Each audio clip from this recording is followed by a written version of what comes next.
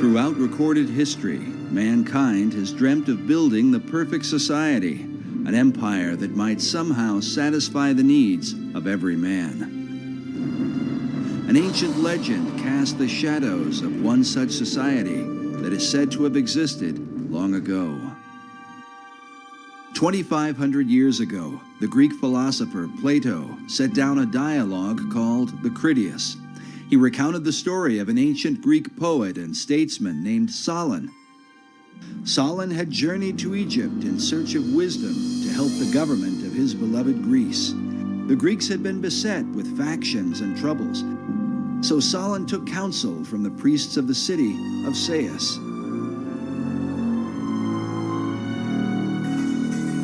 An old priest told him, "O Solon, Solon, you Greeks are never anything but children.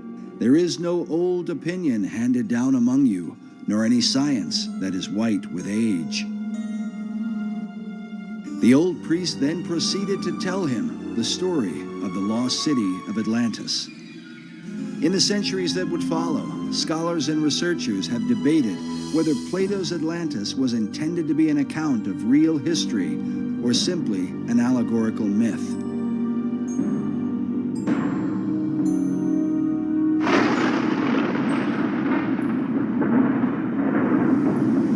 Some even suggest that Atlantis was really the antediluvian world, the wicked society destroyed by the wrath of God in the great flood of Noah. In the 20th century, Plato's account was further supported by Masonic philosopher Manly P. Hall. Hall claimed that Atlantis had once been a vast and mighty empire that extended to the whole world, a philosophic commonwealth of nations that one day was destined to be rebuilt. But who would rebuild it? And exactly who was Manly P. Hall? Manly P. Hall was probably the most highly esteemed occultist and Freemason of the 20th century. He understood the secrets of the ages long before he ever joined the Masons. Was really the foremost authority on the occultist side of Freemasonry, the deep, dark side of Freemasonry, the one that most Masons never ascend to. I can't really think of anybody close to him. Manly P. Hall was one of the leading people within this whole other world that we talk about. Hall authored over 200 books and is said to have given some 8,000 lectures on ancient philosophy. He is perhaps most remembered for his contribution to the mysterious Brotherhood of Masonry. Upon his death in 1990, the Scottish Rite Journal, a Masonic publication, noted that he was often called, quote, Masonry's greatest philosopher. Among his teachings was that contained in Masonry and all the secret orders was the ancient wisdom of lost Atlantis. Hall wrote that for more than 3,000 years, secret societies had been laboring to create a background of knowledge necessary to the establishment of an enlightened democracy among the nations of the world. According to Hall, these societies could be traced back to ancient Egypt and had for centuries known of a secret place hidden from the eyes of common men, a place that would one day be revealed. In the 17th century, as settlers were colonizing the New World, Sir Francis Bacon, the leader of secret societies in England, set down his classic work, The New Atlantis. While archaeologists and treasure hunters have searched the globe looking for the lost continent, 400 years ago, Bacon, like many of his contemporaries, believed that Atlantis was America itself.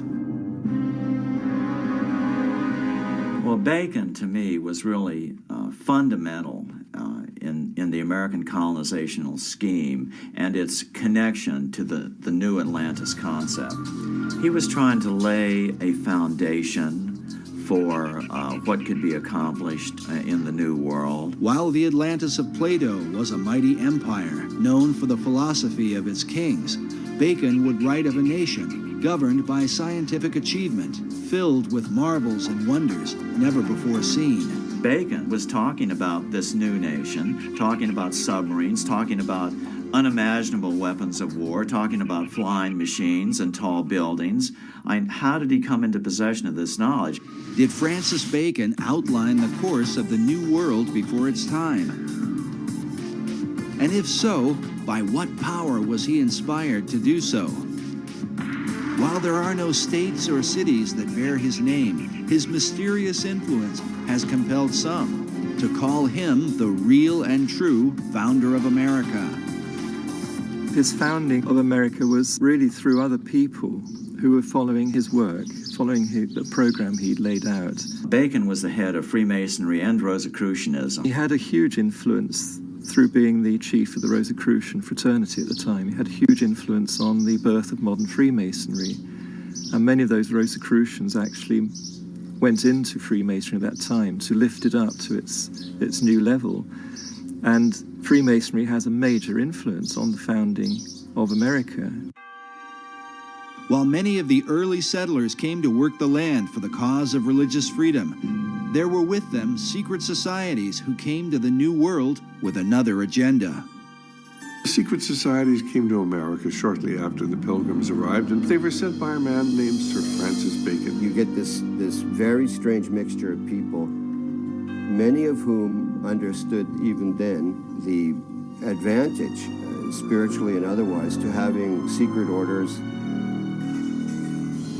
Unless you understand the influence of the occult societies on the development of America, on the establishment of America, upon the course of America, why you get completely lost studying our history. And they were the ones through which this work was being put into operation in England, in Europe, and eventually in America and the world.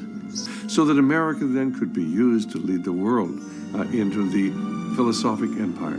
You understand that America was founded by Christians as a Christian nation.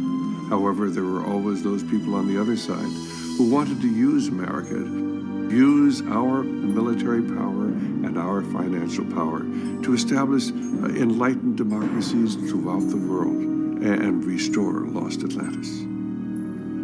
Yeah, maybe Bacon had it right. Maybe Atlantis is not something yet to occur, but maybe it's occurring right now in America. In his lifetime, Sir Francis Bacon referred to himself as the herald of a new age. He promoted a new universal order for the whole world. Can this be what early American founders referred to with the words Novus Ordo Seclorum, the new order of the ages? And does this vision affect America today?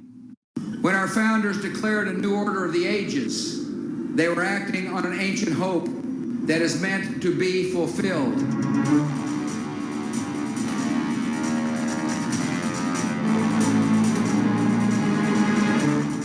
As America marches forward, spreading democracy throughout the globe, is she merely promoting freedom or fulfilling an ancient plan?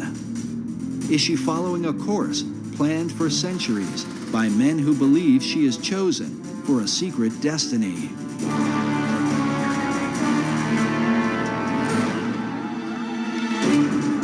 To understand the present and possibly the future, we look into the past as we unfold the secret mysteries of America's beginnings. Can America be the new Atlantis?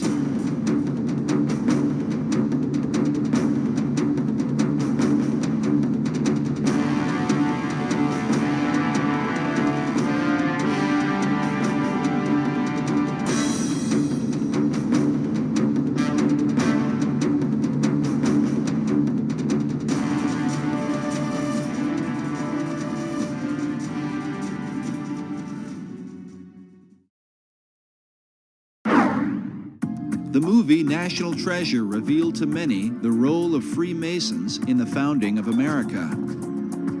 Often seen as a shadowy organization with hidden agendas, Masonry was portrayed in a positive light. Was this coincidence, or could there have been something behind it? I think there's probably a little something behind it. The Freemasons among our founding fathers left us clues like these. The unfinished pyramid, the all-seeing eye. They're speaking to us through these. Well, the movie National Treasure is probably the first film in many years that has given a positive spin to to the Masonic Lodge. And essentially it seems to have been at least partially designed as kind of a propaganda piece for them. They were basically trying to say that these people who have hidden this secret knowledge of whatever it was, the gold stash or whatever, the Masons, are basically good guys. Because it makes them appear to be this sort of benign, shadowy group that's in the background protecting these important ancient secrets and also protecting this great, massive treasure. It was fairly accurate in its Masonic elements. You can tell whoever made the film either was a Mason, and of course there's a lot of Masons in Hollywood, or else had done a lot of research. Screenwriter Jim Kauf, who developed the storyline for Disney Pictures, claims no Masonic connection, yet some researchers are not convinced. Masons were involved in the writing of that, it seems to me, because then they tried to turn it around and, say that that Freemasonry is a good thing, that it has these hidden secrets deep within it, and that someday will be revealed, and bring good things to America, etc. Yet did the filmmakers accurately portray the real secrets of Masonry? The thing I think that's unfortunate about the movie is, other than it kind of glamorizes the Masons, is that it makes it sound like the treasure of Masonry is monetary, that it's this enormous cachet of wealth and gold and jewels and urns and statues and whatever. And really, that's not what the treasure of Masonry is. The treasure of Masonry is esoteric wisdom. It is what Masons believe. It is the secret of eternal life and immortality. And that's an entirely different thing. Conspiracy theorists have suggested that the film was intended to mislead. But the question remains, if Masons were involved in the making of the film, what would motivate them to tell a story about a society sworn to secrecy? I think Masons have been pretty desperate over the last couple decades. They've taken a lot of hits, due in at least part to my books, and their membership is declining fast. Men love secrets, and that's just a basic truism. And so if they advertise that through a popular movie, maybe it would generate a little more interest. On one level, the film, I think it does some good in that it does educate people about the origins of our country and the fact that the origins of our country was very much steeped in Masonry. But on the other hand, I think it misleads about the benign nature of Masonry's involvement. And also it misleads by defining the nature of what Masonry has been guarding for the last 3,000 years. But what has Masonry been guarding for the last 3,000 years? The real history of the craft, as it is called, varies from one source to another and is a continued thorn of controversy. Masons claim biblical origins dating back to Tubal-Cain, the first craftsman, as well as Nimrod, who built the Tower of Babel and founded the ancient city of Babylon. King Solomon plays an important role, as Masons are said to have been the builders of the Great Temple in Jerusalem. No less important is the influence of Gnosticism, sometimes called the mother of Masonry. According to Masonic historian Albert Mackey, Gnosticism is where Masonry gets the mysterious letter G, as seen here in the midst of the Masonic square and compass, a symbol that often adorns Masonic tombstones.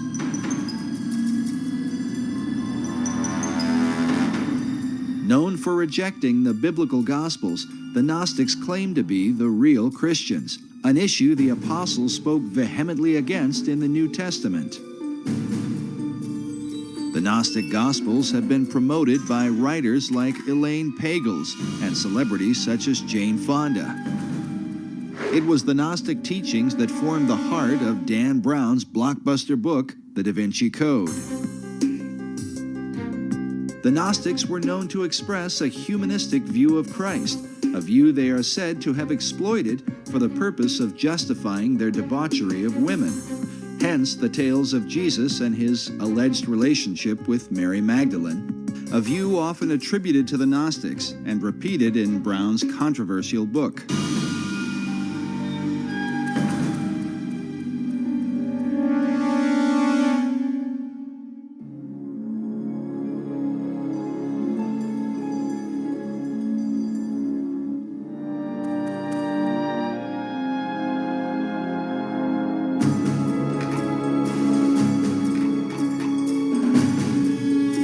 Masonry's most popular debates, especially with films like National Treasure, and books such as The Da Vinci Code, Born in Blood, and Holy Blood, Holy Grail, seem to involve the mysterious Knights Templar, whose connection to Freemasonry is often seen at the Rosslyn Chapel in Scotland's capital city of Edinburgh. A place that not only reveals much about the Templars and Masonry, but within may be secrets to the founding of the New World. But whatever the connection or controversy, most Masons trace their craft back to the mysteries of ancient Egypt. Egypt is like pretty much the proximate fountainhead of all esoteric mystery teaching. After the example of the Egyptian craftsmen, the Masons carved their own imagery in the great structures of Europe.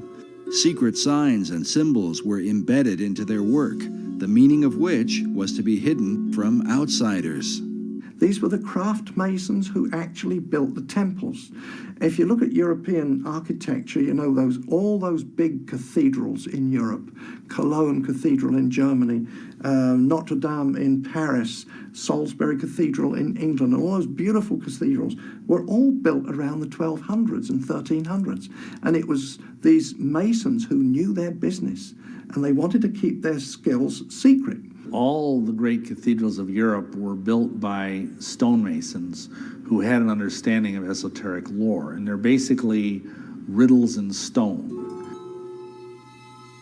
When Masons came to America, they practiced their trade in the same way they had in Europe, embedding secret codes within the design and foundation of the American colonies. Some believe this may account for the geographic location of the 5 great Revolutionary War cities. In particular, Boston, New York, Baltimore, Philadelphia, and Washington, D.C. have all been built in perfect alignment along the eastern seaboard.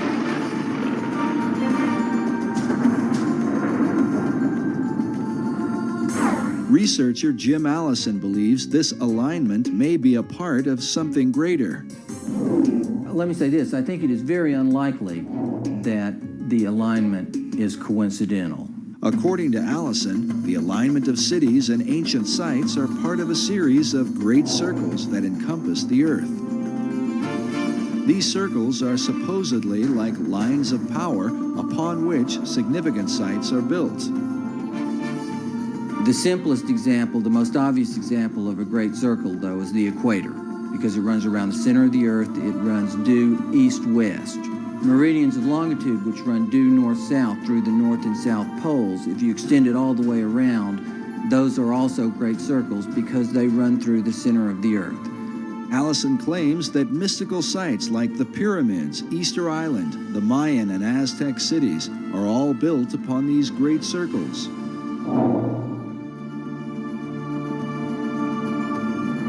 In addition, one of these great circles contains the 5 cities that date back to the era of the American Revolutionary War. Washington, D.C., Philadelphia, Baltimore, New York City, and Boston are in fact aligned. They're fairly close together. The distance from Washington, D.C. to Boston is 400 miles. And as a result of that, you can see the alignment just on a flat map, because the curvature of the earth is not so much over that distance to distort it. But on a 3-dimensional map, it's even clearer. But is this just a curious coincidence, or could there be some hidden meaning behind it? In the 1920s, an Englishman named Alfred Watkins noted a series of straight tracks or lines upon the Earth's surface that seemed to connect the ancient monuments and holy sites around the world. What he found was that in a number of cases, a number of these monuments were aligned in dead straight lines that extended from a few miles to, in some cases, many miles. He coined the term ley lines to describe and to explain these alignments. Watkins believed that there are some type of grid lines that run through the earth, of lines of energy or magnetism or electromagnetism or some other kind of attraction over the earth. And that's what he described as ley lines. Watkins believed that the builders of these sites were aware of these lines that ran through the earth and that they intentionally built these monuments on these lines. While Watkins' findings were not openly received by all, his views have been most often embraced by members of the esoteric community. In the occult, there's this concept of ley lines, L-E-Y, which are lines of force that some people say are like the acupuncture points of the earth. And you always want to build things on a ley line. All of the great cathedrals of Europe are built upon these ley lines, which are like currents of power. These currents of power are thought to have magical significance. Some believe they act as portals for spirits to travel to and from the ancient monuments that fall within these alignments. But the question remains, were such power lines important to the builders of early American cities? Were they aligned with a secret purpose in mind? That's very important where the pyramid of Khufu is built, the Great Pyramid. And it's very important where Stonehenge is built. There are several great circles that ancient monuments are aligned with. And in some cases, ancient and modern development is aligned with. Extending the alignment from Boston to the northeast towards Europe, the alignment crosses over the Atlantic and crosses into England and crosses over Stonehenge, which of course is one of the more significant monuments, certainly in England and arguably anywhere. Can it be coincidental that the early colonists built these 5 cities in perfect alignment with each other and in perfect alignment with Stonehenge? Allison admits that many of the ancient monuments are aligned on ley lines or great circles within a fraction of 1 degree, a distance that sometimes equals 15 or 20 miles. But in the link between the old world and the new, there is a 0 deviation between the 5 American cities and England's mysterious Stonehenge. According to Allison, they are perfectly aligned.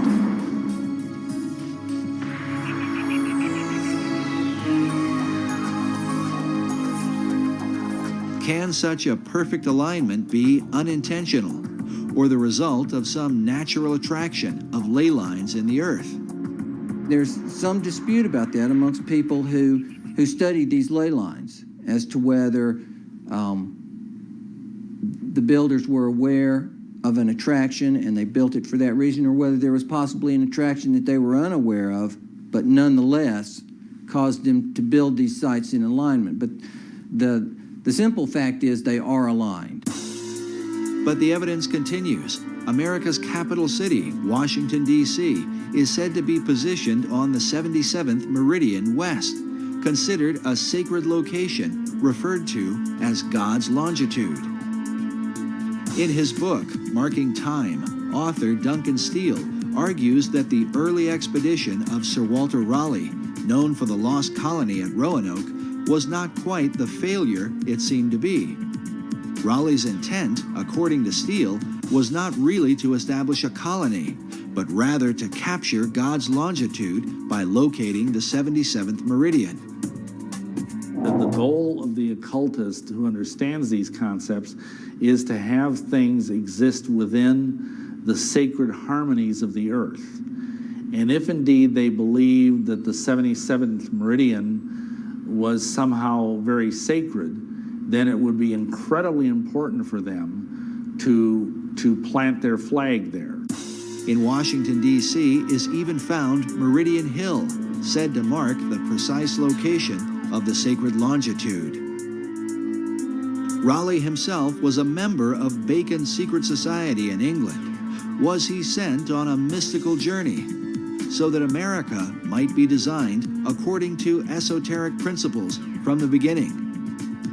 And how many others came ashore as a result of the Baconian influence. The Rosicrucians came ashore very early on in the founding of the New World. The Masons were also there from the beginning. And I think from very early on, this if you will, cartel, this occult cartel of various groups, basically had it as their goal to establish a society on this continent that was wholly given over to esoteric goals.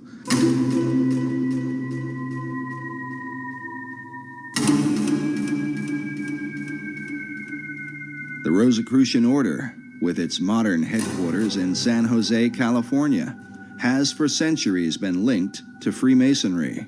Well, you have to understand that Freemasonry is simply the modern-day manifestation of the ancient mystery religions. The ideas of Masonry have been around literally for thousands of years. And of course, Rosicrucianism was simply a forerunner of modern-day Masonry.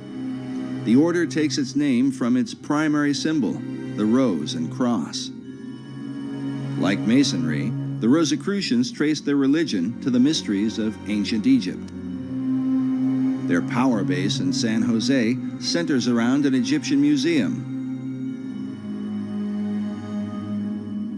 There are chapters of the Rosicrucians studying every place across America. And one only has to go up on the internet, and they actually have websites where they recruit people into the Rosicrucian order. People have no idea that these people are even here. Perhaps the reason for their lack of exposure is that they are dwarfed by the chief of all secret societies, the ancient order of Freemasonry. Nevertheless, the Rosicrucians are said to be the first of the secret orders to have opened a door in the New World. The very first that we know of occult beachhead in America was Rosicrucian.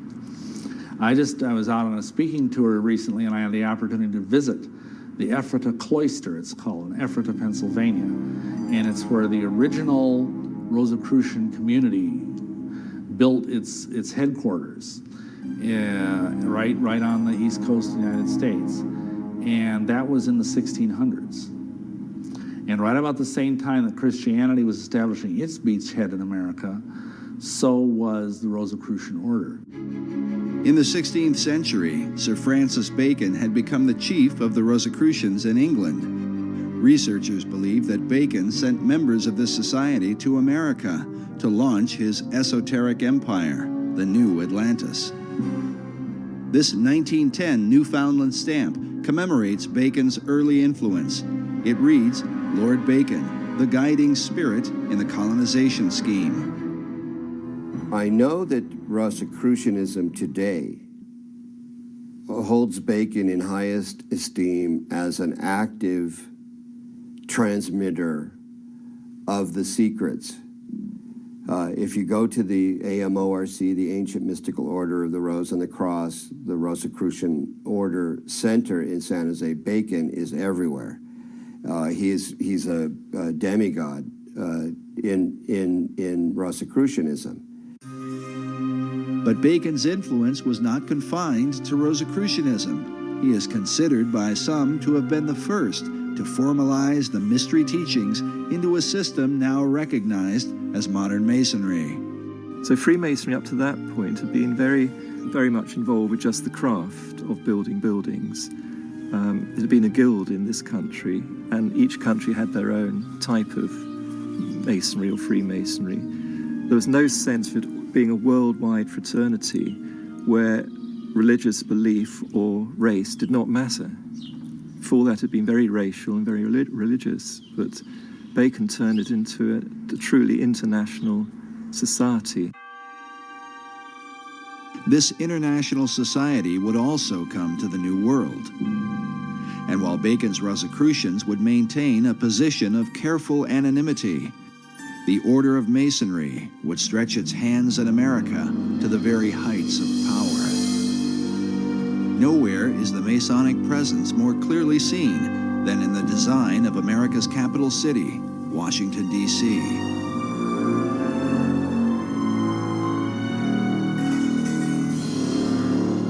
yes, Washington, D.C. is completely based on Masonic architecture. The whole architecture is laid out in an occult manner with Masonic symbology. Every major building in Washington, D.C. has a Masonic plaque on it. I mean, the Masons have permeated, and the other secret societies have permeated our society since the very beginning. In his book, The Secret Architecture of Our Nation's Capital, author David Oveson confirms the esoteric influence of Masonry in the design and building of Washington, D.C. Oveson reveals the occult ceremonies surrounding the laying of the city's cornerstone, a ritual that involved the father of the nation, George Washington. 200 years later, in a ceremony commemorating this event, Senator Strom Thurmond, himself a 33rd degree Mason, is pictured alongside the cornerstone upon which is carved a Masonic square and compass. If you either look at the map of Washington, D.C. or try and drive in Washington, D.C., you think it must have been designed by a nutcase. But actually it was designed by a Freemason, a French Freemason named L'Enfant. I think Pierre Charles L'Enfant was his name. And it's full of esoteric symbolism. Oveson writes that, like the pyramids of Egypt, the entire city was built in alignment with the stars, and suggests that the hidden purpose for the Masonic rituals is that America might be empowered by the gods of the ancient world. Can this be the reason for the pagan god and goddess images that have come to represent America? Tradition often claims that America was founded as a Christian nation only. But if this is the case, why are its symbols those of the pagan religions rather than images of Christ, the apostles, and stories from the Bible? Well, I think that this is where the great confusion comes in. America was founded as a Christian nation, but it was also founded as an occult nation. And there have always been two parallel forces here in America. One the Christian, one the occult, dating back into the 1600s. And until you understand that, you can't understand anything going on in the world today. The conflict between Christianity and the occult has compelled some to reject entirely the influence of God in early America. In February of 2005, CBSNews.com posted an article titled Our Godless Constitution.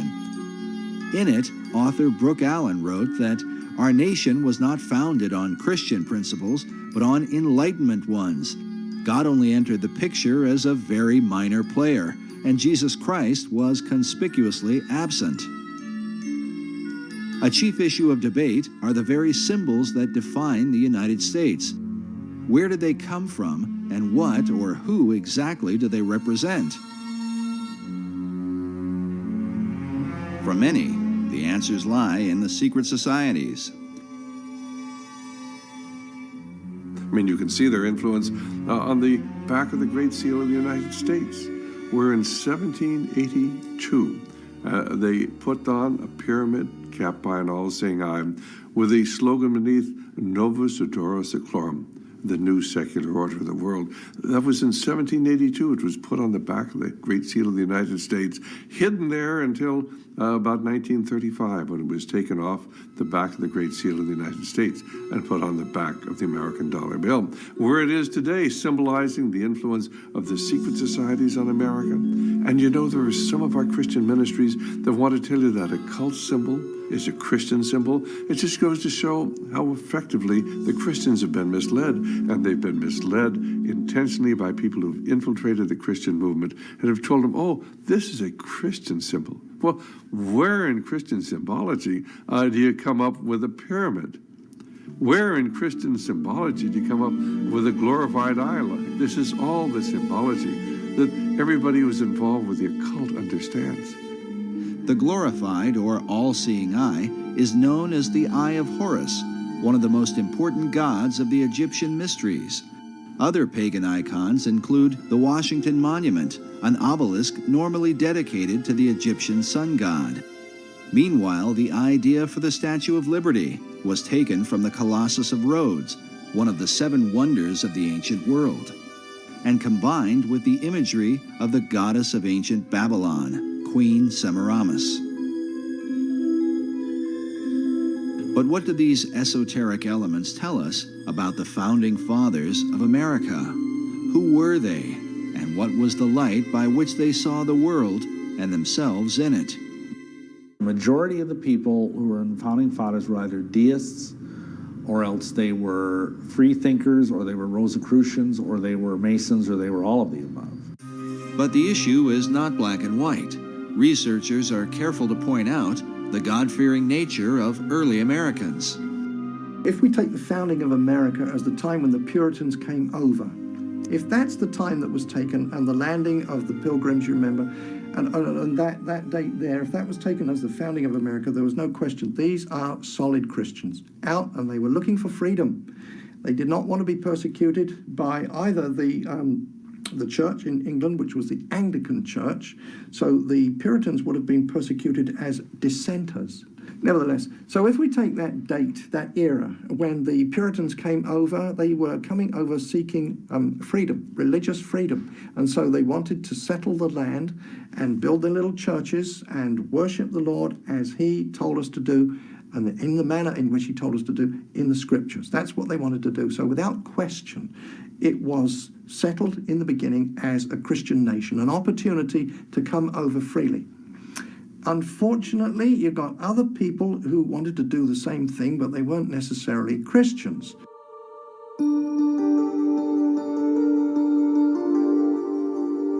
By far, the chief source of contention is the involvement of the Founding Fathers with secret societies, namely Freemasonry. Certainly at the time when the Declaration of Independence was signed, many of these people were involved in Masonry, no question at all about it. But it wasn't because they were dedicated to the esoteric principles of Masonry. Many of these people were strong Christians. In America, initially, the men that were elected, I believe 90% of them were all God-fearing men. People, on the esoteric side want to say, oh, this was a Masonic country.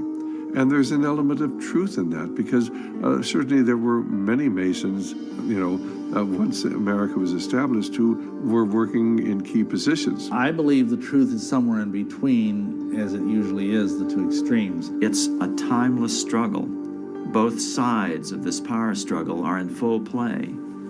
The sides of the secret societies, trying to push forth the new Atlantis. And so it doesn't surprise me that most of these men in the Continental Congress or the signings of the Declaration of Independence were Masons or whatever. That doesn't surprise me. It doesn't even bother me, because I know that underneath them is a vast horde of people that were biblical Christians. Masonry's history with America is filled with both mystery and controversy. Because of its secrecy and because its members are bound by terrible blood oaths, Masons are reluctant to come forward with testimony. It's a secret society. It has always been a secret society. And to reveal anything about these secret societies ensures your death. And people who've tried to expose Masonry, even to this very day, risk their lives in doing it. Yet from the shadows, some light appears. When you actually go into Masonry in the first 3 degrees, why you promise that if you are ever reveal any of the secrets of Masonry in the first degree, why you'll have your tongue cut out, and you'll be buried in the sands of the sea up to the level of your neck at the level of low tide. And at the second degree, I believe they cut out your heart, and the third degree they're going to cut out your entrails and burn them.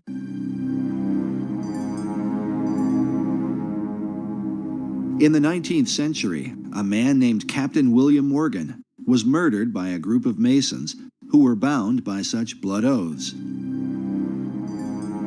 Well, Captain William Morgan was a guy up in Batavia, New York in 1826. He was the first American to publish the first 3 degrees of Freemasonry, of the Blue Lodge. The things you had to say, the oaths you had to take.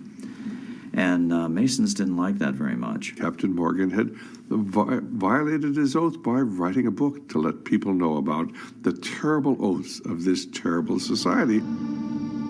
Feeling a responsibility to the Masonic Brotherhood, 3 members of the order kidnapped Morgan to make him pay for exposing the secrets of Masonry. Hey, boy! Stop this! Whoever is this? Do it! Stop! He was captured by a group of Masons and taken and killed. And later on, the perpetrators made deathbed confessions of it all, so it was all very well known. Of these deathbed confessions, at least one has survived, given by a man named Henry L. Valance, whose insight into Morgan's final moments provides a heart-wrenching account. While Valance was never brought to justice for the crime, his final confession revealed a conscience haunted by a lifetime of guilt. If the mark of Cain wasn't upon me, the curse of the first murderer was. The bloodstain was upon my hands and could not be washed out. Valance revealed how a council of 8 Masons had condemned William Morgan to death. Council. They made a decision and decided your fate. Are you ready to pay for your betrayal?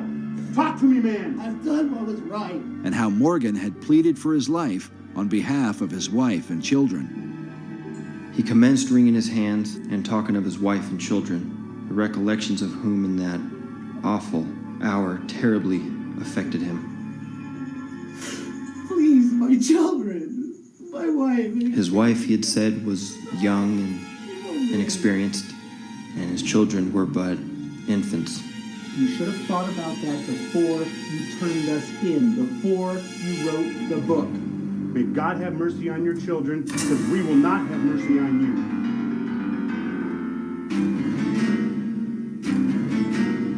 Despite Morgan's plea for mercy, Valance and his fellow Masons were determined to carry out their grim task. They gave Morgan time alone to prepare himself to die. How Morgan passed that time, said Valance, he could not tell, for everything was quiet as a tomb within.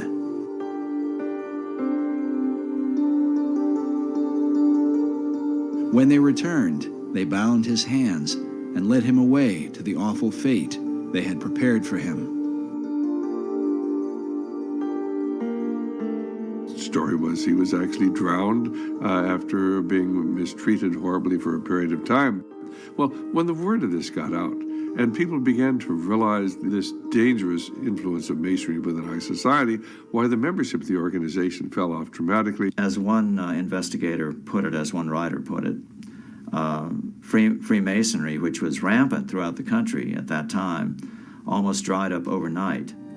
The public outrage over Morgan's death was profound, but when those who had murdered him were sought out, the people of the United States discovered that justice was not so easy to obtain. The reason was given by the Reverend Charles Finney in his book, The Character, Claims, and Practical Workings of Freemasonry, first published in 1869. Finney was a former Mason who lived through the Morgan affair.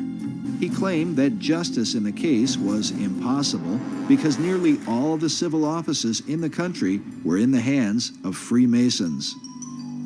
According to Finney, even the newspapers of the day were completely under their control.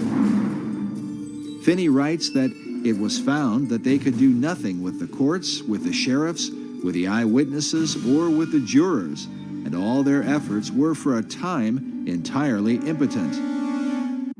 So this turned into a big brouhaha. It was a big Masonic scandal because it was all known. The Morgan incident became an issue of national importance, not simply because a man was murdered, but more importantly, Americans began to realize that their supposedly democratic country was being secretly controlled by the Masonic Brotherhood. And this led even to separate political parties, anti-Masonic political parties being formed, and they were even called the Anti-Masonic Party. They ran candidates for president and they were significant parties. They weren't just minority parties. So it was a really big deal. The Anti-Masonic Party was the first third party in American politics and eventually became the Whig Party, which is more widely recognized. The party itself was led by former President John Quincy Adams, who wrote a collection of letters and essays against Freemasonry.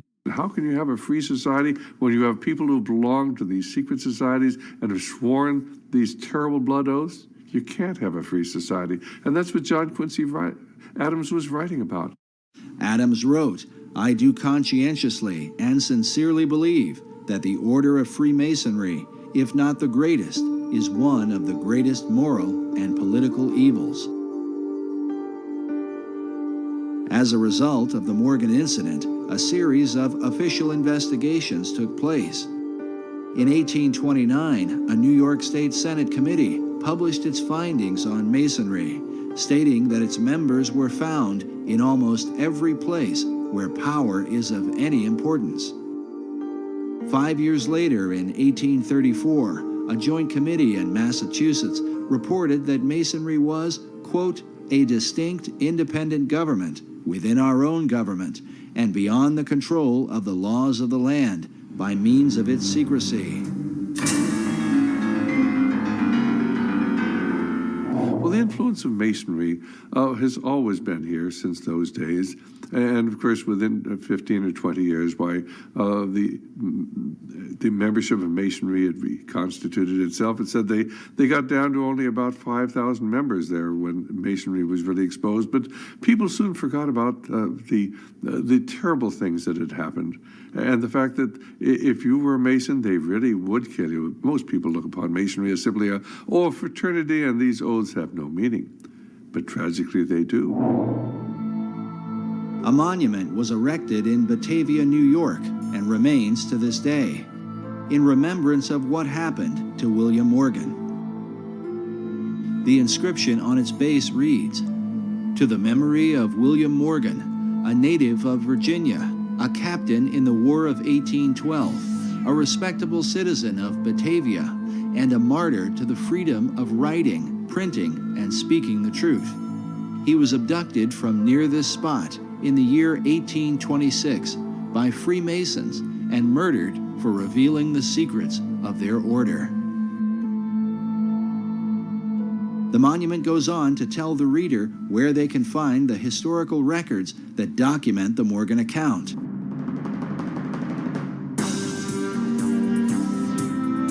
Why would the citizens of Batavia have gone to this length? Crimes are committed every day, and people sometimes murdered. Why draw attention to William Morgan? Did they desire to warn future generations? Was it because the people of that time recognized, as Charles Finney asserts in his book, that America was being controlled by Masons from behind the scenes? But for what cause? For greed, power?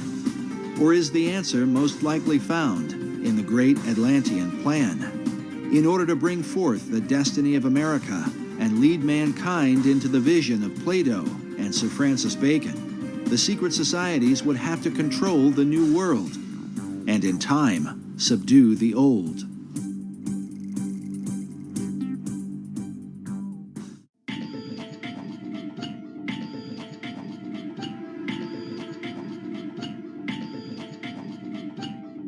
But how to bring about this utopian empire? In his writings, Sir Francis Bacon called for a universal reformation of the whole wide world. To bring about this reform, some believe the secret societies launched a world revolution. People do not understand that our revolution was the first in a series of revolutions that began in 1776 and extended right up until the Cuban Revolution in 1959 when Fidel Castro came to power. And this is a series of revolutions to transform the world. While most Americans did not fight the War of Independence for the cause of global revolution, it is undeniable that secret societies played an important role and that many of America's founders were Freemasons. Many of them were Masons, but they were into Masonry because, of course, this was the only way that they could protect themselves. This was the only way they could keep from being found out. So they were plotting a revolution. They had to have a means of maintaining their secrecy. I think Masonry was, in fact, used as a built-in network, a secret network in which to foment the American Revolution. They didn't have to put a network together. It was already there.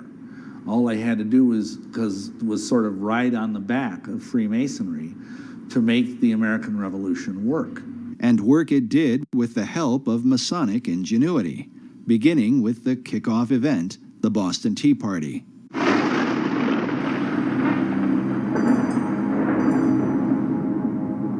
And what was the Boston Tea Party? Who was behind that? Who were the raiders of the English tea ship? Admittedly, at this point, it was the Masonic Lodge in Boston. They were all Masons. It was the Masons wanting to implement this revolution. The leader of the men who dressed up like Indians and threw the tea into Boston Harbor was the legendary Paul Revere, whose famous ride would alert Americans that the British were coming. Pictured here with a teapot commemorating his rebellion, Paul Revere was a prominent member of the Masonic Order. George Washington, known as the father of our country, along with many of his generals, were also Masons. Yet Washington's involvement with Masonry is hotly debated. Our information is that he did not do anything with the Masonic Lodge for the last 30 years of his life. The debate centers around a letter written by George Washington to the Reverend G.W. Schneider on September 25, 1798, just 15 months before Washington's death. In the letter, Washington says specifically, "I must correct an error you have run into of my presiding over the English lodges in this country. The fact is, I preside over none, nor have I been in one more than once or twice within the last 30 years. And in Washington's case, I defend him by saying the Masons are very secretive.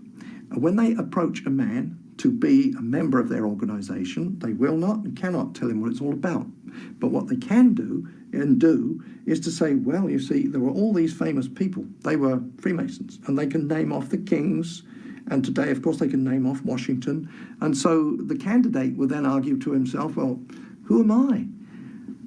I'm just a little guy, you know, or I might be a senator, but nevertheless, who am I compared with these? If it was good enough for them, surely it's good enough for me. If it's secret, it's going to be a good thing.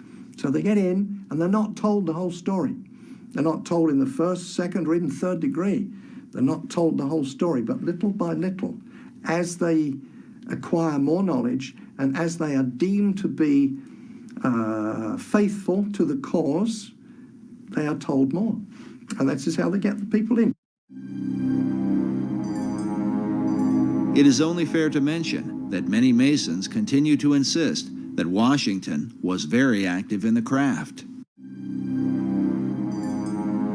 Yet there is no debate about the Masonic membership of Benjamin Franklin, who is deeply involved not only with Masonry, but a whole variety of secret societies in America, in England, and in France. Societies that had everything to do with his success during the American Revolutionary War. Benjamin Franklin is a very paradoxical, complex fellow, as might be expected for someone who was such a great genius. But at times he seems like he's a Christian. At times he seems like he's a scoundrel. At times it seems like he's a Luciferian, and at times it seems like he's a Rosicrucian. He was a strange character, Benjamin Franklin, a sort of a shuttle diplomat between Philadelphia and Paris and London, England. He was, of course, an ambassador in Europe, and when he was over in Europe, he became a member of a group called the Hellfire Club, which was a kind of pseudo-satanic organization in 1700s. It was founded by an English nobleman named Francis Dashwood, and it basically existed as a place where men could gather and have orgies and worship the devil and basically get loaded and do whatever they wanted, under the guise of it being a satanic society. The Hellfire Club was a part of the so-called gentlemen's clubs of 17th and 18th century England. While the debauched behavior of these groups was initially tolerated, once they began to dabble in satanic rituals, they were forced to go underground, literally. Hellfire Club, as a matter of fact, I used to live quite near that place. It's on the west side of London at a place called West Wickham. It's a hill. It's a chalk hill, now of course covered in grass, and on the top of that chalk hill is a church. On the top of the church there's a golden ball. There's a cross on top of that. Now that's a Christian church, but inside the hill is a cave. Often those chalk hills, they do have caves inside them. It's the way they're formed. And in the cave there, they would gather together. Now, I don't say that it was the church, the occupants of the church that gathered there, but whether they knew it or not, the Hellfire Club would hold their meetings once a month underneath the church. And Benjamin Franklin would go and visit that at the times when he came to visit England, yeah. He was very much apparently into some of the ideas of the esoteric movement of his day. A book on witchcraft, magic, and the supernatural claims that Benjamin Franklin often came to Sir Francis Dashwood for information on the occult. Dashwood himself was said to be a Rosicrucian and leading member of the secret orders. In this portrait, we see a young Francis Dashwood with his hand posed in a fist-like position. In Masonry, this hand signal is known as the lion's paw and is used in Masonic ritual. Among Satanists, however, this same gesture is said to be called the devil's claw. While it cannot be said how deeply involved Franklin was with the occult, the Hellfire focus on drinking and debauching women would certainly have agreed with his character. He was very famous for being a ladies' man. He was very much a playboy, which of course would be contrary to being a devout Christian. The Hellfire Club had great disdain for Christianity. In fact, they did not call themselves Hellfire, but rather the monks of Medmenham Abbey. Such parody was the influence of a French priest named Francois Rabelais, condemned as a heretic for writing a series of perverse comedies called Gargantua and Pantagruel. In them, Rabelais mocked religion, glorified immorality, and defended man's right to pursue without restraint the desires of his own will. Adopting his philosophy, the Hellfire motto was, "Do what thou wilt shall be the whole of the law." Could this have been what attracted Franklin to the group?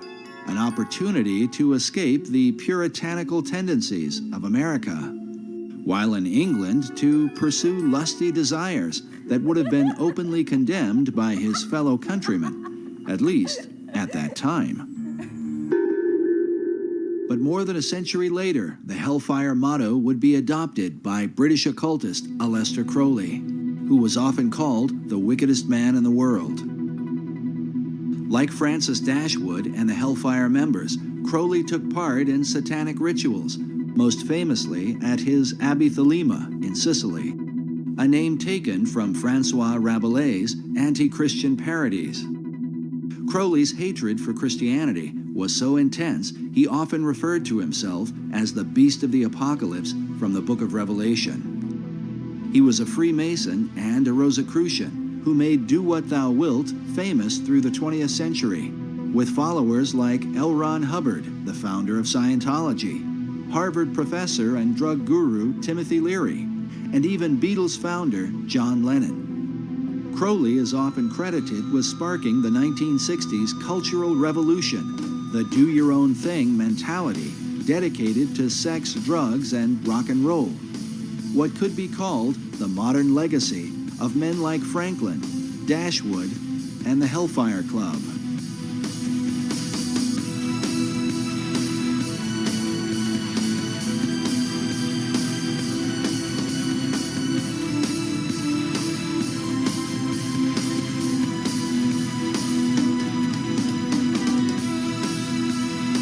But wait a minute. Obviously, it cannot be said that Franklin's involvement with the Hellfire Club is to be fully equated with the often crazed activities of a man like Crowley or even Timothy Leary. Still, one must wonder what Franklin was doing with a group of immoral aristocrats who dabbled in devil worship, even if they were just kidding around, as some have suggested. Is it likely that this legendary founder of America, the man who discovered electricity, invented the bifocals, and co-authored the Declaration of Independence, simply spent his time in England getting drunk and seducing women? Franklin was known to be a crafty fellow. Could his dealings with Dashwood and the Hellfire Club have somehow been a part of a greater agenda? After all, Sir Francis Dashwood was no ordinary drunken rake. He also happened to be a member of the British Parliament and was a close friend and advisor to King George III, the man the American colonists would rebel against. The Hellfire Club itself were made up of English nobility, some of whom held high offices in the king's government. Was it mere coincidence that these men, close friends of Franklin, just happened to be in power when the British were defeated? In his book, The Occult Conspiracy, author Michael Howard chronicles how Benjamin Franklin came to England in 1758 to discuss the future of the American colonies with Sir Francis Dashwood.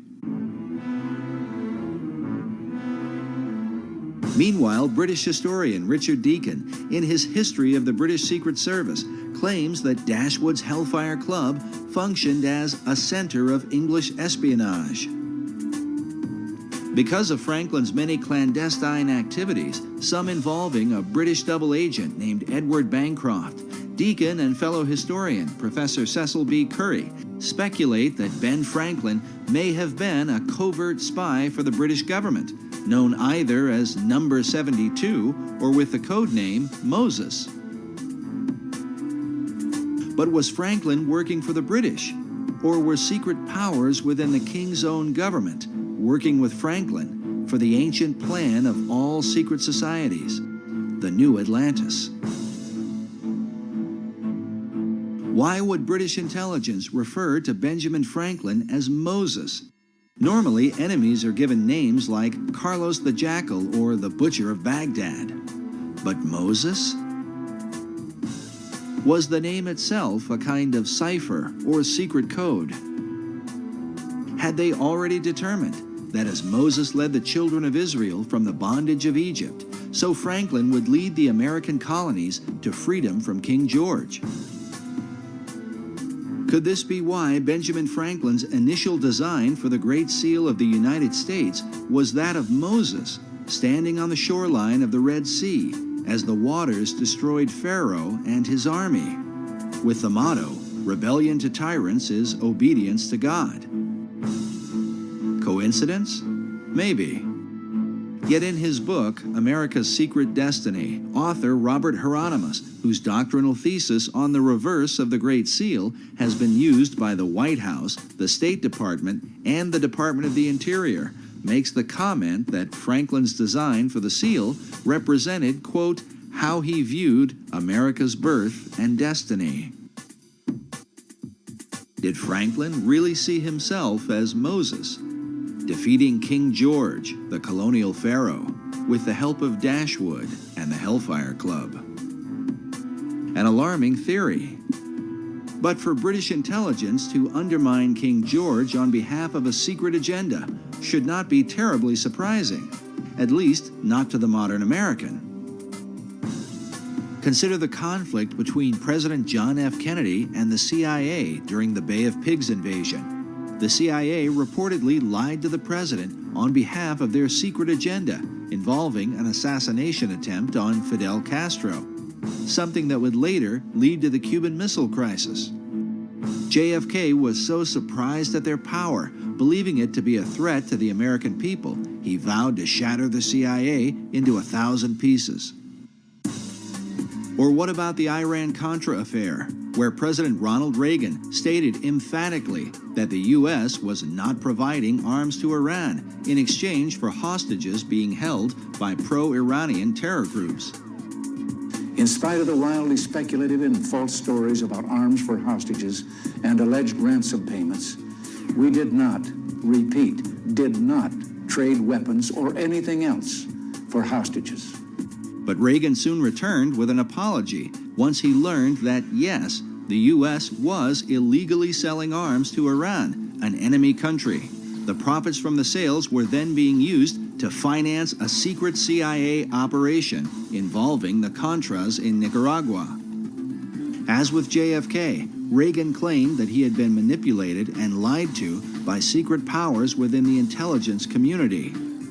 Is going on that had been kept from me in various covert operations. President, did they deceive you? You didn't answer whether Poindexter and North deceived you. Presidents Reagan and Kennedy were humiliated at being the most powerful men in the world who were unaware of what the hidden powers in their own government were up to. Well, at least in the case of Kennedy.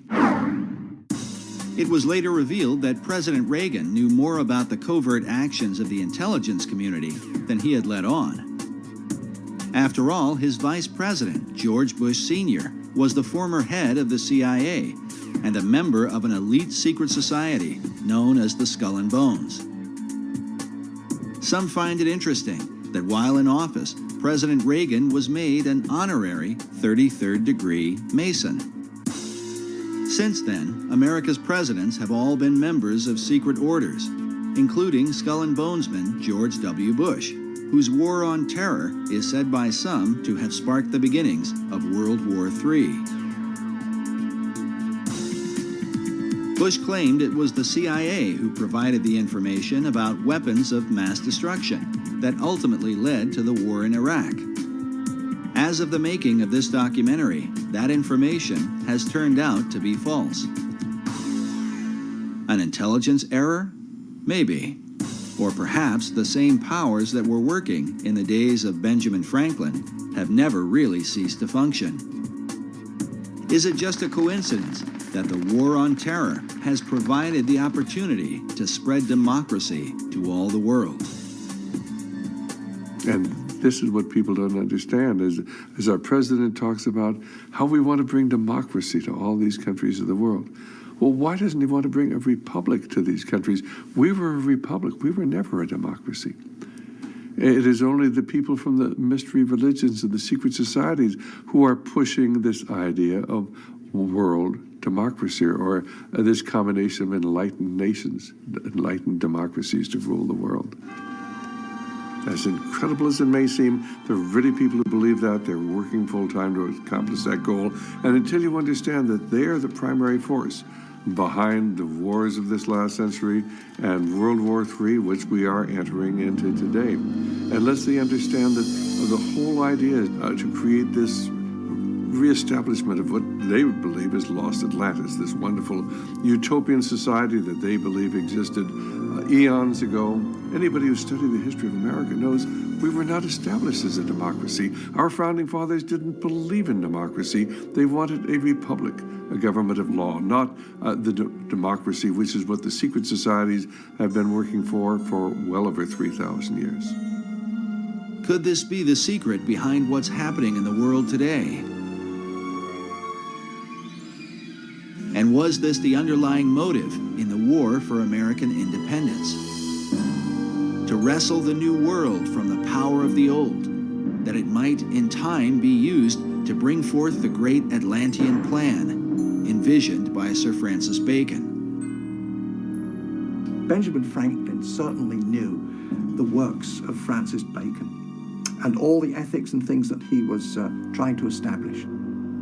Bacon was a man that Benjamin Franklin had much in common with. Both men were the leading scientists of their time. Both men were involved in printing, and both men published works that helped to transform the people of their generation. Both men developed their own system of ciphers and secret codes, which they used for intelligence purposes during wartime. And both men were deeply involved in the Masonic and Rosicrucian movements of their day. Franklin was a member of Masonic and secret orders in America, in England, and in France, the three countries involved in the American Revolution. But some researchers argue that his influence in France truly demonstrates his loyalty to a plan that looked beyond America, to a global revolution. He was the master of the Lodge of the Nine Sisters, Neuchoir, the Lodge of the Nine Sisters right in Paris, and that's where the revolution started, incidentally. So he was lodge master there every time he visited the place. He, as so many young people, very intelligent people, really believed that man could create a better society without being totally reliant upon God. And of course, we know that eventually he went to France, and he was, when he was in France as the American ambassador to France, he was instrumental in pushing these ideas that led to the French Revolution. Franklin went to France to convince King Louis XVI to finance the American Revolution. But in the process, Franklin was preaching radical ideas that would later on inspire the French to overthrow Louis, the very monarch who had helped to pay for the founding of America. Americans desperately needed money to fight the War of Independence because, according to Franklin, England had ruined their economy to keep America from becoming too prosperous. When he was ambassador to England, the Bank of England said, how come America, the representatives of the Bank of England said, how come America is getting so rich? And Franklin, in his autobiography, recounts the story. He said, well, that's easy. In America, we create our own money and we owe no interest to pay to no one. So the Bank of England said, oh, that's very interesting. So they immediately had passed through Parliament the Currency Act of 1764. And what did the Currency Act do? It outlawed the creation of America's own money and put America on the gold standard, made Americans pay their taxes in gold or silver coin, which of course was very scarce in the American colonies in those days. So what was the result? It immediately plunged America into a deep depression. Franklin says that this depression, and everyone in America was well aware of what the depression, who caused the depression, why it was caused, just because England outlawed America just simply printing its own money, and that it was this Currency Act of 1764 that was really the root cause of the American Revolution, because it caused so much unemployment and a terrible economic upheaval. And Franklin's quote is, we could have endured a little tax on tea and other matters, but it was England's taking away our ability to create our own currency that was really the root cause of the revolution. And so King Louis supported the American cause through financial aid and the use of troops. But some years later, many of the French soldiers who fought for America would return to France to fight the French Revolution. Among their leaders would be an American hero, the Marquis de Lafayette, who served alongside George Washington. Lafayette was also a Freemason and close acquaintance of Benjamin Franklin, the man who seemed to be the friend of nearly all the revolutionaries of the day. It was Benjamin Franklin who initiated Voltaire himself in 1778. He could then brag and say, well, Voltaire was a Mason. Ooh. People would say, if it's good enough for him, it must be good enough for me. I don't know what it's all about, but it sounds like a good thing. While the writings of Voltaire inspired the French revolutionaries, Americans were compelled by another of Franklin's close friends, Thomas Paine. Thomas Paine was a member of the Lunar Society. Benjamin Franklin would go and meet with them, yeah. Anyway, he recognized in Thomas Paine that the fellow was, he was pretty good at writing. And so he brought him back with him to Philadelphia. And he wrote the pamphlets that started the revolution in America. It was a little booklet called Common Sense. Thomas Paine wrote that, and it was kind of inciting people to war against King George III. With the help of Paine and his fellow Masons, Franklin worked to create the revolutionary mentality among the colonies. Yes, Franklin developed the concept of the virtuous revolution. The thought of revolting against a monarch amongst European people was absolutely anathema. It went totally against the European mindset of the divine right of kings, where government is of God, kings are appointed by God, and so the virtuous revolution was something really different. But not all Masons went along with Franklin's ideas. like the man known as the Great American Trader, Benedict Arnold, also a Mason who chose to side with the British during the war. Nevertheless, for good or for ill, Masonry was clearly at the helm of the War of Independence. It seems ironic, however, that American Masonry today owes its allegiance to the very country it rebelled against. Modern Masons trace their official beginning to the United Grand Lodge of England, founded in 1717. The official start of modern Masonry is in 1717 in the Apple Tree Tavern in London, where the first Grand Lodge of England was convened. And that's called the Mother Lodge, because essentially all English-speaking lodges precipitate out of that. And for example, all American lodges, all the different Grand Lodges of the different states, all ultimately owe their allegiance and their warrant to the Grand Lodge of England. Yet prior to the formation of the Grand Lodge, the seeds of modern Masonry had already been sown through the work of Francis Bacon. Francis Bacon established the Masonic organization, that whole body that was established by Francis Bacon. The ethical programs that were inherent within that, he was responsible for all those. His philosophy, his ethics, his literature that he was responsible for would certainly be known to Benjamin Franklin. Was Franklin following Bacon's plan? Was it mere coincidence that he was a chief catalyst in the launching of the American Revolution? Or that his influence would also bring about the revolution in France? Masonic philosopher Manly P. Hall wrote that not only were many American founders Masons, but they received aid from a secret and august body existing in Europe, which helped them to establish this country for a peculiar and particular purpose, known only to the initiated few. Hall further suggests that Benjamin Franklin was among those few. In his book, The Secret Destiny of America, Hall writes of Franklin's involvement with the plan of Francis Bacon. In Chapter 13, titled Bacon's Secret Society Set Up in America, Hall features an illustration showing the eastern seaboard with Benjamin Franklin overseeing it, while beside him is the shadow of Bacon.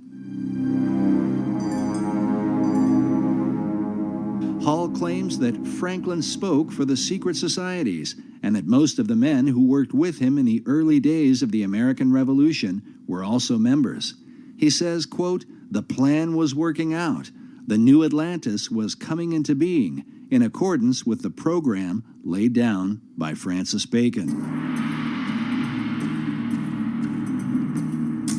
To those who have studied him, Sir Francis Bacon is one of the most enigmatic figures in world history. Baconian societies have existed for centuries since his death in 1626. All of them credit Bacon with the great advancements of the New World. Bacon is such an interesting character, such a complex character. He was right at the center of the storm politically. He even claimed in one of his writings that he was in possession of all knowledge. You can't say that he was ignorant of the Christian concept. He obviously had some concept of Christianity and speaks of the Lord Jesus Christ, and yet he's a proponent of the New Atlantis concept. Just a very complicated character. Bacon is known as the father of modern science and the grandfather of the English Enlightenment. The phrase, "knowledge is power," is often attributed to him and represents his philosophy that through knowledge or science, mankind could transform himself and the world into its highest state of enlightenment. His dedication to science and learning led to the birth of England's premier scientific organization. When the Royal Society of England was formed in 1662, they named Bacon as their model and inspiration. There's a book written by Thomas Sprat, who was the first president of the Royal Society. So this goes back to the early 1700s, and he wrote a history on it. And he acknowledged there that Francis Bacon was the originator of the idea. Yet even beyond the Royal Society, 20th century historian Will Durant wrote that the whole tenor and career of British thought have followed the philosophy of Bacon, a philosophy brought to America and furthered by some of her most influential leaders. Thomas Jefferson considered Francis Bacon one of the three most important men in history, along with John Locke and Sir Isaac Newton. It is even said that Jefferson believed he was fulfilling Bacon's dream for a new Atlantis by founding the United States. As a result, nearly all Baconians credit Bacon with the founding of America. This painting, once owned by Baconian author Marie Bauer Hall, shows the North American continent with the spirit of Bacon rising from the midst. Above his head is the all-seeing eye of Horus in the midst of a triangle, while upon his cloak is the rose and cross, the symbol of his Rosicrucians. Despite these things, little is mentioned about Lord Bacon in the history books of America. There are no states, cities, towns, or schools named after him, which begs the question, other than Benjamin Franklin and Thomas Jefferson, which of the founding fathers did he really influence? Which of those founding fathers were most influenced by Bacon's work? I would suggest it was all those who were Freemasons. Well, I think probably all the first presidents of America who were Freemasons, you could say, were influenced by him because of the influence that went into Freemasonry, but by Bacon. But I expect some were more influenced than others, or more inspired than others, and some may not even have known that Bacon was behind it all, in the sense of an inspirer. But maybe they all did. I mean, they were pretty intelligent men.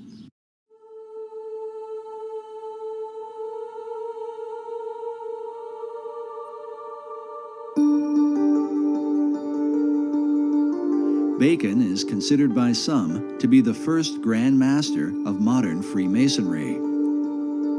While the craft would not be officially established until after his death, it was Bacon who mapped out the plan for the ultimate aim of Masonry and all secret societies, the establishment of a new Atlantis. Peter Dawkins is the founder and president of the Francis Bacon Research Trust in England. He has dedicated more than 33 years to the study of Bacon, having written some 14 books about him, with titles such as Building Paradise and Francis Bacon, Herald of the New Age. My research into the life and work of Francis Bacon and all those connected with him, which also takes me back into the wisdom traditions, which I'm very interested in, and into also things like the founding of America, the spread of modern science, and many other fascinating subjects.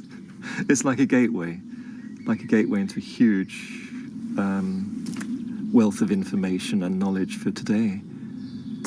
Dawkins' work is supported by the Pro-Grand Master of English Masonry, the Marquis de Northampton.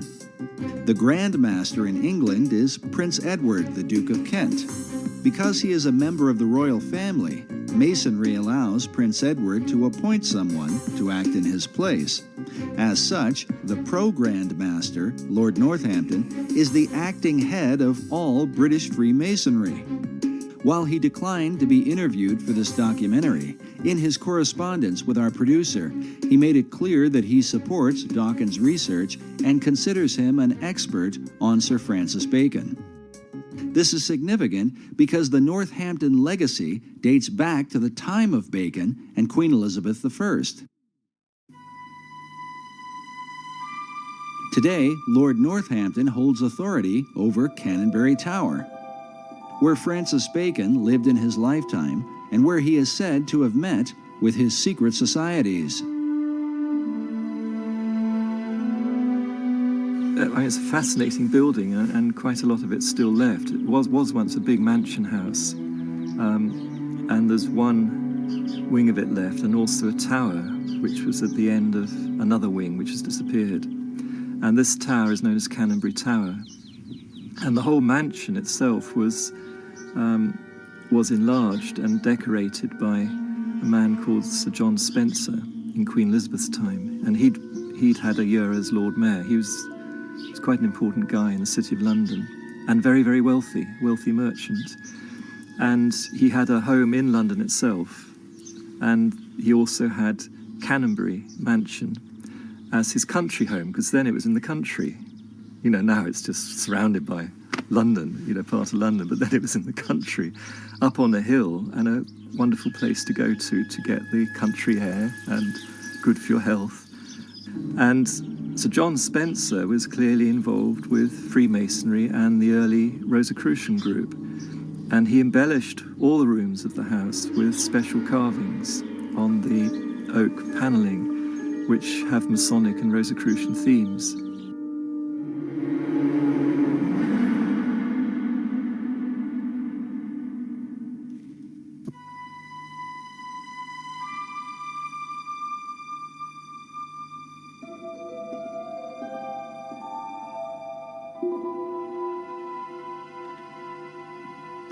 And particularly the fireplaces are done very, very carefully and specially. But the Compton and Spencer rooms still have the original carved panelling in, and the carved fireplaces, full of Masonic and Rosicrucian themes. That was done by Sir John Spencer, and the carvings are dated around about 1598 to 1601, that period. Well, eventually the house was taken over by Francis Bacon when he became when he was made Lord Keeper of the Great Seal and then Lord Chancellor, and he rented the house for the rest of his life. And it's during this time that what's called the Invisible College was founded, and many other things were done, and he's known to have carried out scientific experiments there. And it's quite clear too that the house was the perfect meeting place for his Rosicrucian group. You know, it was a headquarters outside London. It was private in those days. It could be well protected out of prying eyes. This labor of pursuing knowledge in secret represents Bacon's belief and method of working. In his New Atlantis, he wrote of a society that observed all things, but was known by no one. The symbolism of Bacon's home at Canonbury Tower, with all its mystery, supports the mystical view of the man, held by Dawkins himself. Well, using sort of Eastern terms, I'd say he was a master, but what in India they call a real master.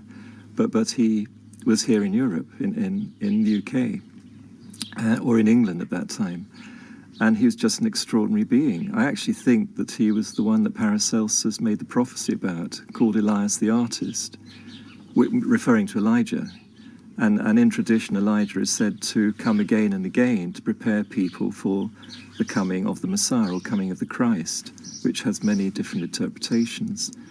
And Bacon himself called himself the herald of the New Age, which is the title of Elijah. The question posed by critics of Baconian theology is, what Christ did Bacon come to herald? Was it the Christ of the Bible, or the Christ of Masonry and the ancient mystery religion? In the ancient mysteries, a trinity is also recognized and is represented by a symbol that is little talked about, but one that some believe stands at the heart of all the Masonic tradition. It is known as the 47th proposition of Euclid, or the Pythagorean theorem. Manly P. Hall illustrates and explains the occult symbolism of this theorem in his book, The Secret Teachings of All Ages. According to Hall, the right triangle represents this trinity. The perpendicular side symbolizes the masculine, or divine father, while the base represents the feminine, or divine mother.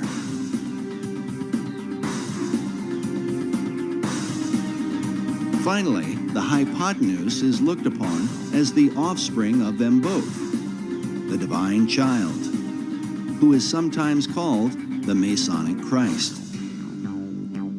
Was this what Bacon came to herald? a Christ that delivers man through knowledge or science.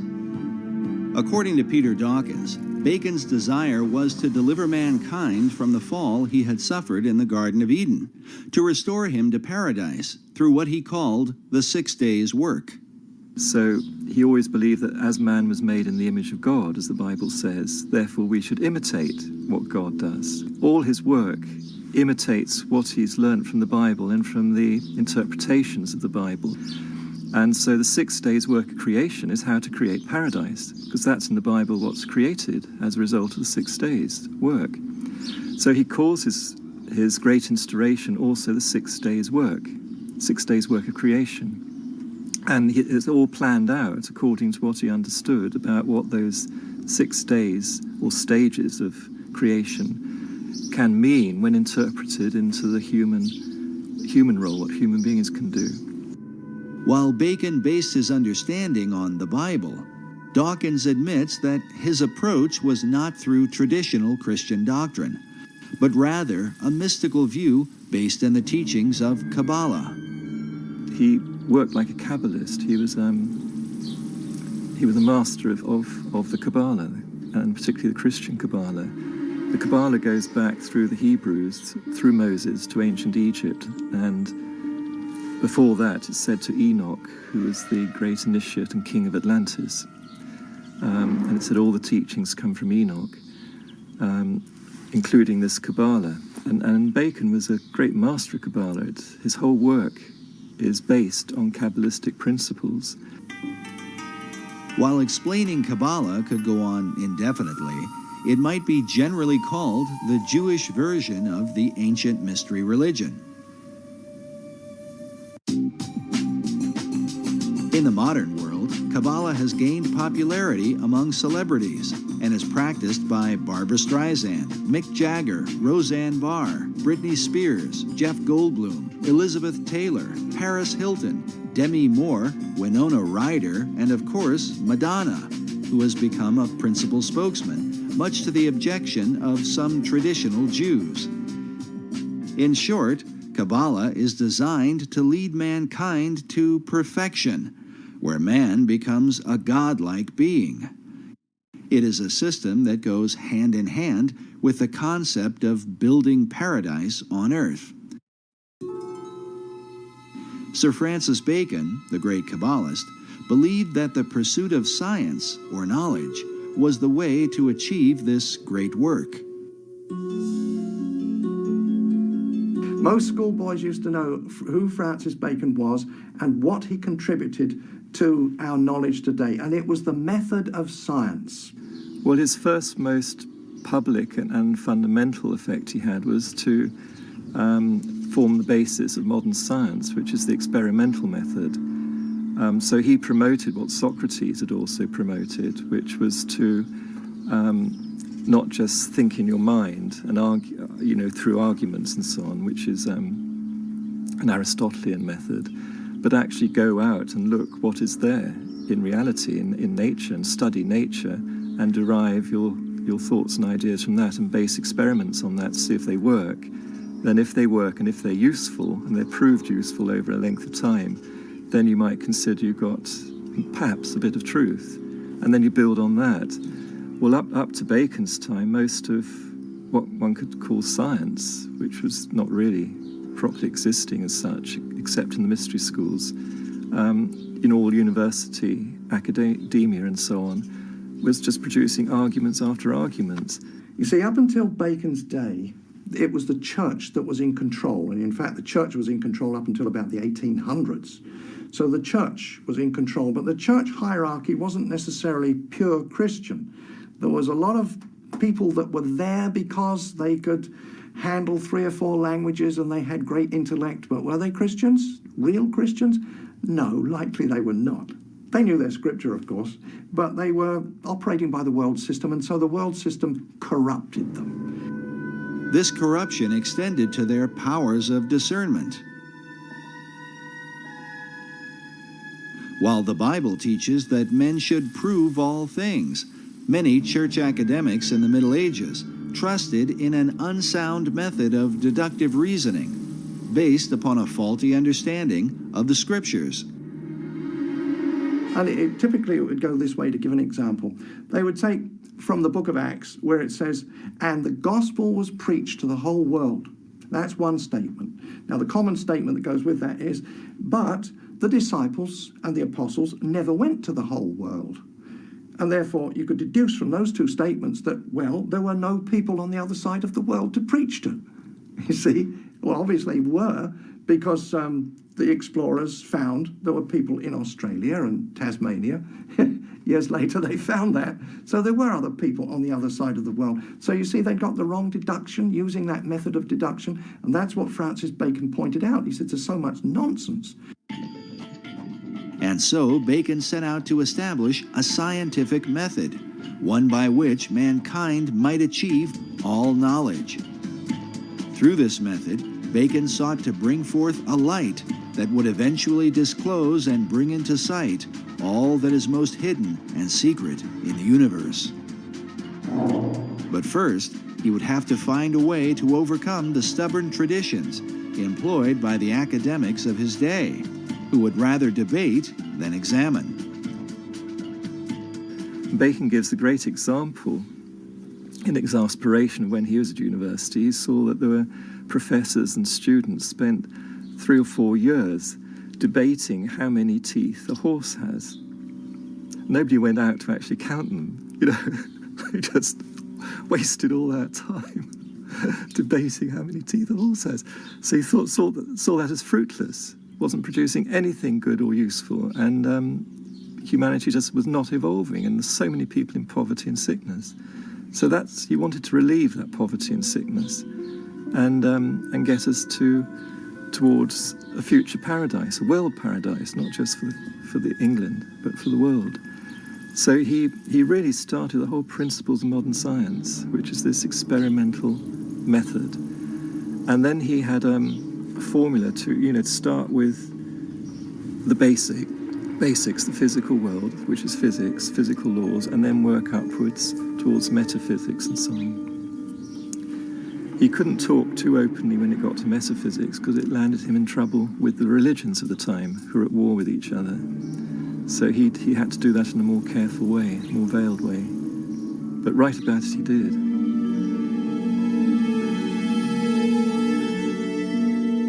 Bacon's metaphysical ideas led him into teachings that would have been condemned by both the Catholic and Protestant churches of his day. He is said to have made contact with the spirit realm, and that upon hearing a heavenly voice, he was given his life's work. To protect himself, he kept his practices veiled within secret societies. In particular, the ancient Brotherhood of the Rose and Cross. The Rosicrucians had long believed that powers and principalities from the spirit realm possessed secret knowledge that might be used for the benefit of mankind. These and other teachings were to be kept hidden from those considered profane, and especially from the church. The Rosicrucians had to be a secret society. Their object was to discover God's truths after him. But some of their methodology was bordering on witchcraft. For instance, the transmutation of base metals into gold, they claimed they could do it. I don't think so. They claim that they could communicate with angels and demons. Well, in the first place, the scripture tells you not to do it. But their idea was that if you could do that, surely those people, those creatures at least, the angels and the demons, they know a lot of things that we don't know. After all, they've been around since time immemorial, and they are familiar with heaven itself, so surely they can tell us many secrets. Well, the church, you see, would take a dim view of that, and they could be put to death for that sort of thing. The Rosicrucian Society had been formed in England prior to Bacon's birth, in part for the purpose of protecting Queen Elizabeth I. In the 16th century, the conflict between Roman Catholicism and the Protestant Church of England was at its peak. Mary Tudor, the daughter of King Henry VIII, took the throne and earned the title Bloody Mary. They were looking for another heir, and so there were no boy heirs of, or no legal boy heirs of Henry, but he had daughters. And so we have Mary. And Mary was now 37. She was one of his daughters. And so she was installed as queen. And that was just after he died, so that would be in 58. And she was a Catholic, a dyed-in-the-wool Catholic. And she had actually married Prince Philip II of Spain. Of course, he was a Catholic too. So the first thing that Mary did was to repeal those laws which permitted the Protestants to practice their religion, repealed them, and then forcefully put to death as many Christians that were of the Protestant faith as she could find. Within the confines of the data that we have, she put to death 300, so there was 300 martyrs there that we know about in the short 6-year reign that she had. No one was safe from Mary's wrath against the so-called Protestant heretics, not even her own sister. Elizabeth Tudor was also the daughter of King Henry VIII, with his second wife, Anne Boleyn, whom Henry had married after divorcing Catherine of Aragon, the mother of Queen Mary. When she was installed as queen, she put her sister Elizabeth I in jail because she was suspected of being a Protestant, so she went to the Tower of London. While imprisoned in the Tower, Elizabeth formed a friendship with a mysterious member of the court, a mathematician and mystic named Dr. John Dee. He was known in the early Elizabethan days as the real wise man, the Magus, and he was into a lot of esoteric study. You know, he was certainly an initiate of the wisdom traditions. Dr. John Dee was one of the foremost geniuses of his day. John Dee was 34 years older than Francis Bacon. And John Dee was a mathematician, lived in London. He was a mathematician and astrologer to Queen Mary, Tudor. That's Bloody Mary. While Dee began in Mary's service, he soon fell out of favor because of his bizarre experiments, and some say his friendship with Elizabeth.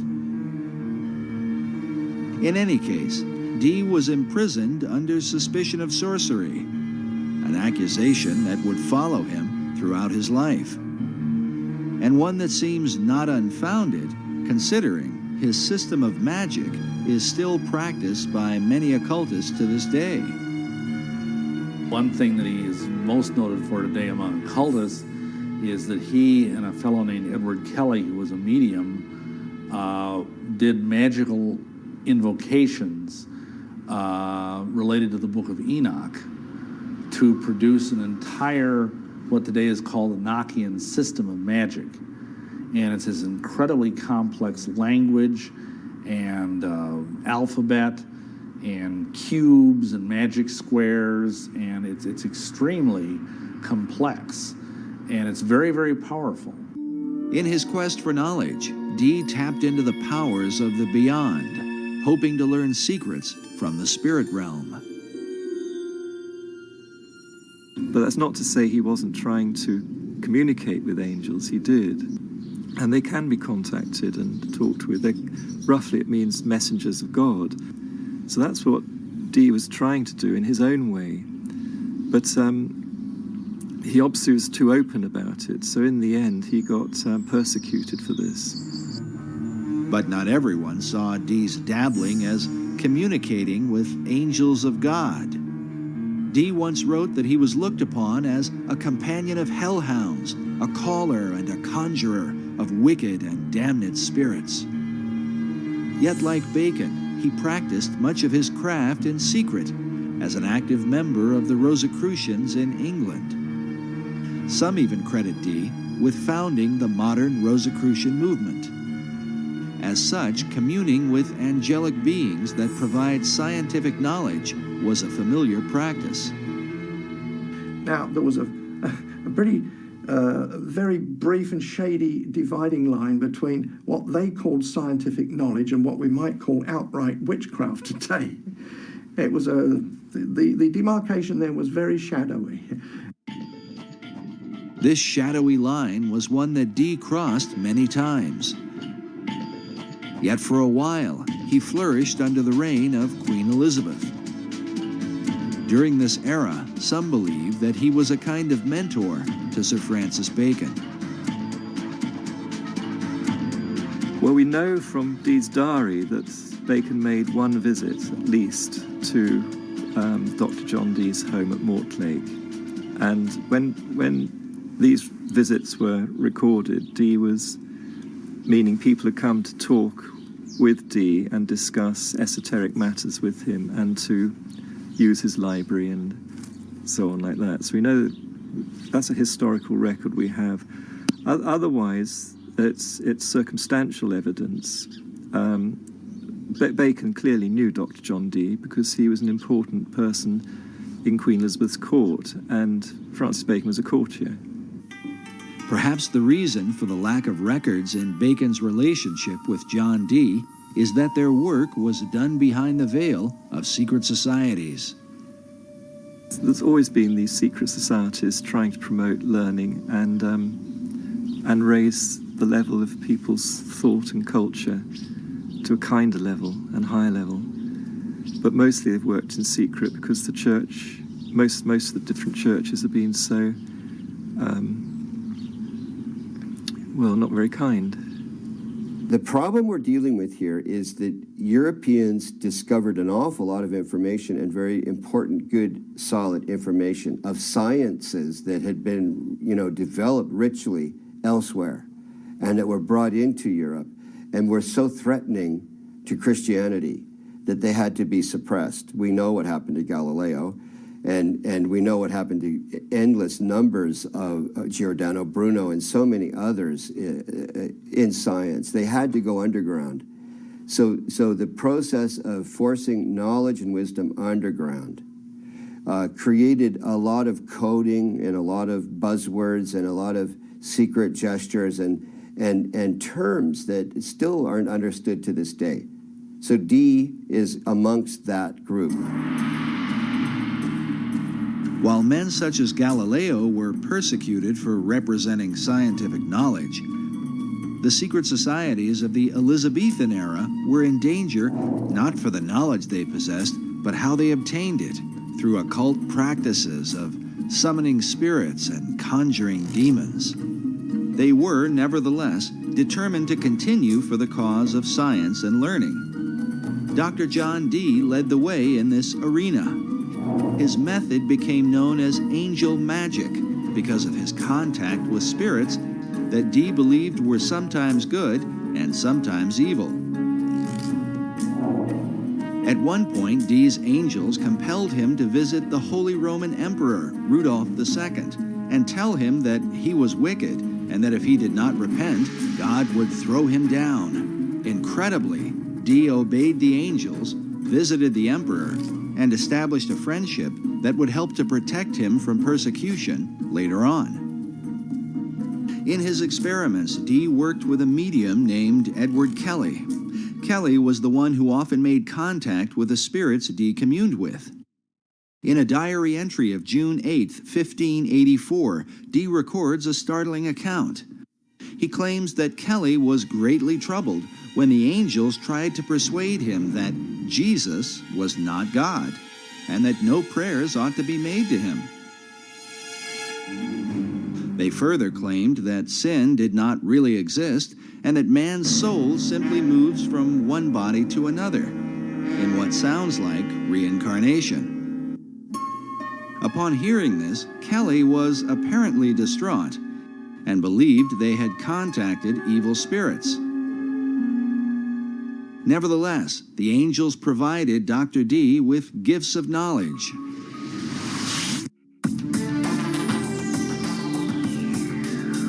Dee was the first to apply Euclidean geometry to navigation. He built the instruments for and trained the first-rate navigators. He is credited with coining the word Britannia, or Britain, and his influence laid the foundation for what would become the British Empire. He made his own maps and is said to have charted the northeast and northwest passages in his attempts to increase the wealth of England by gaining access to the New World. And believe it or not, the New World has been secretly influenced by his example. John Dee is considered the original wizard. He was the inspiration for the character of Prospero in Shakespeare's The Tempest, and for Christopher Marlowe's Dr. Faustus. In the modern world, Dee was the role model for J.K. Rowling's Albus Dumbledore in the Harry Potter books, the character of Gandalf in Tolkien's Lord of the Rings, and even Ian Fleming's James Bond. Few people know that John Dee was the original Agent 007 in Her Majesty's Secret Service. Ian Fleming got the idea for his designation 007 for James Bond from the fact that that was how John Dee would sign his correspondence when he was overseas working as a spy for Queen Elizabeth. He would always sign his name 007. And that's where the concept came in for James Bond. Because James Bond was originally intended to be kind of a modern day Dr. John Dee, although it never really developed that way. While Dee's character continues to intrigue, some would argue that compelling the imaginations of literary minds was not his greatest influence. This image shows what appears to be a wizened old man passing a lamp in the dead of night to a younger man in Elizabethan clothing. Baconians believe this old world engraving represents Dr. John Dee passing the lamp of esoteric knowledge and wisdom to his successor, Francis Bacon. Both Bacon and Dee were men of science, dedicated to the advancement of learning. Both men were members of the Rosicrucian Society, of which Bacon would become the chief.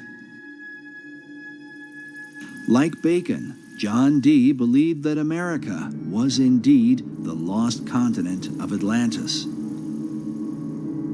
But where did he get this idea? Was it given to him by his angels?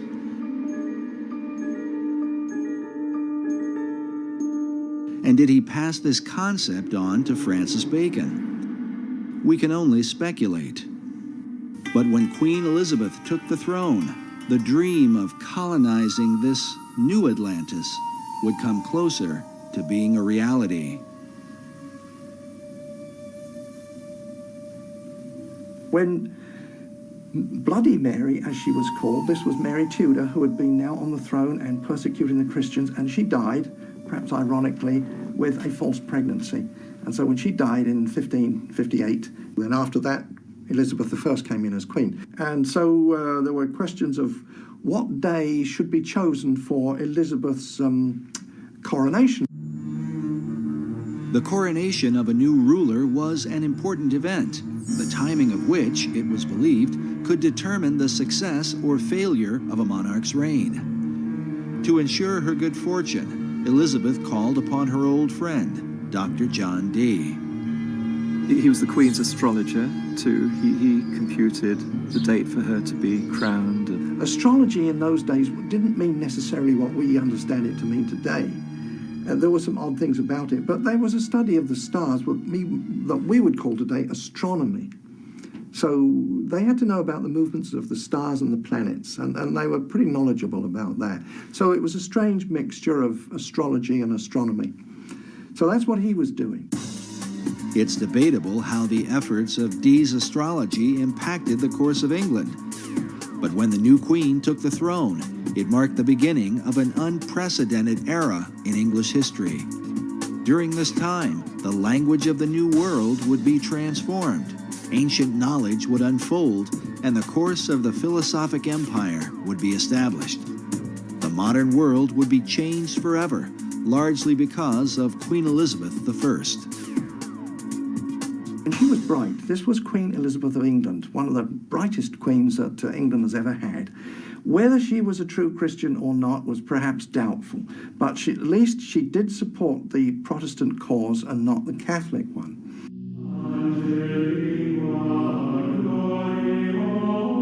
The Queen's Protestant faith made her immediate enemies in Rome.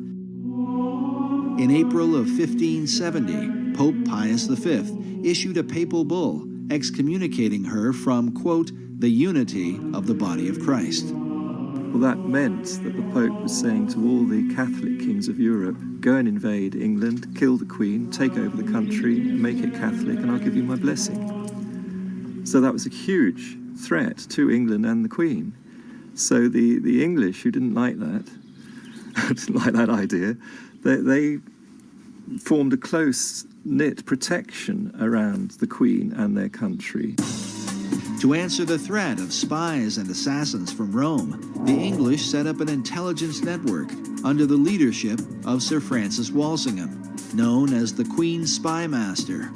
Among his secret agents were Dr. John Dee and later on Sir Francis Bacon, along with their Rosicrucian Society, which is said to have been formed in England for the purpose of protecting Elizabeth. But some suspect the Order of the Rose and Cross had yet another agenda. I think they would have definitely been on the Protestant side of things. They would have had a vested interest in using all of their both political savvy and occult savvy to protect the Queen, but I also think they had an esoteric agenda as well. This society had a very esoteric base. Behind it had links with the wisdom societies, the wisdom traditions throughout Europe, and inherited a lot of that wisdom light being passed on. And so they had an inner program which was to try to raise consciousness of society. According to Bacon, Rosicrucianism seemed to represent the very heart and focus of the entire New Atlantis concept.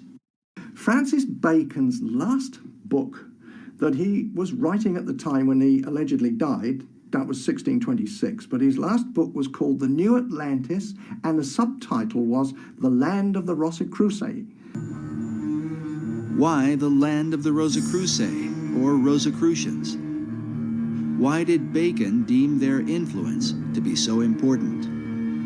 Rosicrucianism gets its name from the symbols, the main symbols used, and that's the rose and the cross.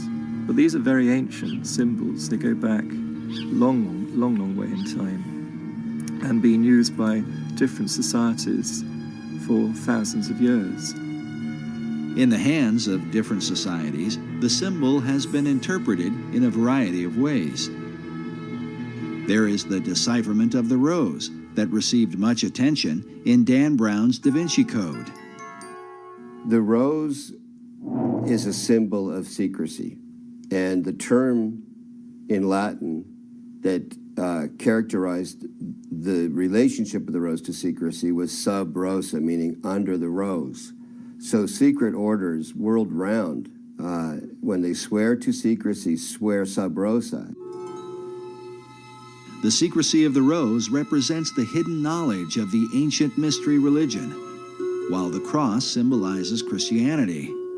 The combining of these two is what defines the belief of nearly all the secret orders.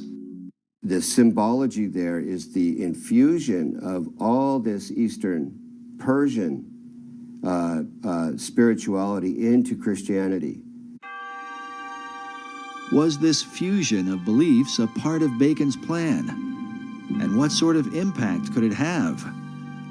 The Reformers argued that the mixture of paganism and Christianity is what produced the Dark Ages.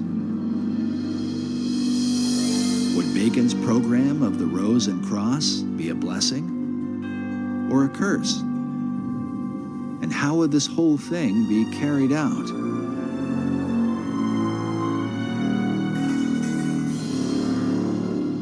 When one follows the Rosicrucian trail, John Dee was a very, very key influence in the historical Rosicrucians, and some say even the founder of it, the first president of it.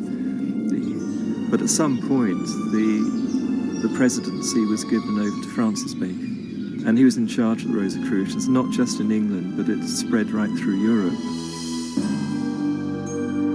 and was following Bacon's particular program. And outwardly Bacon called his program the advancement of proficience of learning. This advancement of learning represented Bacon's desire to transform the world through knowledge. But he recognized that the key to obtaining knowledge was in a people's ability to communicate.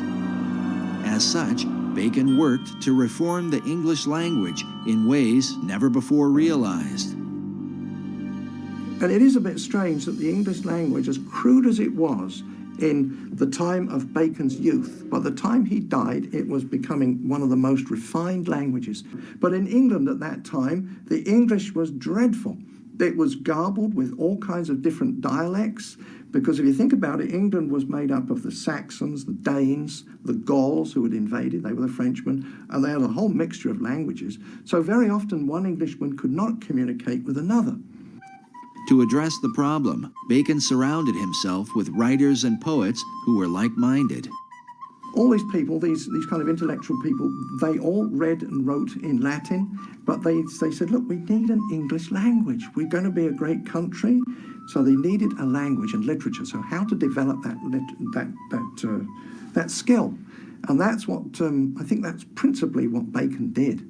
He gathered around him a literary society, you know, writers, poets, artists as well. And some of them were employed to, as part of the Secret Service of Queen Elizabeth. And they had communications with people all over Europe, in all the different countries of Europe. And from their letters, they derived the roots of new English words, which they invented and put out. These new words were put out through a variety of literary works, books and poems and plays of the theater. Bacon's circle of writers and poets were largely responsible for the explosion of English literature during the Elizabethan era. They included such notable authors as Ben Jonson, Christopher Marlowe, Sir Walter Raleigh, and Edmund Spenser, to name a few. In addition, Bacon was dedicated to bringing the sacred knowledge of the ancient world to English-speaking people, knowledge otherwise kept hidden by the barriers of language. When he died, and subsequent to that, they've culled together at least 2,000 books. Not books that he wrote, because obviously one man couldn't write that number, but he had what he called a scriptorium. These were scribes who he paid to write for him. When he was the Lord High Chancellor of England, he had wealth, and he used to pay the scriptorium, these scribes, and he paid people to translate the classic books, Homer's Iliad, all the old Greek, the Roman classics, and all those classics, Livy, translate them all into English and put them in books. It turns out, too, that Bacon had a printing press. He had a factory with using brass plates for printing. That was his own thing. Nobody knew about that until rather recently. But nevertheless, there were 2,000 works that we know of that passed through his hands in one way or another to give literacy to the English public. Printing presses to make these books available to many people at a cheap price.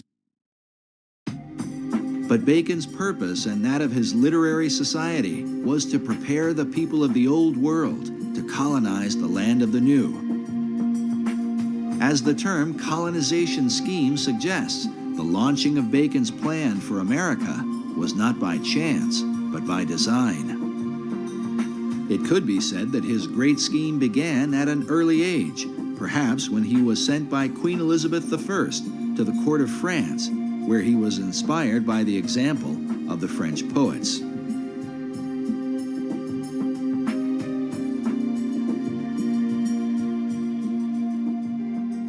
Another major influence, he obviously was inspired in France by the French Pleiades, the group of French poets who were deliberately trying to make the French language into a really good language, particularly for poetry and writings and so on of that sort. And Bacon spent several years at the French court, came back very inspired and wanted to do the same thing for the English language. Upon his return to England, he was sent to study law at the prestigious Gray's Inn in London, where his statue can be seen today. It was here that Bacon formed the beginnings of his own literary society, a secret group known as the Knights of the Helmet. The Knights of the Helmet were actually the name of a masque he wrote, or it's thought he must have written, because masques were put together by a lot of people for the royal court or for the Inns of Court, which was where the lawyers were. And to get a job as a lawyer or a minister or official in the government, you had to be, first of all, a lawyer, and you had to know how the royal court worked. So every year they had to put on huge celebrations imitating the royal court, and part of that celebration was masks. And many people were involved in creating these entertainments with their masks. Francis Bacon was just one of them, but he became a key one, and he wrote quite a lot of the mask material, which one can identify. You know, once you get to know Bacon and his writings, you can identify what was done. And he's acclaimed by the lawyers as being the great one who inspired them and led them and wrote for them, you know. But the Knights of the Helmets was the name of one of the masks at a key moment when the whole Shakespeare authorship, the name the Shakespeare was being used for the first time. The Knights of the Helmet took as their inspiration the Greek goddess Pallas Athena, who carried a spear and who wore a great helmet, a symbol of secrecy. According to tradition, one that wears the helmet of Athena becomes invisible. And they had to swear allegiance to it. Not only that, Athena, the goddess Athena, carried a spear that she shook in the eyes of ignorance. And she was one of the greatest goddesses among the Greeks, ruling through intellect and man's wisdom. Even as Dr. John Dee had been inspired by angelic beings, some researchers believe that a spiritual encounter with Pallas Athena gave Bacon the inspiration for his life's work. Well, in some of those cipher writings that he had written, he writes there how this, he heard an heavenly voice. The voice he heard inspired him towards secrecy and to imitate the work of God. The divine majesty takes delight to hide his work, according to the innocent play of children. Surely for thee to follow the example of the Most High God cannot be censored. Therefore put away popular applause, and after the manner of Solomon the king, compose a history of thy time, and fold it into enigmatical writings and cunning mixtures of the theatre. That was his mission in life. And for the rest of Bacon's life, he was dedicated to that one purpose. Baconian scholars believe that Bacon's revelation led him to develop a series of theatrical works that would teach the English people and transform them into a nation that could one day dominate the world and resurrect the Atlantean dream. Believing that he put away popular applause as his heavenly voice had commanded, he is said to have written behind the identity of William Shakespeare. Shakespeare is a synonym for Apollo and Pallas Athena. They're both known as shakers of the spear in classical tradition. And the spear represents a ray of light, a ray of wisdom. And they shake that spear at the dragon of ignorance. Exactly what Ben Jonson says in his preface to the Shakespeare Folio, to shake a lance at the dragon of ignorance. And this is the role of an Apollo or Pallas Athena. And they have always been the muses of the other 9 muses, who themselves are the muses of all the writers, poets, artists, and so on in history. So Apollo and Athena are the great inspirers. They're the great Shakespeares. Bacon incorporated these Greek gods within a key symbol, the AA headpiece representing Apollo and Athena. Usually one of the A's is shaded, denoting a light and dark side. This symbol is found printed at the head of certain pages within the Shakespeare Folio and among the acknowledged works of Francis Bacon. Of the two polarities, Apollo and Athena, it was Athena that seemed to dominate Bacon's imagination. Pallas Athena was, she shook her spear at the eyes of ignorance. So she was the spear shaker. Now, she's always been known as the spear shaker. That was long before the time of Bacon. Back to the Greeks, the spear shaker. So he took that name, spear shaker, and just turned it around to make it Shakespeare. And it used to be written with a hyphen, and then it became one word, Shakespeare, as the name of the playwright for those Shakespearean plays. But what of the real William Shakespeare, the Stratford man whose name has been revered for nearly 500 years? His writings have been attributed to a number of other authors, including the playwright Christopher Marlowe, Edward de Vere, the 17th Earl of Oxford, and even Queen Elizabeth herself. But Sir Francis Bacon seems to lead the pack of would-be bards, with well over 200 books, essays, and pamphlets on the subject, many of which insist he is the real and true Shakespeare. Meanwhile, Baconian scholars argue that the Stratford man simply lacked the experience and education to have written the works that bear his name. There is a mystery because when you look at the plays, everything that's in them and what lies behind them in terms of experience, knowledge, and so on like that's expressed through the plays, and the philosophy in the plays, and so on like that, they do not match up with what we know of the life of the actor. In fact, the life of the actor is quite well known. There's quite a lot of research been done on William Shakespeare Stratford, so a lot is known about his life, and none of it matches up what you can deduce from the author from the plays themselves. In fact, the more we find out about the life of the actor, the worse it gets. Here you have a guy who is barely literate enough to make a mark, much less write his name. His mark was only existent in 5 documents. There's not a single letter either from him or to him by any of his contemporaries. How can this guy have written the greatest literary works in the history of the world? It just didn't happen. Whoever's the author certainly knew about certain things happening abroad in the royal courts, in France, in Italy, and in Spain. Not only taught the workings of the court, but the intrigues as well, and who would know that? Certainly not a play actor like the William Shakespeare. There's no way that man could have known the intrigues that went on inside the court. But Francis Bacon did. He was well familiar with it. He was brought up in the court.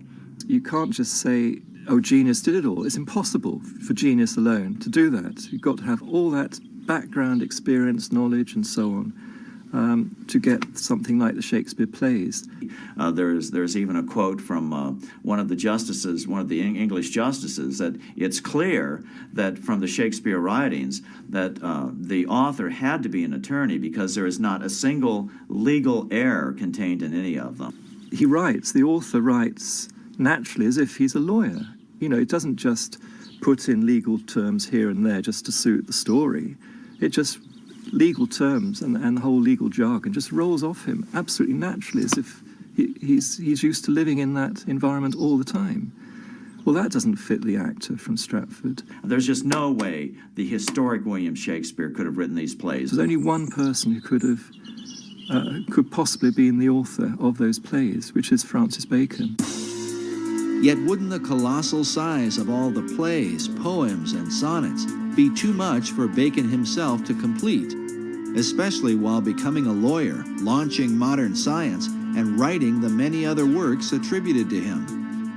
This could be where the Knights of the Helmet took part, as evidence suggests that the plays may have been the collective effort of Bacon's literary society. We know from historical records that Bacon actually had a literary group around him. Some of them were actually paid, employed by him, and others just did it voluntarily. A big group. Why? Why did he do that? You don't employ a lot of people, all writers, poets, artists, and as well as cipher experts and so on. You don't employ them for nothing. So what did they do? And then you get the answer, the Shakespeare plays, because scholars have found out there's been other contributions in the plays from other poets and so on, have all put a little bit in here and there. And then you find that they were either associated with or employed by Bacon in that group. They're all part of this one group. So then the picture emerges of a typical Renaissance studio, but instead of being an artist, a painter with his studio of pupils, you've got a writer with his studio of pupils working with him. They each contribute a little bit to the picture or the story, but the main artist or author is Francis Bacon himself.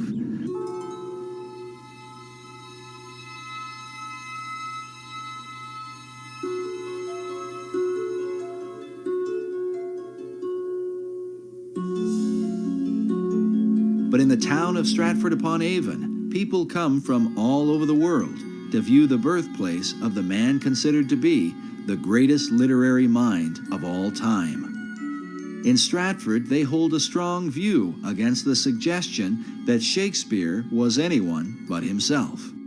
It's a conspiracy theory, and it's all aimed at toppling the greatest writer who's ever lived. There is a Shakespearean trust in England, and these are people who are dedicated to the cause of supporting and maintaining that William Shakespeare, the actor, was the actual playwright. I think it's highly unlikely. Dr. Paul Edmondson is the head of education at the Shakespeare Birthplace Trust in Stratford-upon-Avon. In this debate, he is known as a Stratfordian, not just because of where he lives, but because of his traditional view of Shakespeare. The Stratfordians are considered the academic adversaries of Baconians. We asked Dr. Edmondson to comment on the Bacon-Shakespeare theory. It first occurred in 1785. A vicar just outside Stratford got to the age of 80, and then there's some report of him burning the papers that he'd been working on, as if in his later years he just kind of renounced any theory that he had about Bacon. It was taken up in 1856 by, what a surprise, Delia Bacon, no descendant, but she wanted to prove that Bacon wrote the plays. She even went as far as having herself locked in Holy Trinity Church to dig up the grave of Shakespeare, convinced that some manuscripts would have been inside the grave saying, "I did not write the plays, it was Bacon instead."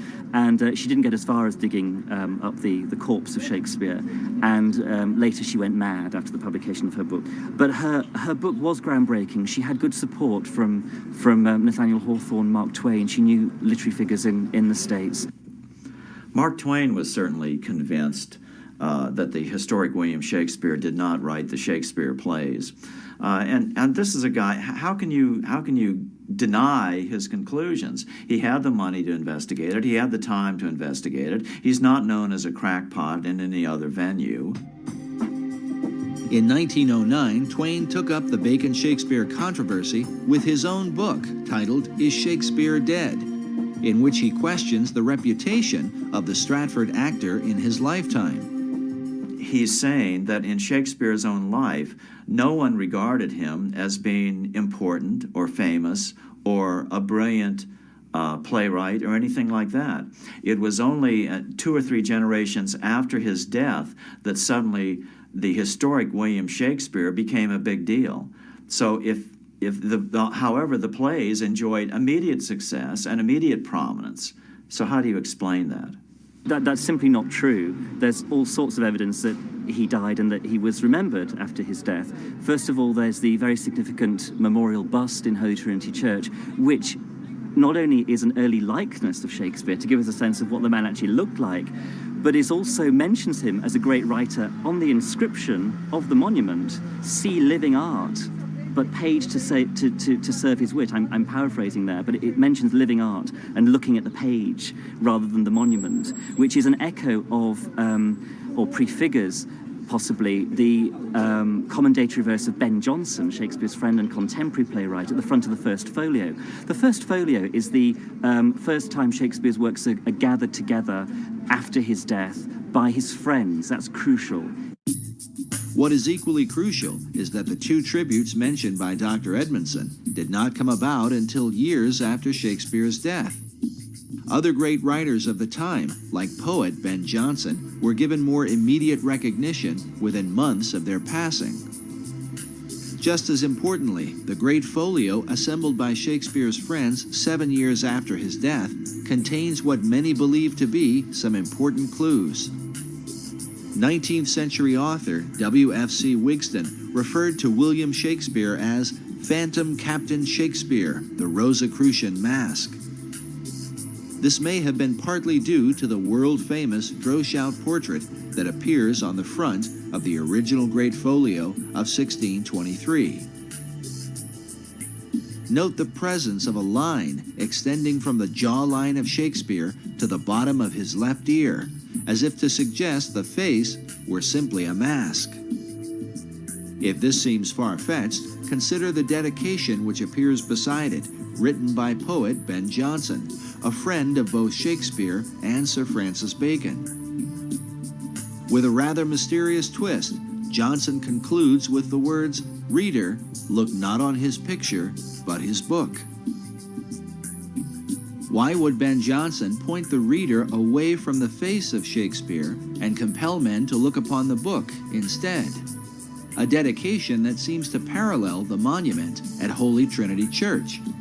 On the inscription of the monument, "See living art," but paid to serve his wit. I'm paraphrasing there, but it mentions living art and looking at the page rather than the monument. Are these allusions made by the men who knew the real William Shakespeare, that he was simply a mask or front man for Francis Bacon? Bacon paid him off to go and keep his mouth shut. The monument at Holy Trinity Church refers to the page that serves Shakespeare's wit. But when one looks upon the page beneath his hand, it turns out to be blank. Some Baconians believe this is a secret code, alerting the reader that the Stratford man himself wrote nothing. The empty page is said to match the empty expression on the face of Shakespeare, who Baconians argue could barely write his name. It's actually a big embarrassment to, you could say, the academic fraternity that believed the actor wrote the plays. The question of Shakespeare's literacy is often mentioned because of the few known signatures he left behind. As one writer puts it, the scrawling, uncertain method of their execution stamps Shakespeare as unfamiliar with the use of a pen. Perhaps a modern equivalent of this is to say, how good is your signature on your credit card? How good is your signature when you sign your name in a shop or on a bank transaction or whatever? There are several signatures which survive of Shakespeare. How good would you like them to be? While Baconians argue that Shakespeare lacked experience, Edmondson points out that, as the son of a glove maker, he was uniquely qualified. There's lots of references to different kinds of leather. For example, Feste's line in Act 3, Scene 1 of Twelfth Night about someone's wit being like a cheverel glove. Cheverel, as the son of a glove maker, Shakespeare would have known, is a kind of kid skin which stretches and stretches and stretches when you're making the gloves. It's a very soft, supple material to work with. And he have it immersed in the wordplay of one of Shakespeare's clowns. Francis Bacon knew nothing about different kinds of leather, I would suggest. Actually, you could turn this whole thing on its head and say that Shakespeare wrote Bacon, which is something that a lot of people don't suggest, because why bother to do it that way around? One of the problems is the Shakespearean Trust is that while these objections come up to William Shakespeare being the author of the plays, they refuse to investigate the contrary evidence which has been put forward to them. They refuse to look into it. They refuse to look into the cipher codes that Bacon incorporated in the first folios, for instance. Bacon uses this cipher in the Shakespeare work and his own, and in the work under his own name. But he also, in doing that, signs his name and the name of the Rosicrucian fraternity. This code system of writing he used all his entire life. The examination of the cipher codes in Shakespeare's plays have filled hundreds of books and essays over the last few centuries. But perhaps the most specific evidence are the presence of Baconian and Rosicrucian emblems in the Great Folio of 1623 and in earlier works by Shakespeare. Bacon's light A and dark A symbol appears, representing the two Shakespeares, Apollo and Athena. Meanwhile, this Rosicrucian emblem, featuring the god Pan, is found prominently throughout the work. Other mystical headpieces with Rosicrucian symbolism are found both in the Shakespeare Folio of 1623 and in works openly published by Sir Francis Bacon. The varied symbols and ciphers clearly mark the presence of Bacon and his Rosicrucian fraternity, while to what extent they were involved in the writing of the plays remains a matter of debate. But perhaps the most compelling evidence is that the works of Shakespeare helped to accomplish exactly what Bacon and his Knights of the Helmet set out to achieve. While the numbers vary, the plays are said to have developed some 20,000 words for the English language, with some words being created, older words being revived, and current words being used in new ways. Could the actor from Stratford, with a limited education, have accomplished this coincidentally? The Shakespeare controversy was illustrated quite clearly by Masonic author Manly P. Hall in his book, The Secret Teachings of All Ages, where he reveals the veiled purpose behind the writing of the plays. He says, Sir Francis Bacon, the Rosicrucian initiate, wrote into the Shakespearean plays the secret teachings of the fraternity of the Rose and Cross, and the true rituals of the Masonic order.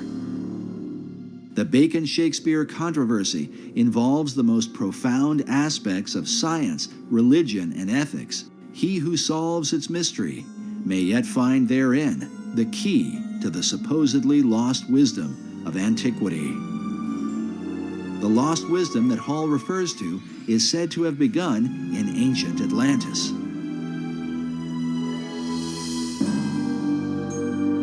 Is this the real key to understanding Shakespeare?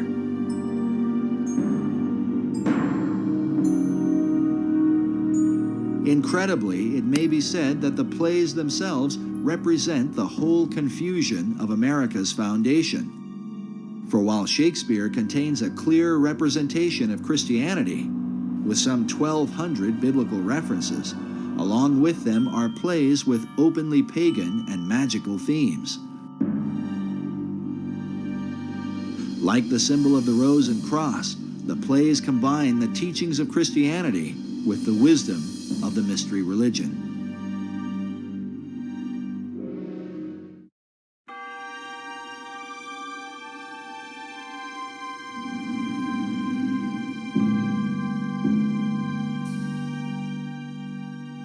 The purpose in blending religions in this way might have been to avoid the wars and conflicts that have afflicted men over the centuries. Bacon, who saw religious persecution in his own day, may have inherited this view from an earlier Masonic influence, the Knights Templar. The whole episode of the fall of the Knights Templar is a matter of conflicting historical controversy. We do know that when they left the Holy Land, the order had increased in numbers and power, and by the beginning of the 1200s, they had returned to Europe, and the Knights Templar then became the dominant financial force in Europe. The Templars were the people that loaned the money. Well, of course, the popes and people to whom the money was, they owned the money, they could get rid of their debt by getting rid of the Templars, and they did.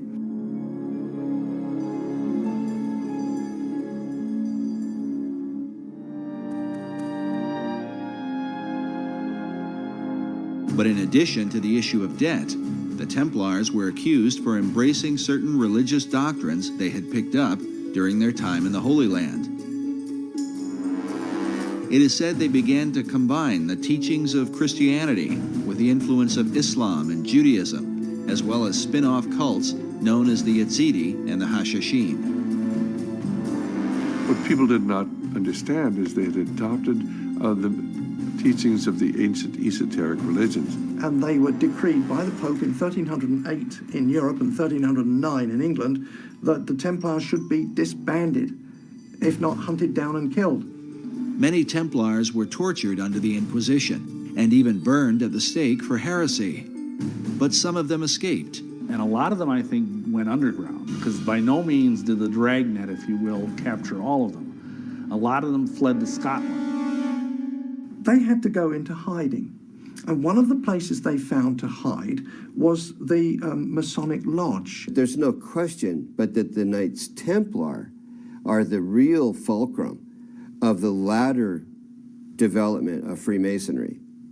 And that's not saying that Freemasonry did not pre-exist the Knights Templar. It did, as the builders, as guilds of builders throughout Europe. It is from the influence of the Knights Templar that many believe Masonry began to develop its modern philosophy. A philosophy literally carved in stone and found in one of the most intriguing monuments of the Western world. Just outside of Edinburgh, Scotland, is the Rosslyn Chapel, a place that may well provide a door to understanding Masonry, the Knights Templar, and the ancient plan for America.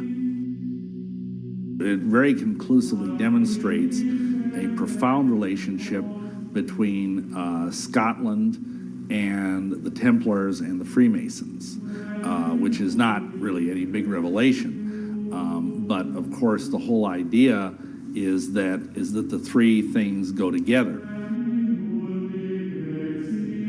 The chapel was built in the 15th century by William Sinclair. The tomb of his ancestor of the same name, and who died a century earlier, is found within. His name, as it appears, William Sinclair, Knight Templar, is believed to be a link between the Templars and the Scottish Masons who built this mysterious chapel. The chapel the foundation stone was laid in 1446, and it was finished about 1492. So it took 50 odd years to build. And the interesting fact is that William Sinclair, the builder, was 50 when the job started, and he died when it stopped. So this man was uniquely old, because in medieval times you wouldn't expect to live perhaps more than 35 years or so. But William Sinclair was into his 90s, so he was a remarkable character all the way around. Everything about him was remarkable, including the legacy he's left us. The legacy of Rosslyn Chapel seems to be the very essence of the Templar belief and that of secret societies everywhere. The removal of all boundaries concerning world religion. As noted before, this Gnostic theme is well captured in Dan Brown's best-selling book, The Da Vinci Code, a work that has created worldwide controversy. During our visit to Rosslyn Chapel, we encountered Erwin Lutzer, author of the book, The Da Vinci Deception. Of course, as we know, Rosslyn Chapel has become famous because of the Da Vinci Code. And you have people coming from all over the world staring at its ceilings, trying to crack its codes. As we walk through it, it's very probable that the Masons who built it had a field day. They decided that they were going to combine all kinds of mythological elements along with the Bible. So you have Masonic elements in the chapel, you have some pagan elements, you have Christian elements, and they're all thrown together. Rosslyn Chapel is probably one of the most extraordinary buildings in the world. It is like a Disneyland of Masonry and Rosicrucianism. I think the chapel is an enigma. It satisfies the needs of a great number of people who come to Rosslyn for a whole raft of reasons. If you're a Knight Templar or a Freemason, if you are an American looking for some links with the New World before it was discovered, if you're a Sinclair, if you're religious or an art historian or an architectural historian, an esoteric, Rosslyn has got something for you. If you're a paganist, we have over 110 green men. Most churches will have 1 or 2 green men, but we have over 100 of them. The green man is a representation of an ancient fertility god, just one of the many pagan icons in the chapel. And so Rosslyn, not only does it offer a great many things to different people, but it also offers a mystery. The mystery, he explains, is that Rosslyn Chapel, while designed as a Christian church, is filled with so many religious symbols, a person is confused about what they are compelled to worship. It's like having a VCR. You know pretty much what it's meant to do, but you can't actually make it work properly. No one can follow the instructions. And the chapel is like that. We know it's a church. That's fair enough. But it has so many other little stories connected with it and mysteries, and the carvings are not particularly clear, and they can be interpreted one way or another. And so for everything you see in the chapel, there's probably 3 answers. And that, I think, is its great appeal. Centuries after its construction, researchers continue to question the overarching message of the chapel. What was the intent of its design? It may have had a point for the Masons who made it, in the sense that there were various messages that were conveyed. Essentially, Masonry's doctrine, foundationally, and they will even say this publicly, is universalism. which is the idea that basically all religions are the same. It doesn't matter what religion you are, as long as you're sincere and devout in your beliefs, and that all men, they say, may gather at the hospitable altars of Masonry no matter what their religious belief.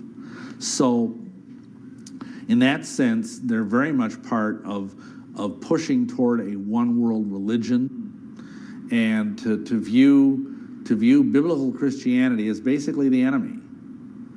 Because biblical Christianity makes unique claims about itself that none of these other groups, the Rosicrucians, the Masons, any of these groups, will acknowledge. Some of us are convinced it's important that Christianity be held distinct from some of the elements that are found here in Rosslyn Chapel. After all, the message of Jesus Christ is very, very unique. But throughout history, you've always found those who want to blend together various ideas, various organizations, and various religions. And here at the Rosslyn Chapel, people can come and they can practically see anything that they want. But within the monument is evidence, not only of what the Templars and Masons came to believe, but perhaps a reflection of things to come. The promise of a land where one day their ancient hope might be fulfilled. For inside Rosslyn Chapel, along with the haunting imagery, is evidence of the New World prior to the discovery of Columbus. Well, there is this window which is decorated. The window frame is decorated with Indian corn or maize, and the chapel was built in the 15th century. So it is strange that Indian corn, which wasn't ever grown here, is used as a motif. The chapel was finished around 1492, the same year Columbus is thought to have come to America. This would mean the carvings would have been completed beforehand. But how did the Masons who built this chapel have knowledge of Indian corn, a crop not grown in Europe and indigenous to the New World? Who knows? There are lots of mysteries about this chapel. Another mystery is the presence of Aloha cactus plants, also indigenous to America, and like the Indian corn, carved along the arches of the chapel. But even with these, academics have been skeptical.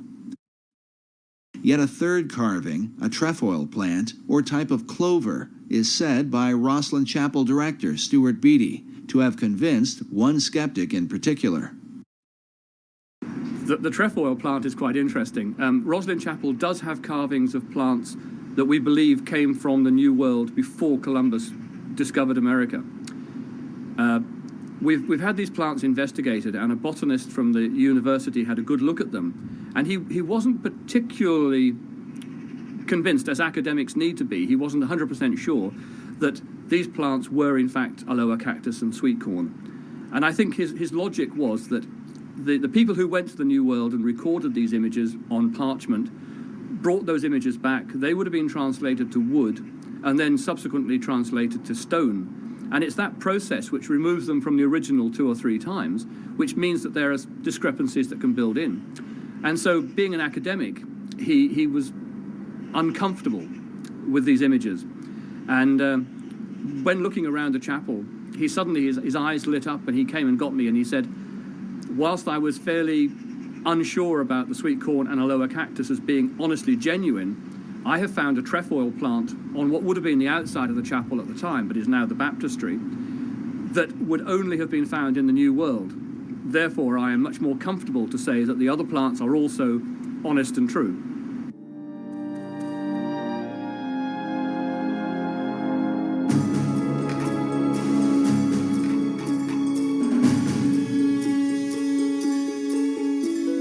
When the Templars were arrested in Europe, many of them are said to have escaped with a great fleet of ships that were never to be found. Could they have made their way to the New World? If so, they could have handed down this knowledge through secret societies to men like Francis Bacon, and before him, Christopher Columbus. some people believe that Columbus didn't just accidentally stumble onto America, that some secret society which he had access to had knowledge of the existence of the continent of both North and South America. Was Christopher Columbus a member of a secret order? Some researchers point to this painting that depicts Columbus with his left hand in a Kabbalistic gesture, denoting the left-hand path of the initiate, meaning the path of darkness or secrecy.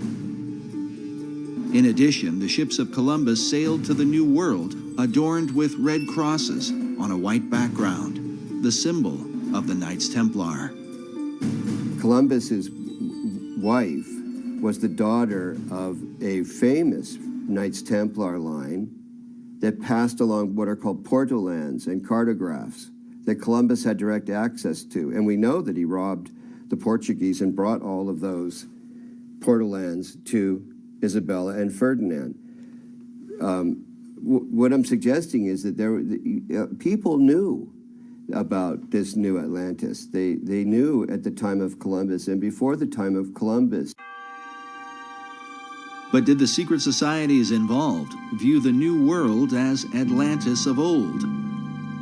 And if so, from where did they develop this idea? Was it only from Plato's account?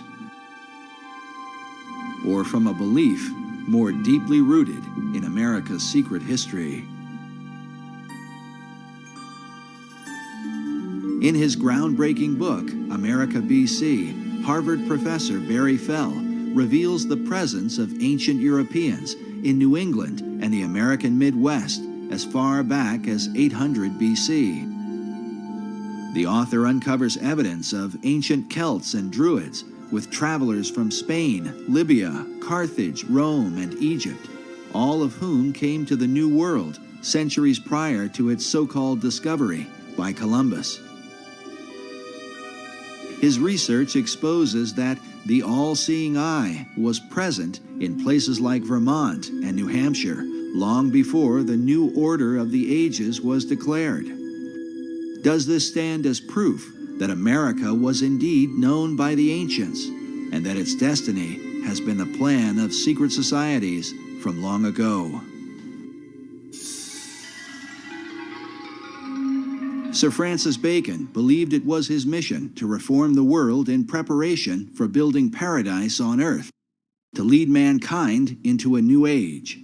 And Bacon himself called himself the herald of the new age, which is the title of Elijah. And in tradition, Elijah is said to come again and again to prepare people for the coming of the Messiah or coming of the Christ, which has many different interpretations. As shown before, the Masonic Christ is perceived as the hypotenuse in the 47th proposition of Euclid. This rare Pythagorean symbol is found among the Masonic regalia of the 4th Earl of Rosslyn, whose family owns the Rosslyn Chapel. Oddly enough, this same emblem forms the heart of the design for Washington, D.C., known as the L'Enfant Triangle.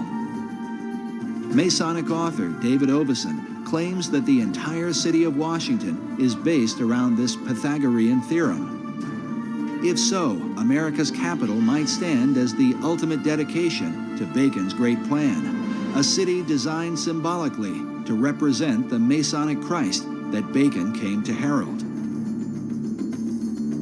If these things are so, what can this mean for the secret destiny of America?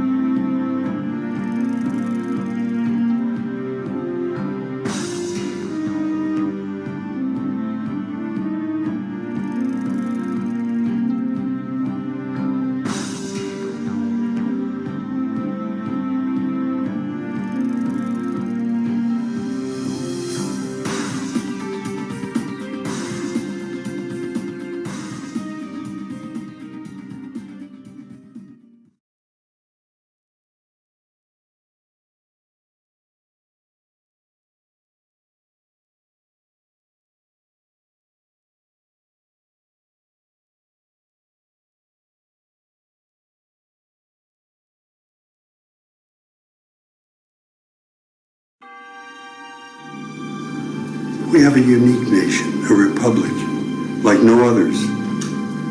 And so this must be unique. This will be our nation's capital.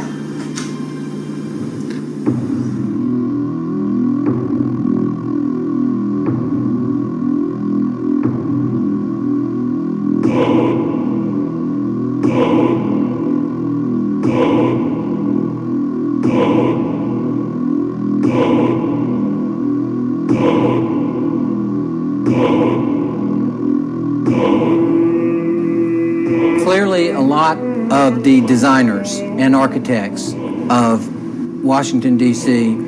were Masons, starting with George Washington himself, who was a guiding force. I do not believe that there are any secret plans or designs related to Freemasonry. Well, it was definitely designed according to Masonic principles. The streets are laid out that way. The buildings are laid out that way. Conspiracists are always looking under their bed for evidence that there is some vast conspiracy. Masons may very well say that they really aren't influential as far as Washington, D.C. is concerned, and yet the cornerstone was laid by Masons. You see it in the inverted five-pointed star, which is the goat of Mendes, built into the streets of Washington, D.C. No, there are no satanic plans in the street plans of Washington, D.C. There is a pentagram to the north of the White House. But the streets don't actually connect to form a pentagram. This is geometry. It happens. No one could have that happen accidentally. The anti-Masons want to show that there is some demonic conspiracy. It's Baal worship. That's what you're involved in. That is what Masonry is based upon, the power of the dragon. In a word, hogwash. When you want to talk about symbols and what they mean, you really have to look at who's authored these symbols. With symbols, there are always multiple levels. Symbols reveal and they conceal. And that's why they're used, and that's why they're so important. They reveal to those who have eyes to see and ears to hear. If I would have told you this 15 years ago, I might have gotten shot. When they're shooting at you, you know they're serious.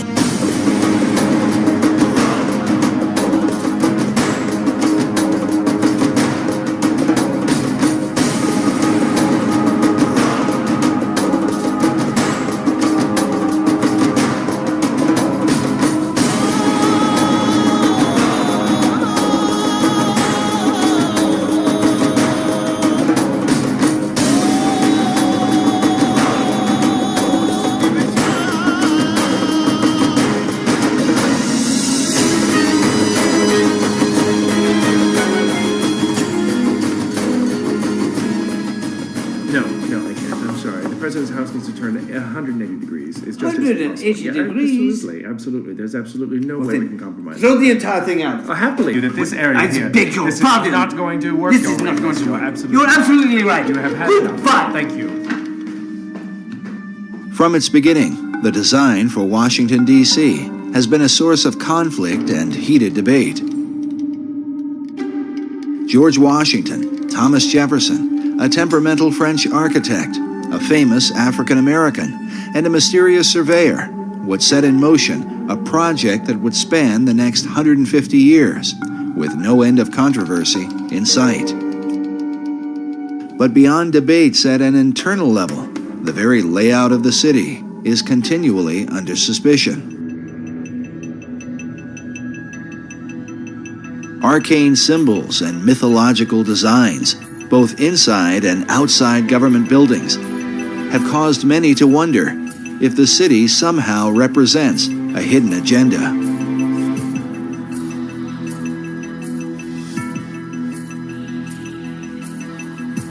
This becomes increasingly important as America's current place on the world stage ignites firestorms of controversy.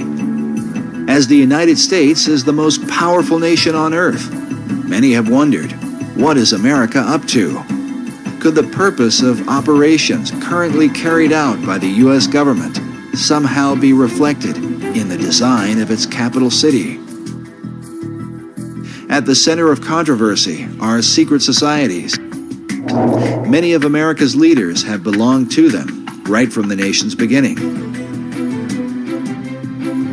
Our current president, George W. Bush, has admitted to his membership in the mysterious Skull and Bones Society. You were both in Skull and Bones, the secret society. It's so secret we can't talk about it. What does that mean for America?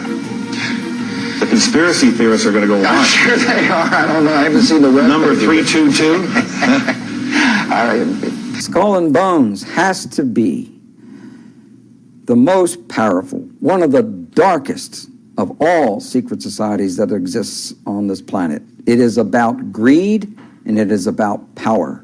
The idea for Skull and Bones is said to have come out of Germany in the early part of the 19th century. The society was founded at Yale University by William Huntington Russell, along with Attorney General and Secretary of War Alphonso Taft, whose son, William Howard Taft, would go on to become America's 27th president.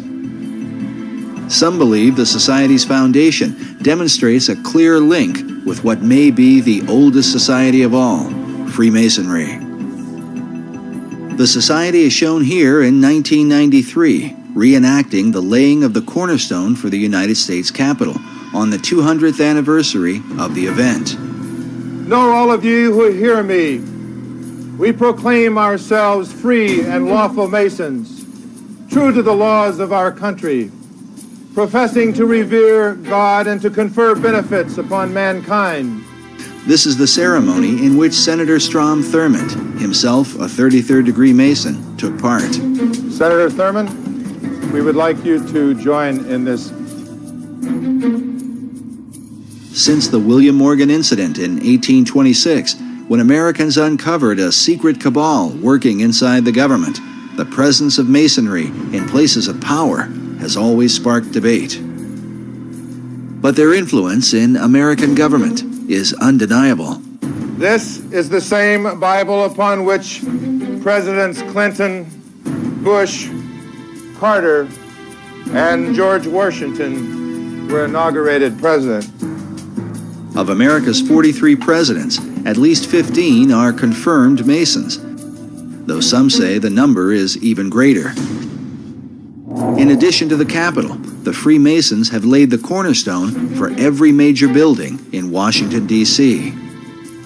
The cornerstones of the President's house, known to us as the White House, the Washington Monument, the Smithsonian, Independence Hall in Philadelphia, incidentally by past Grand Master Benjamin Franklin, and Constitution Hall stand out among many others as outstanding examples of cornerstones which have been laid Masonically. The cornerstone of the United States Capitol, however, stands out above all buildings erected in the free world as the seat of government for our people. This bronze plaque, located inside the U.S. Capitol, marks the spot where the original cornerstone was laid by George Washington, the first American president and a Freemason. George Washington is probably the most famous Mason in the world. The George Washington Masonic Memorial is entirely dedicated to the idea of Washington as a Freemason. Now, we do know that Washington participated in the laying of the cornerstone of the United States Capitol as a Masonic ceremony, and he wore his regalia as a Master Mason. And he laid the cornerstone and performed the ceremony of laying the cornerstone. Washington's participation in the event was recorded by the newspaper of the time, the Columbian Mirror, which can still be obtained through the Library of Congress. Laying the cornerstones of buildings which serve mankind is one of the world's most ancient customs. The cornerstone laying ceremony predates Freemasonry, although its early symbolic purposes as a sacrifice to appease the gods or demons or whatever in prehistorical times. Of course, there's no application to why Freemasons do it. The corn, wine, and oil that we use for this are also ancient symbols. Corn is the symbol of plenty, wine the symbol of refreshment, and oil the symbol of joy and gladness. While Masonry maintains these symbols as a representation of blessing, there are some who believe they hold a more hidden meaning. with symbols, there are always multiple levels, up to 7 different levels of interpretation with every particular symbol. Corn is an important symbol in Masonry and is one found repeatedly in Washington, D.C. But what sort of hidden meaning could apply to corn?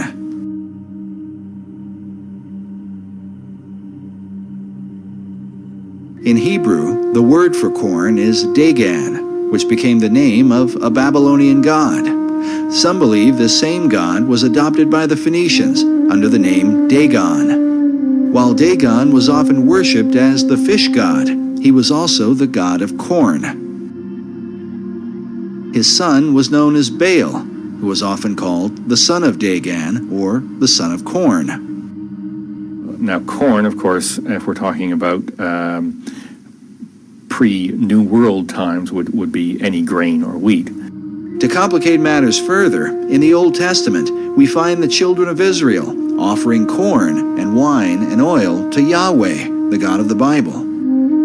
Yet at some point, God's anger was kindled against them for turning the sacrifice into idolatry. In the book of Hosea, God says of Israel, "She did not know that I gave her the corn and wine and oil, which they prepared for Baal." Notice again this Phoenician version of Baal, as a bearded man with strong features. Could Baal have been the model for the bearded male images that appear throughout Washington, D.C.?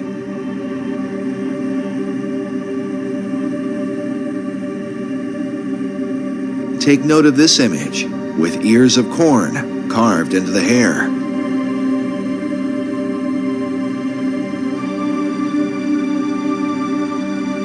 According to legend, Baal was once slain by the god of death and taken into the underworld. But at some point, he was resurrected, or as it is sometimes called, awakened. At Haines Point in Washington, D.C., is found this mysterious statue of a bearded giant rising up out of the ground. Or perhaps out from his grave. The statue is called the Awakening.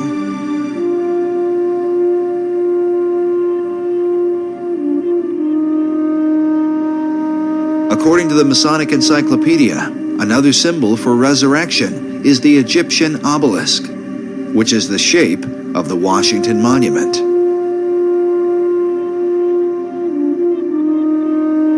The word obelisk is sometimes translated Baal's shaft, or the shaft of Baal.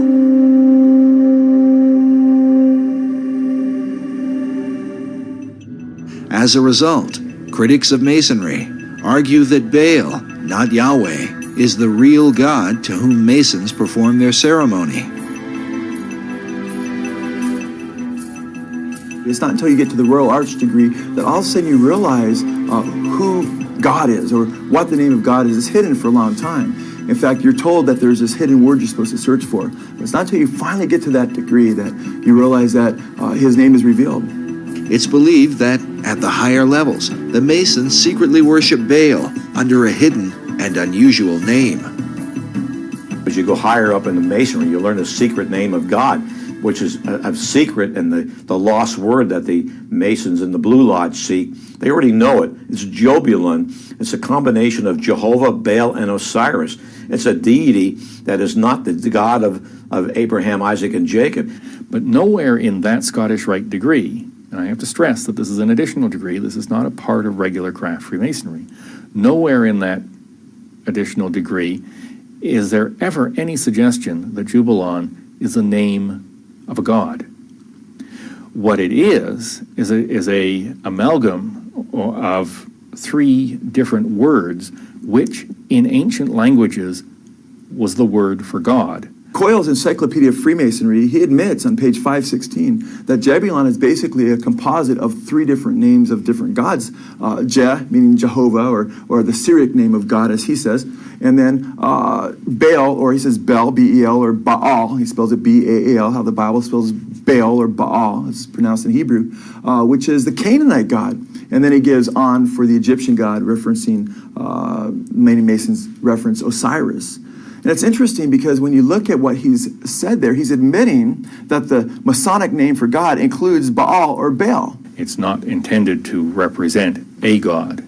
Its only use in the ritual is as a password to gain entry to the lodge. It's a demonic god. It's Baal worship. That's what you're involved in. It is the word for God in 3 ancient languages, 3 ancient civilizations.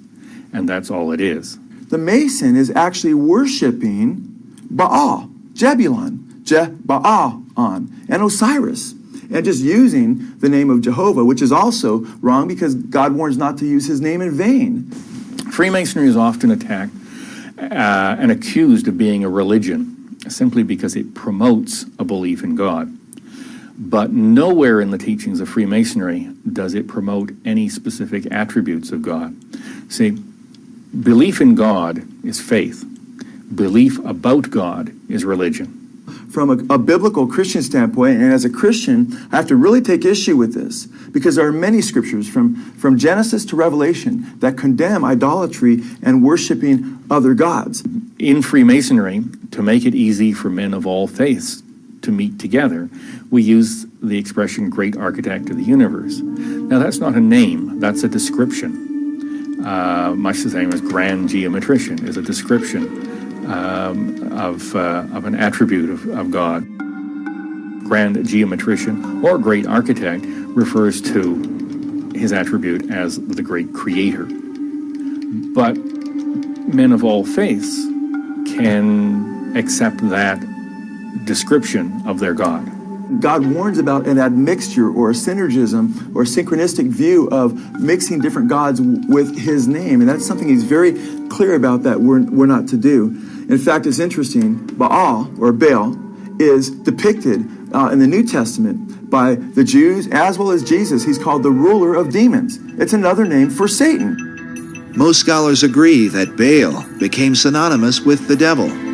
Yet Masonry insists its view of God is without definition. For the Mason, the corn, wine, and oil ceremony might as easily be dedicated to Baal as to any other god. Nevertheless, the conflict between Masonry and its critics goes on. Freemasonry is rationalist and humanist. It is not superstitious, and it is not involved in the occult. A lot of Masons don't have a clue as to the fact that the Masonic God is basically Satan. I think that's supremely arrogant of anyone who's not a Mason to believe they know more about Freemasonry than a Mason does. May corn, wine, and oil, and all the necessaries of life abound among the people of the world. And may this building be continued and preserved to the latest ages. What do these things really signify?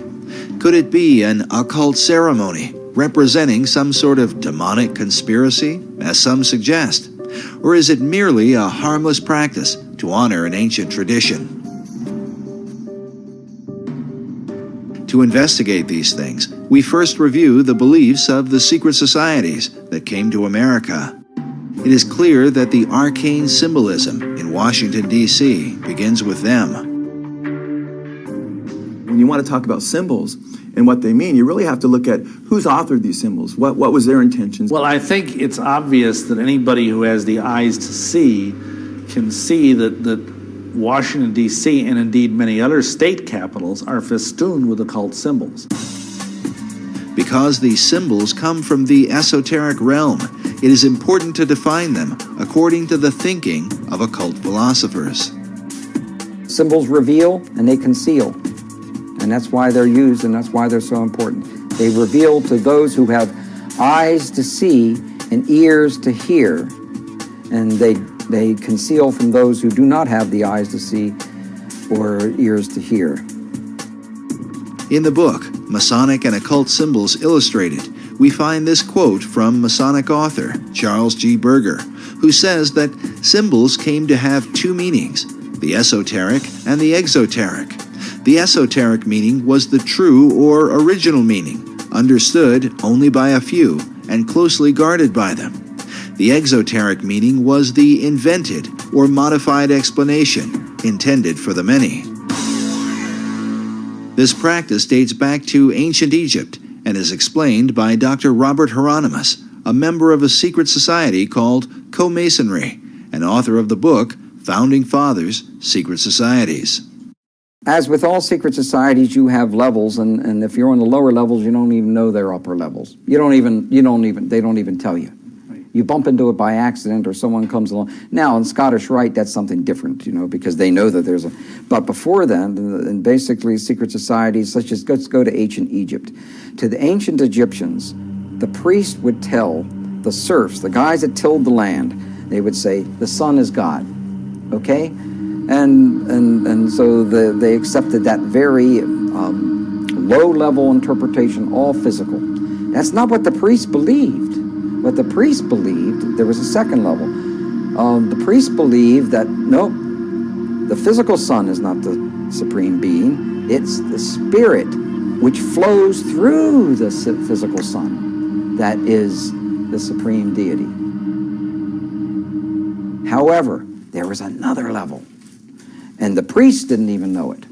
It's those that were involved and elevated to if I would have told you this 15 years ago, I might have gotten shot. But this is now, I'm so glad now that this is easy to talk about.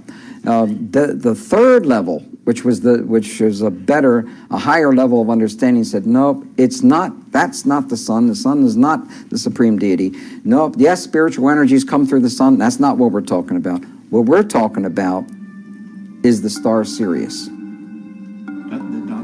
The dog star, because the dog star was everything to the ancient Egyptians.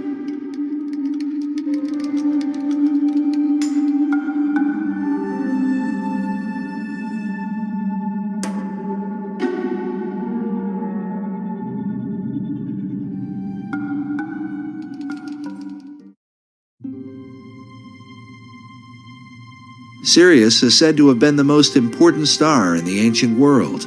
It was considered the brightest star in the heavens, many times brighter than the sun.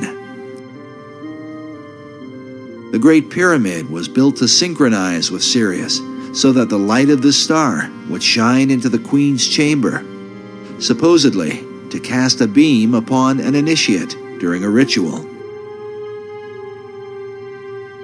Sirius is considered to be the dog star. It's considered to be the most evil star in the Egyptian pantheon. And the reason for this is because in ancient Egypt, they depended on the Nile. And during the time when Sirius is in its ascendancy, which is in late July and early August, was the time of drought. It was a time when the Nile was at its most weak in terms of being used for crops. And so the Egyptians thought this was a time of blasted blight, drought, and evil. It seems strange, then, that Sirius should be related to the founding of America. According to Masonic author David Oveson, the Declaration of Independence was signed when the sun was in alignment with Sirius in July of 1776. It is, however, appropriate that Sirius should be related to the most Egyptian-styled icon in America's capital city, the Washington Monument. Oveson writes that in 1848, when the cornerstone of the Washington Monument was laid, the sun would have passed over Sirius. He goes on to say that in the course of the ceremonial, the star Sirius would have been seen on the eastern horizon. It would have been rising over the Capitol building to the east of the monument. The monument itself was originally designed by Freemason architect Robert Mills. Mills was trained by two fellow Masons, James Hoban, who designed the White House, and Benjamin Latrobe, who designed the U.S. Capitol. Mills' original design seemed to combine the whole pantheon of pagan mysteries, an Egyptian-style obelisk surrounded by a Roman colonnade with Greco-Roman-looking statues all around it. According to the original plan, the monument should have been built directly south of the White House. But as with every plan, things change.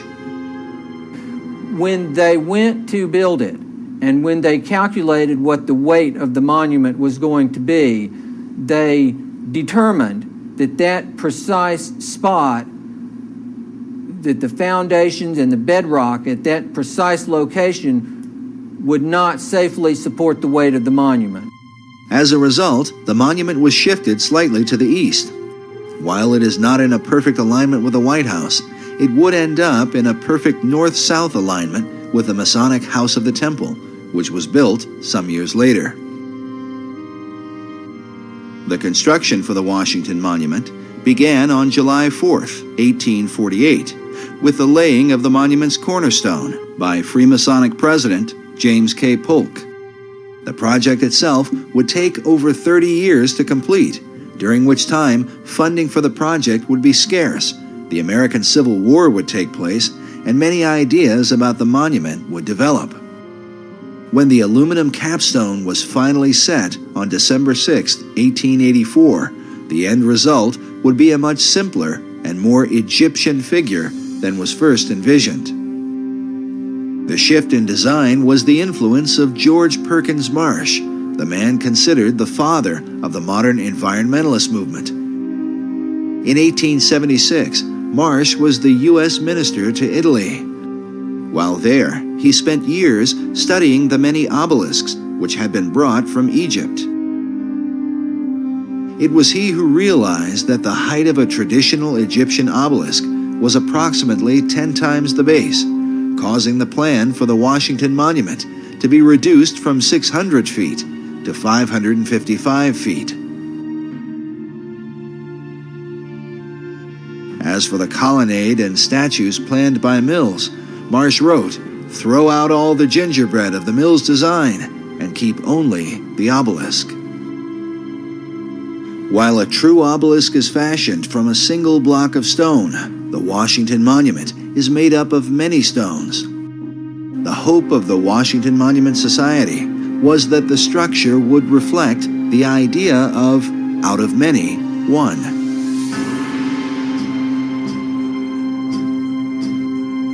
Meanwhile, the pyramidion at the top is made up of 13 levels, just like that of the pyramid on the Great Seal of the dollar bill. But mysteries abound with the monument, not the least of which is the presence of a 12-foot obelisk beneath a manhole just a few hundred feet away from the Washington Monument. It appears to be a miniature replica of the monument itself, but as to why it is there, no one seems to know. Yet like the pyramid on the US dollar, this obelisk is missing a capstone. Meanwhile, Masonic author David Oveson is convinced that the Freemasons who signed the Declaration of Independence on July 4th and who laid the cornerstone for the Washington Monument on that same date would have been familiar with the rising of the Egyptian dog star Sirius, as it is an important symbol in Freemasonry. Interesting thing about all Freemasonry is that symbolism is ultimately very important. They don't put a lodge in the east because it's a nice place and it looks good. They put it in the east. The masters have put it in the east, so because it's the rising sun. It's the rising sun. You're catching the energies of the light. As Dr. Hieronymus revealed earlier, the real light shining in the east for the Egyptians was not merely the sun, but the light of the dog star, Sirius, which some believe holds a more sinister implication. This dog star also has relations to the idea of modern-day ceremonial magic and modern-day masonry. This was especially true for 20th century occultist and Freemason Aleister Crowley, who openly practiced ceremonial magic and was a member of a secret order called the Order of the Silver Star. The Silver Star was a reference to Sirius. Masons teach that at the center of every Masonic lodge, there's a five-pointed star right underneath the altar upon which the candidate is obligated. But the thing is, what they don't tell you is that five-pointed star represents Sirius, which is regarded as a satanic symbol. There is perhaps no symbol that evokes occult suspicion like the figure of the pentagram, which from ancient times was associated with the dog star Sirius. Masonic philosopher Albert Pike wrote that Sirius still glitters in our lodges as the blazing star. The blazing star is an ancient Gnostic term for Sirius, and as shown here, is symbolized in Freemasonry by the five-pointed star or pentagram.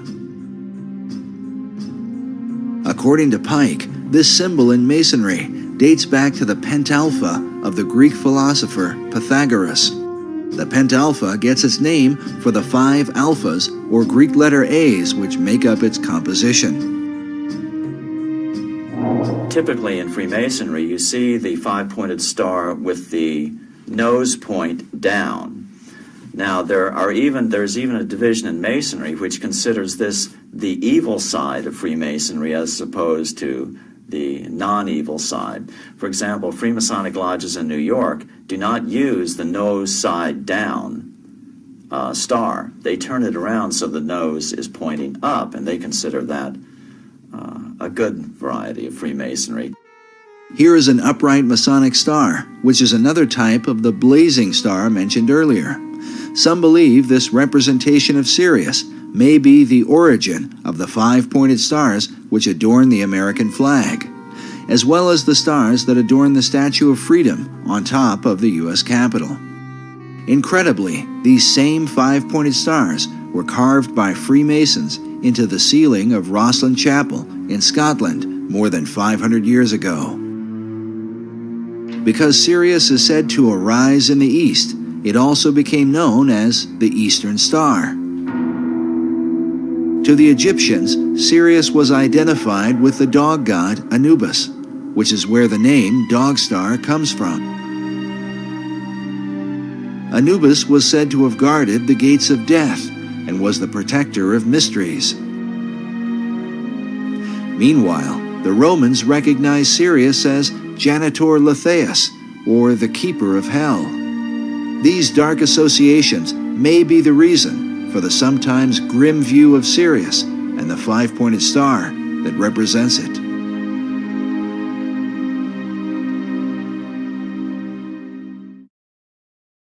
But Sirius was also associated with the Egyptian goddess Isis, and here, as we connect the dots, a more complete picture begins to emerge.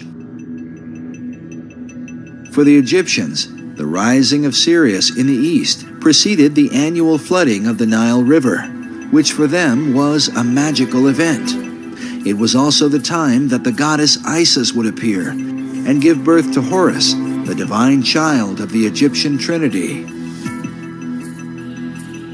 The all-seeing eye is also called the Eye of Horus, and in Freemasonry, Horus symbolizes the Masonic concept of a Christ. This is further represented by the hieroglyph used to denote Sirius. Notice the three symbols, an obelisk, a star, and a half circle. According to Egyptologists, the half circle is used to denote what is called the benben, or the capstone used to top the pyramids. Throughout all history, it has been said that the capstone to the Great Pyramid of Egypt has been missing, which is why the all-seeing eye of Horus floats in its place above the pyramid on the back of the dollar bill. According to occult philosophers, the light which illuminates the eye comes not from the sun, but from the dog star Sirius, as is demonstrated by this illustration of the blazing star of Masonry, centered by an all-seeing eye. As Robert Balville writes, in many esoteric traditions, the return of the capstone of the Great Pyramid will signal the return of the Great Initiate, which, according to many prophecies, signifies the return of the Christ.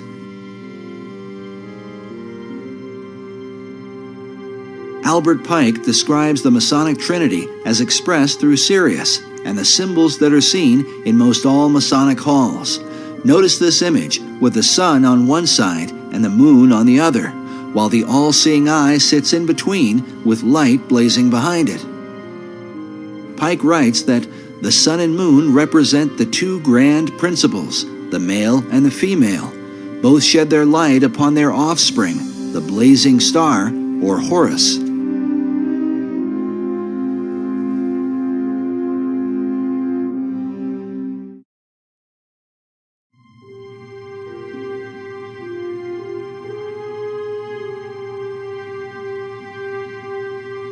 These philosophies have been known and practiced by secret societies for many centuries. As the evidence will show, designing cities as a reflection of occult tradition was not a new concept to the Founding Fathers, among whom the influence of Freemasonry seems undeniable. In fact, the 110th Congress of the United States on January 5, 2007, passed House Resolution number 33 to honor the Freemasons for their contribution throughout America's history. The number 33 is well known as the honorary degree of Scottish Rite Masonry. The House resolution read in part that the founding fathers of this great nation and signers of the Constitution, most of whom were Freemasons. The Masons felt in the United States that they were forming a Masonic republic. The concept of a republic dates back to the Greek philosopher Plato. Plato's Republic. That's a utopian theme, and that whole thing runs through our philosophy and thinking among the humanists to this day. They still think they would like to introduce Plato's Republic. Think about it. Every socialist country that's gone socialist have always called themselves a republic for that very reason. It was Plato who likewise set down the earliest known record of ancient Atlantis. Centuries later, Sir Francis Bacon would set down the New Atlantis, a tale which some believe was meant to be a blueprint for the New World, one based upon the teachings of ancient philosophers. Bacon didn't invent this New Atlantis concept. He was merely the inheritor of it. He was probably the most articulate proponent of it ever in history, but it preceded him. Bacon believed that the American continent was in fact the site of ancient Atlantis, a concept held by teachers of esoteric wisdom even today. The New Atlantis really was just America anyway. The east coast of America, if you take a look at the maps by other clairvoyants who have studied Atlantis, indicates that the east coast of America was the west coast of Atlantis. This country, America, is the remnant of the ancient Atlantis, and so is very susceptible to much of the history of Atlantis, the energies of Atlantis, and some of the actions, for instance, the religion of Atlantis. According to esoterics, the religion of Atlantis was in fact the mystery school teachings that were embraced by the ancient philosophers. Yet it might be said that none have been as prolific on this subject as 20th century philosopher Manly P. Hall, who wrote such books as The Secret Destiny of America and America's Assignment with Destiny. It was Hall that many Freemasons are said to have called Masonry's greatest philosopher. In 1934, Hall founded the Philosophical Research Society in Los Angeles, California, an organization dedicated to exploring the wisdom of all the world's traditions. It began in 1934, and I think in this building, the library itself was finished in 1936. This is one of the leading wisdom libraries in all of North America, if not the most comprehensive itself. The Philosophical Research Library has been highly regarded by esoteric students from all over the world. It is composed of books and artifacts collected by Manly Hall throughout his lifetime. Among those who revered the library was President Franklin D. Roosevelt, a Freemason and student of esoteric tradition. And Mr. Roosevelt himself, back in 1942, after the Pearl Harbor invasion, sent some of his people here to microfiche the works in this library because he looked upon it as a national treasure. He wanted to preserve it. When Hall died in 1990, his role as president of the society was succeeded by Dr. Obadiah Harris. Manly Hall, who was a young Canadian philosopher, sage type, envisioned re-establishing what he called the little Alexandrian library, which was, as you know, destroyed. He was very fortunate in that as he was giving a talk, he was still in his early 20s, a baroness, oil baroness from Ventura, who owned most of the oil wells in Ventura County, told him that she was going to take care of him for the rest of his life, that no matter what he needed, to let her know that she would see that he got it. And she wasn't really joking, because I've looked at the records back in the early 30s, when most of the country was in depression. I don't know if California was really in one, but most of the world, the country was. She was giving him $50,000 and $100,000 at a time to go around and search out this wisdom literature in manuscript form and in book form. This proves interesting because much of Hall's highly financed research was dedicated to investigating the founding and purpose of America. Through his research, Hall became convinced that America had a secret destiny that was known by the arcane societies of the ancient world. Was it this information that compelled FDR to preserve Hall's literature? Like Hall, FDR also believed that America had a rendezvous with destiny. Hall's connections to the White House and FDR are mysterious, but do not end with the library. Hall was also involved with a mysterious Russian mystic named Nicholas Roerich. Roerich was a Rosicrucian and member of the Theosophical Society. He was said to be a kind of spiritual mentor to Henry Wallace, a 32nd degree Mason who would become FDR's vice president. It was Roerich's influence that inspired Wallace and ultimately FDR to place the Great Seal of the United States on the back of the dollar bill, with the words Novus Ordo Seclorum, the new order of the ages. Dr. Harris, will you tell us about this statue here?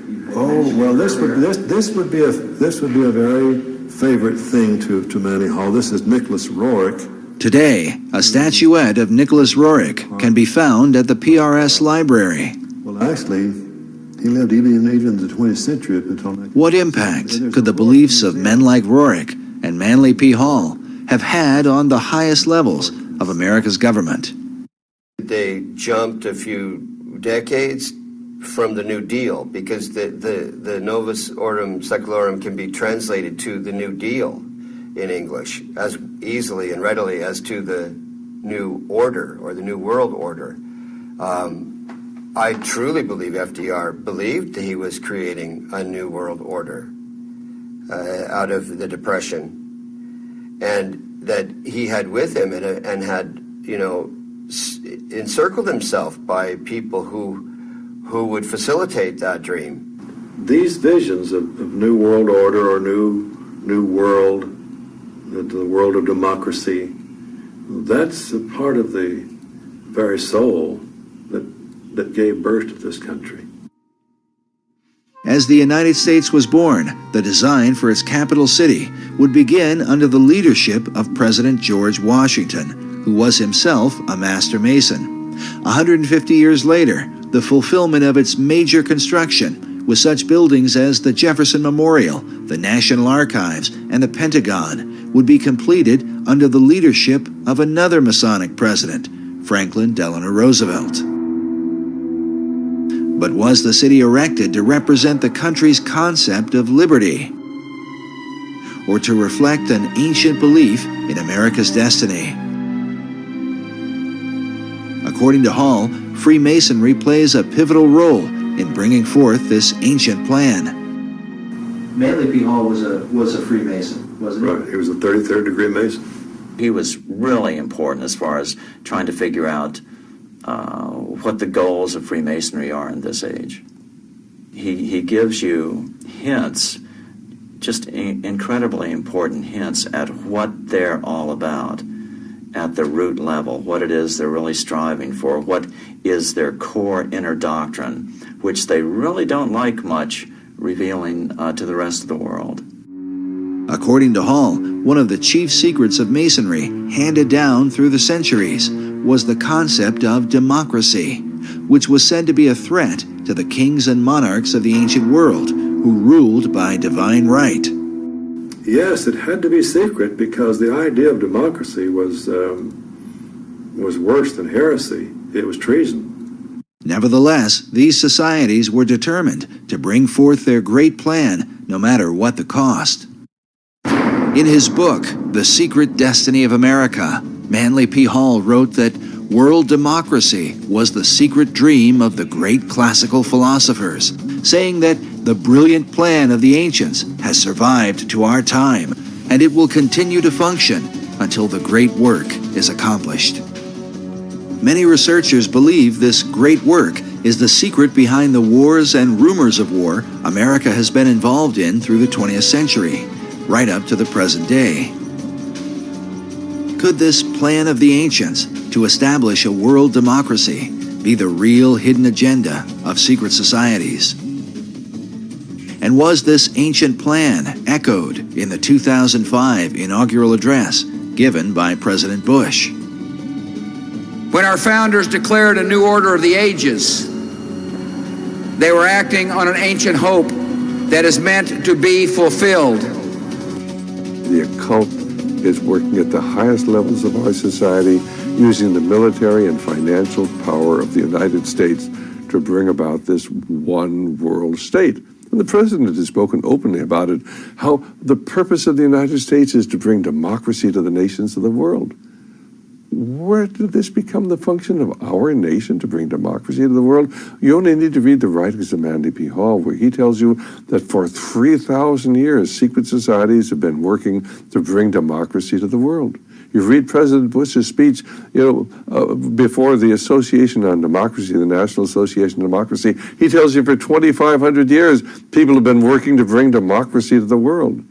Yet the ancient philosophers recognized that a true democracy could only be achieved by a society of perfected men. The perfected men would be comfortable in a true democracy. And probably a true democracy cannot emerge until there's enough of such human beings in the world that can take over the government of man. It will be that kind of leadership. It'll be like Plato's vision of the philosopher king, the man who has wisdom and the man who has power.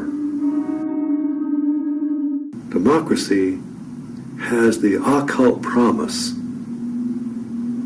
of a fair world to live in.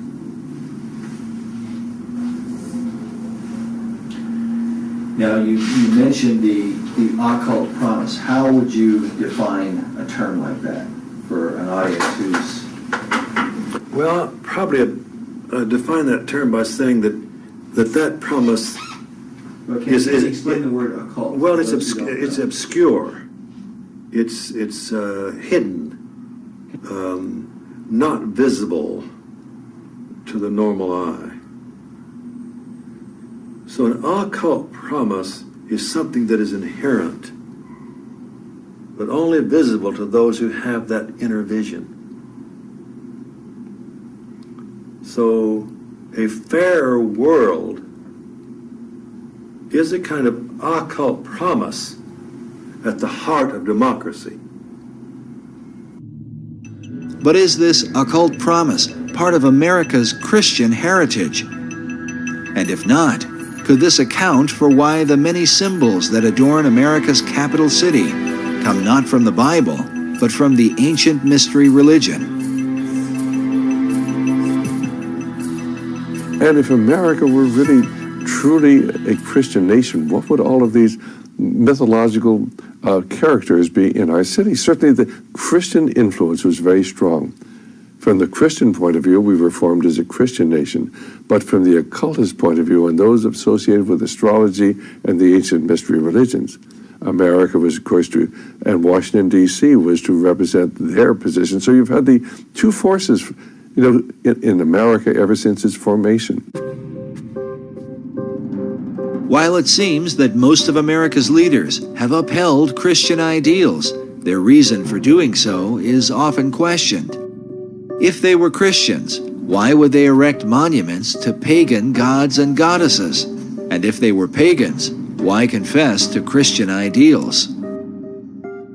Manly Hall suggests the reason may have been one of self-preservation. He argues that because of the persecutions of organized religion in the Old World, the secret societies employed even greater methods of secrecy to protect their occult philosophies, making themselves sound as though their beliefs had to do with Christianity, which was the dominant belief in Europe, and eventually America.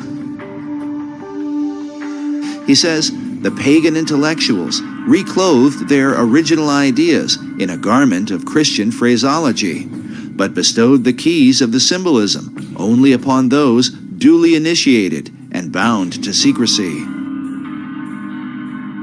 It is for this reason that all secret societies have an initiation process whereby members are bound by blood oaths not to reveal the secrets of the order. A chief factor that contributes to confusion about the beliefs of America's founders is the presence of Rosicrucianism. The Rosicrucians are a mystical, arcane society that played a major role in the development of Freemasonry. The rose and cross, which symbolize the society, are also the source of its confusion. The rose is the symbol of secrecy and represents the pagan mystery religions, while the cross symbolizes Christianity. Rosicrucianism is when the two are combined. Because of this, one can begin to understand how a man like Charles Thomson could be famous for his English translation of the Old and New Testaments, and at the same time approved the design of the Great Seal for the United States with the all-seeing eye of Horus floating over an Egyptian pyramid. Thomson was closely associated with a man named Peter Miller, a well-known 18th century Rosicrucian and the leader of the Ephrata community in Ephrata, Pennsylvania. The Ephrata cloister is believed to have been the first esoteric settlement in the New World, with connections to some of the founding fathers, such as Benjamin Franklin and George Washington. The early Ephrata movement clearly held mystical beliefs, even driving stakes into doorways to ward off evil spirits. We now know for certain that they were Rosicrucians. It was Washington was close to these individuals, as well as Franklin and Washington and Jefferson. Benjamin Franklin even enlisted the aid of Peter Miller to translate the Declaration of Independence into a number of European languages and to inform the world of America's independence. The printing for these translations was done at the Ephrata cloister. Peter Miller would have been further connected to many of the founding fathers through the American Philosophical Society, founded originally by Benjamin Franklin in 1743. The Society's members included such prominent figures as Thomas Paine, Alexander Hamilton, Thomas Jefferson, the Marquis de Lafayette, George Washington, Charles Thomson, and of course, Peter Miller. Later members would also include such names as Charles Darwin and Thomas Edison. Franklin Society is thought to be directly related to the earlier concepts set forth by Sir Francis Bacon. According to Michael Howard in his book, The Occult Conspiracy, Franklin's American Philosophical Society was operated in the same tradition as the Royal Society in England, which was based on Sir Francis Bacon's Rosicrucian concept of the Invisible College. In the history of the Royal Society, they refer to the beginnings of the Royal Society came from a group of people who called themselves the Invisible College. The Royal Society was brought in after Bacon's day. In fact, Bacon had been dead, I think, about 50 or 60 years, and the Royal Society was then brought in. how it happened, I believe, was, well, in fact, it's documented so solidly that you can buy, there's a book written by Thomas Sprat, who was the first president of the Royal Society. So this goes back to the early 1700s, and he wrote a history on it. And he acknowledged there that Francis Bacon was the originator of the idea. The purpose of the Royal Society of London was to further Bacon's advancement of learning through scientific investigation. It is without question, however, that some of their work led to the metaphysical and the occult. And then we find that the Rosicrucians called themselves the Invisible Brotherhood, and the College of Rosicrucians was therefore, or was called by them, the Invisible College. A Rosicrucian influence can be clearly seen in some of America's symbols. For example, this image of a pelican feeding her young appears in Manly Hall's Secret Teachings of All Ages and is very common to Rosicrucianism and Freemasonry. Now notice the Great Seal for the state of Louisiana. This particular replica is found inside the inner corridors of the U.S. Capitol. The Temple Church in London is a well-known Knight Templar church. Here we can see that the Golden Rosy Cross can be traced back to the mysterious knights. Now, notice the art surrounding the shrine. How a series of squares are shown with red and golden roses in the midst. The shrine opposite has a variation of the same design. Now consider this same pattern as it appears throughout the interior of the state capitol.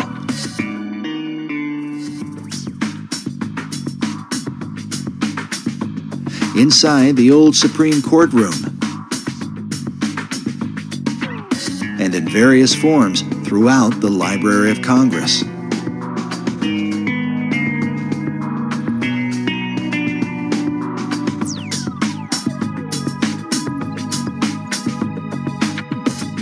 Sir Francis Bacon became the chief of the Rosicrucians in England.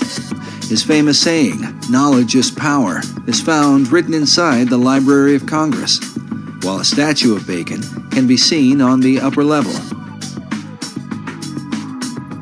Elsewhere in the main library is a Baconian passage from his collection of essays. It reads, "The inquiry, knowledge, and belief of truth is the sovereign good of human nature." This saying is found over a statue representing philosophy. Could this be an indication that Baconian philosophy governs the New World concept? Bacon took his inspiration from the goddess Pallas Athena, known for her helmet of invisibility. Pallas Athena images also turn up throughout Washington, D.C.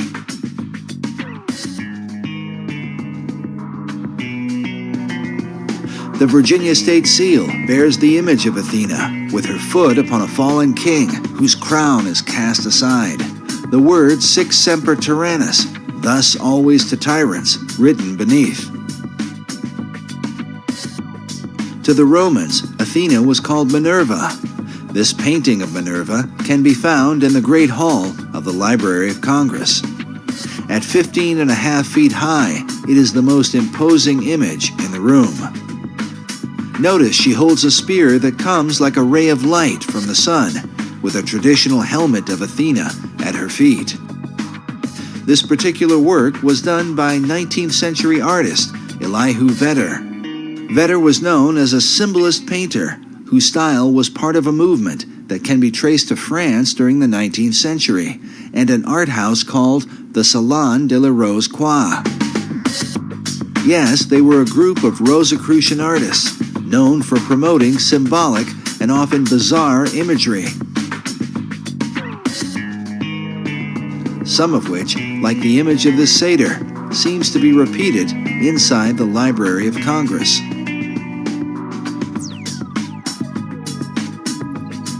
It's not clear if Vedder himself was a Rosicrucian, but one of his chief influences certainly was.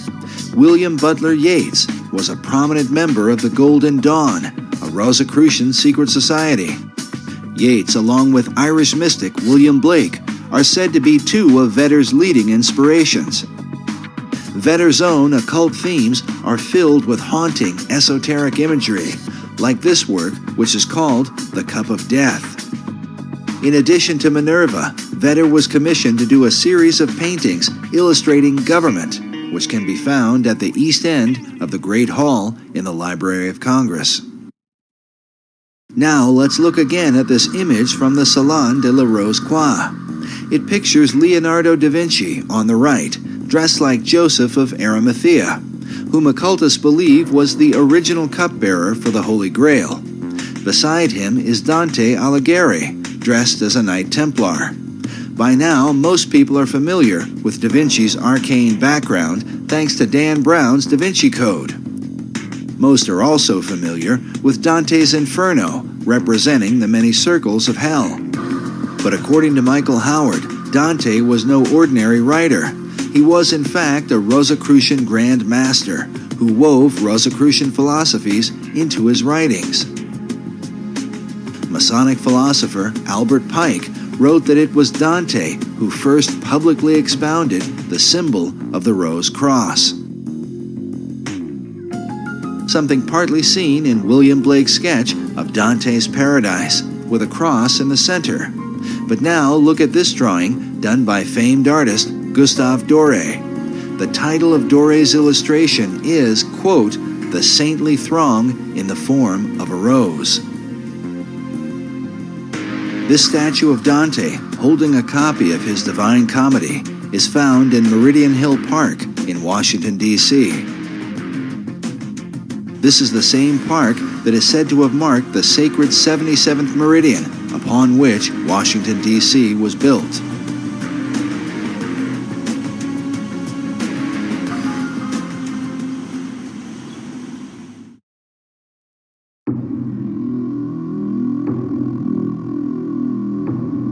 But one final Rosicrucian emblem in the Library of Congress is worth noting. High up in the ceiling, in between two faunish-looking figures with serpents for legs, is what appears to be a traditional crucifixion. But behind the Christ-like figure on the cross is a black, double-headed phoenix. The words in Latin that encircle the image come from Psalm 17:8, a psalm that is often employed in Rosicrucian writings. It reads, "Under the shadow of thy wings, protect us." The question is, whose wings are providing the protection?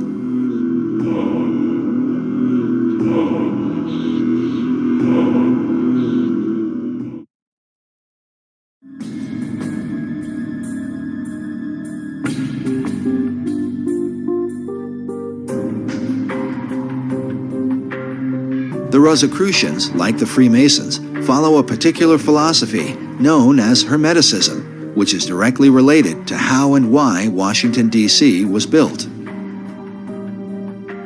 The origin of this philosophy dates back to the deepest recesses of the ancient world and to what has been one of the most dominant subjects in archaeological and metaphysical research through the 19th and 20th centuries, the lost empire of Atlantis.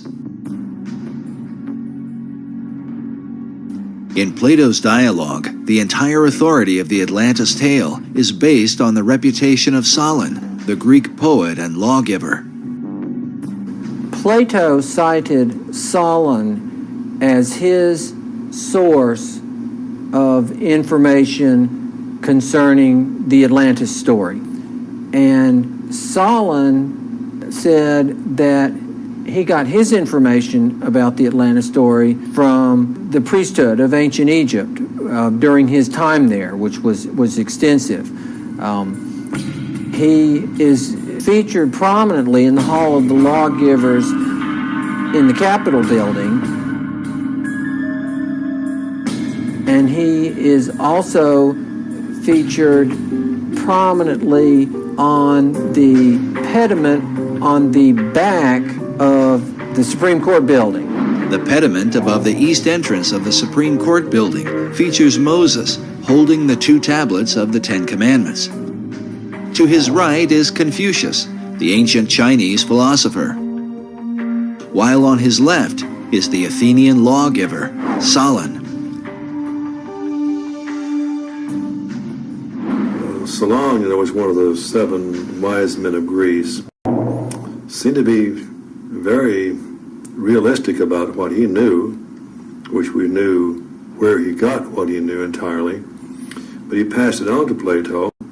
So in the old Atlantis that was in legend, at least, although it seems like that Solon and Plato really believed it existed.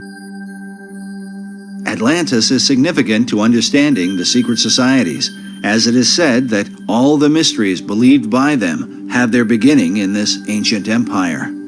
Well, it's this concept that there is ancient, mysterious, magical knowledge, which we initiates only can provide to you, and goes back to the time of Atlantis. All knowledge, the power to heal, the power to destroy, godlike powers hidden within secret societies.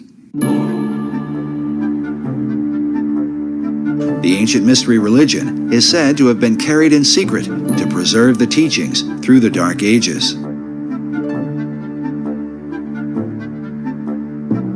It's believed the mysteries were adopted by the Knights Templar, who brought them back to Europe when they returned from the Crusades.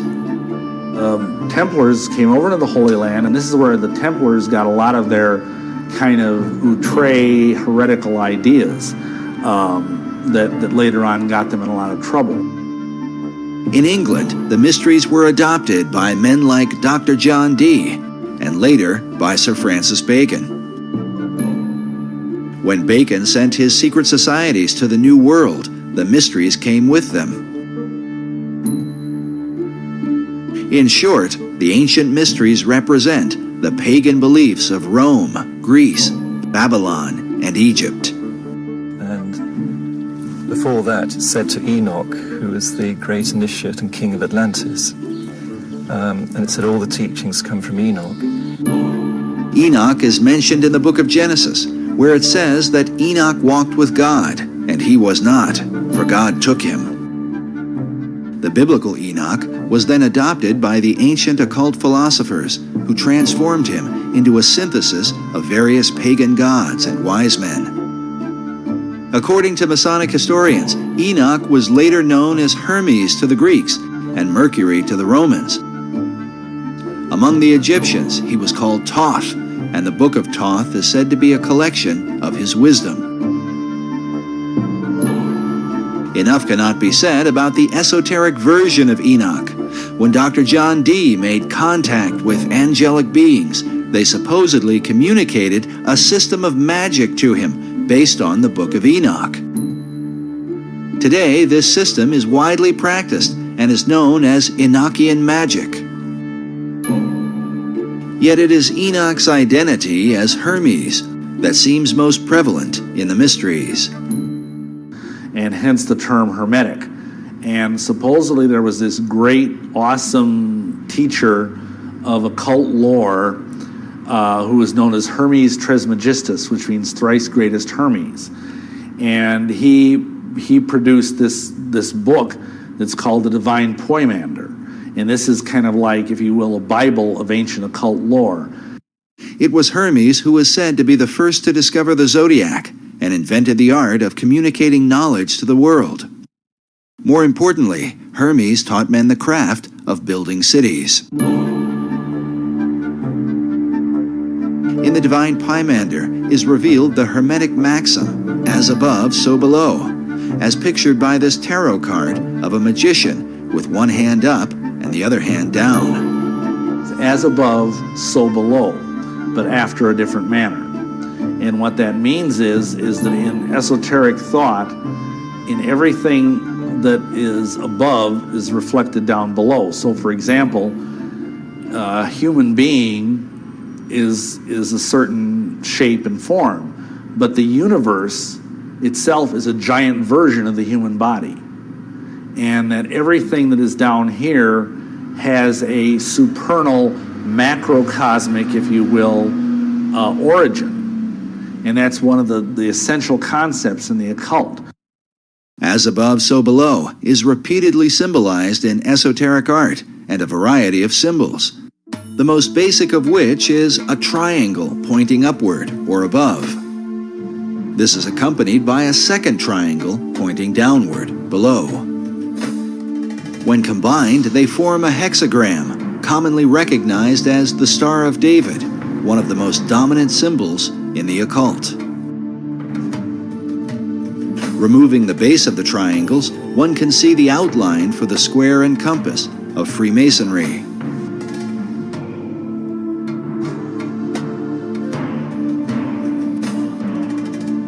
This next image shows what Manly Hall called the God of Reflections. He is called the Ancient One, perched over a pool of water that reflects his image. Notice also how the placement of his arms and the crown upon his head form two triangles like a Star of David, while on his chest is a Maltese cross, positioned upward and then reflected again down below. Esoterics believe this same principle of reflection can be found in nature, with bodies of water providing a mirror as a picture of the Hermetic maxim. With this in mind, consider the placement of the reflecting pools in our nation's capital. Before the Washington Monument, the U.S. Capitol, the Lincoln Memorial, and the Supreme Court.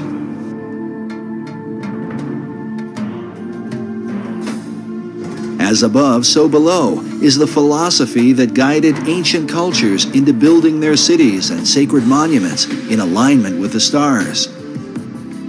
While mystical sites like Stonehenge, the pyramids, and Easter Island are all examples of this practice, modern researchers believe that with them is the design for Washington, D.C.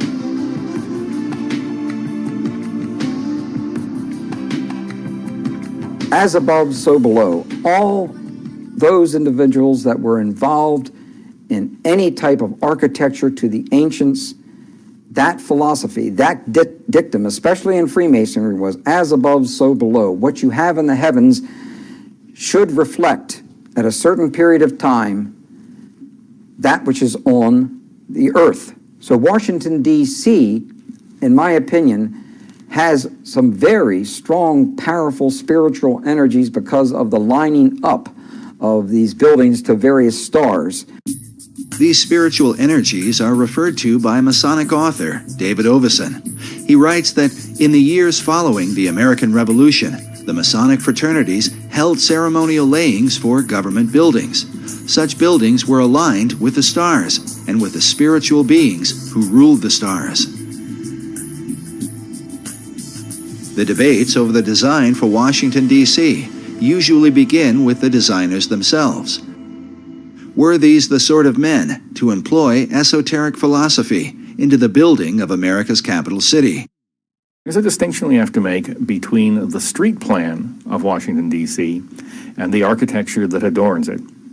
We know the names of the four major people that laid out the street plan and the variations that happen in those street plans.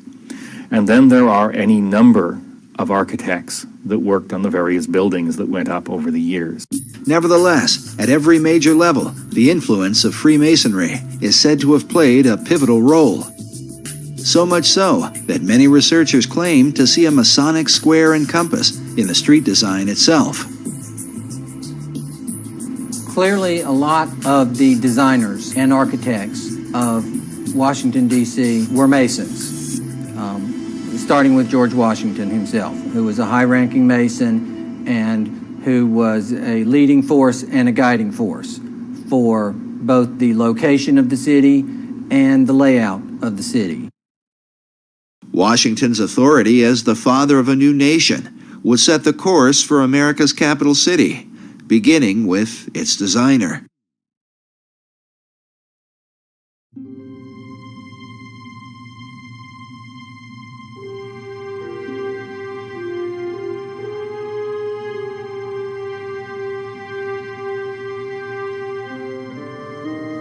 George Washington was still president during the time that the plan for the city was conceived. Washington had commissioned Major Pierre Charles L'Enfant to work out the initial street design. L'Enfant had come from France with the Marquis de Lafayette and served with Washington during the Revolutionary War as one of his officers. He was known as a temperamental Frenchman, sometimes difficult, if not impossible, to work with. He, as I understand it, felt very strongly about the plan that he developed for the street layout of the city. So much so that when minor changes were suggested, he became irate. Have to change. Oh, absolutely not. No changes. No changes. Slums can't be done. But nonetheless, if you look at his original plan, which is, of course, available, you can see maps, his map, and it is very similar to the current layout of the city. L'Enfant insisted his original design be followed to the letter, something that would later lead to his dismissal from the project. Yet even so, one Masonic author writes that the early architects responsible for individual buildings did attempt with considerable success to honor L'Enfant's master plan. He goes on to call it an arcane schema to be established with the aid of interested Masons.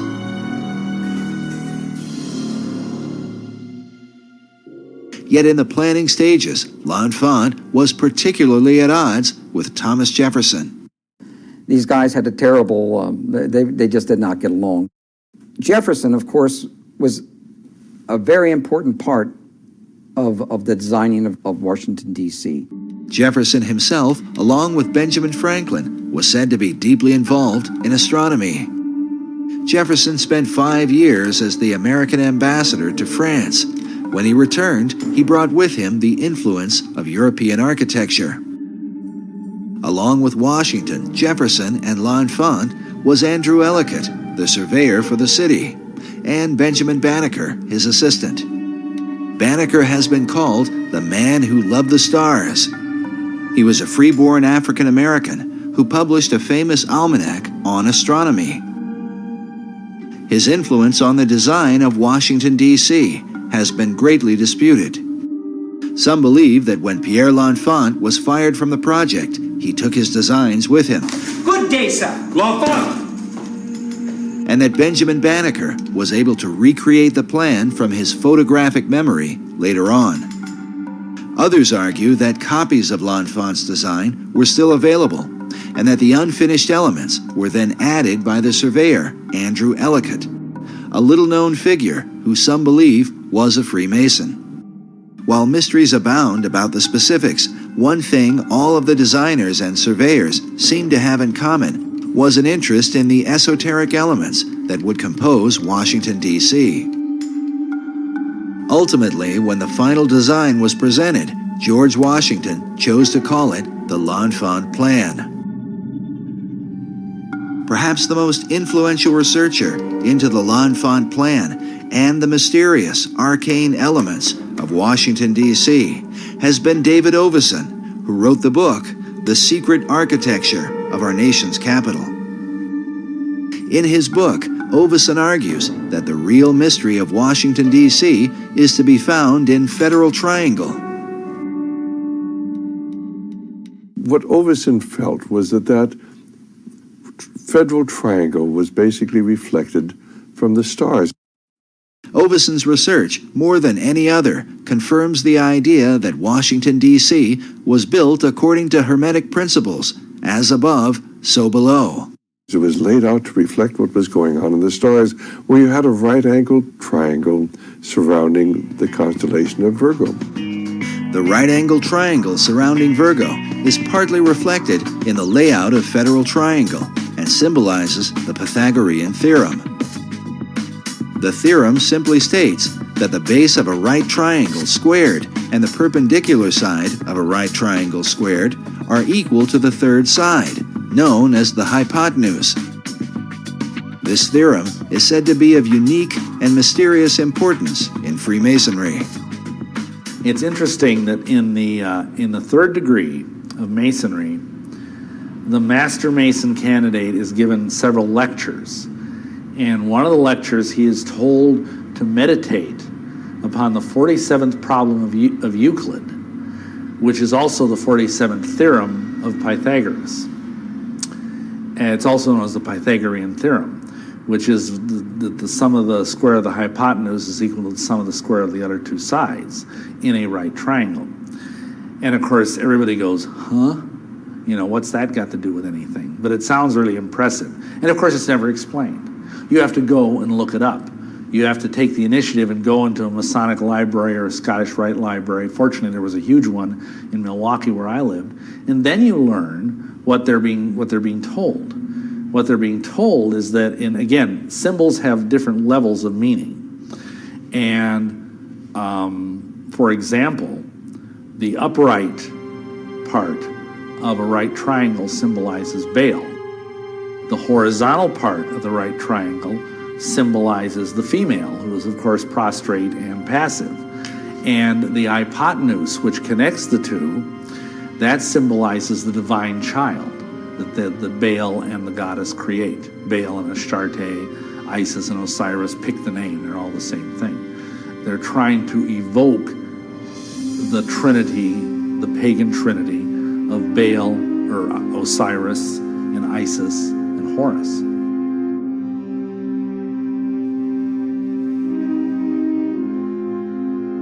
The squared elements of this Pythagorean trinity resemble the letter Y. In his book, David Oveson suggests that Washington, D.C. was intentionally placed at the split of the Potomac and Eastern rivers to symbolize this Pythagorean Y.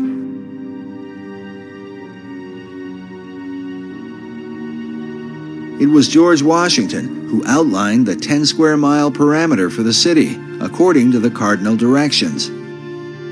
But Oveson's principal theory is that in L'Enfant's original plan, the White House, Washington Monument, and Capitol Building were designed in a right triangle, according to a star pattern above, where 3 stars surround the constellation Virgo, forming a stellar triangle.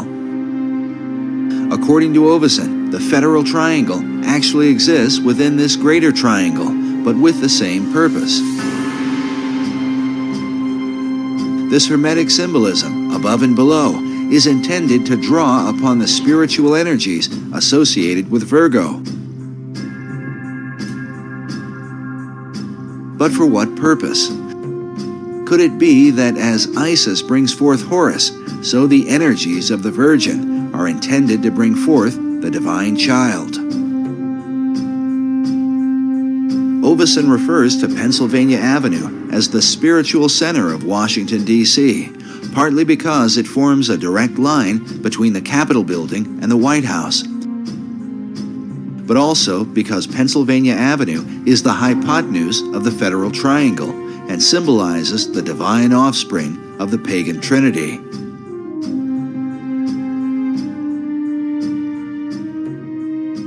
The divine child is supposed to be for lack of a better word, the New Age Messiah. He's supposed to be the product of the coming together of the cosmic feminine forces and the cosmic masculine forces to produce a synergy. This synergy of the masculine and feminine is said to be a key understanding of all occult doctrine. These are the positive and negative, like the black and white imagery of yin and yang. Sir Francis Bacon held to these ideas through the gods Apollo and Athena. Bacon took his mystical views from the teachings of Kabbalah. You know, in Kabbalah, it's taught that a man and a woman is a complete vessel, and that's the only way for the holy light to be held entirely. This concept of completion is further defined by the esoteric concept of alchemy. In Arabic, the term for chemistry is alchemia. In the European languages, that becomes alchemy. but it's an Arabic term that simply means the chemistry. The chemia, chemistry. Alchemy is like divine chemistry. You could use that as a term. It's about transformation. It's about transformation of the lower self to the higher self. Some use the symbolic expression of lead to gold. This divine chemistry is sometimes called the chemical marriage or wedding. In the 17th century, the Rosicrucian order put forth a document called The Chemical Wedding of Christian Rosenkreuz. A Rosicrucian website explains the purpose of the tale, saying that alchemy is based on the view that man, as a result of the loss of his original Adamic state, is divided within himself. He regains his integral nature only when the two powers are again reconciled with one another. And so, just as there was an Adam and Eve, there's a husband and a wife, there's a man and a woman, because it's two different qualities, positive and negative, and together they make the whole.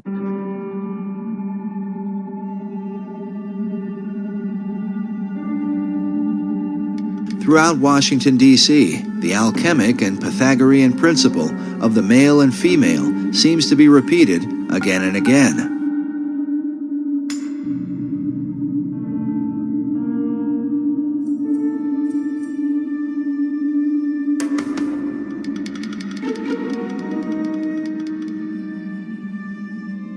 Notice here the James Buchanan Monument, with a male figure to one side and a female to the other,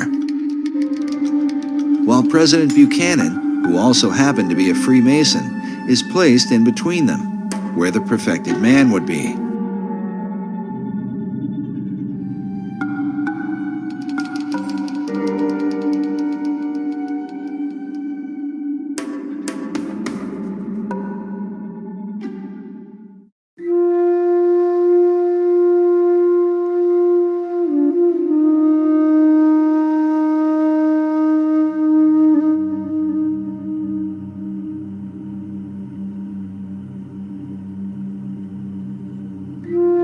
But perhaps the clearest single representation of this Pythagorean alchemical formula is the Boy Scout Memorial found on 15th Street between E Street and Constitution Avenue.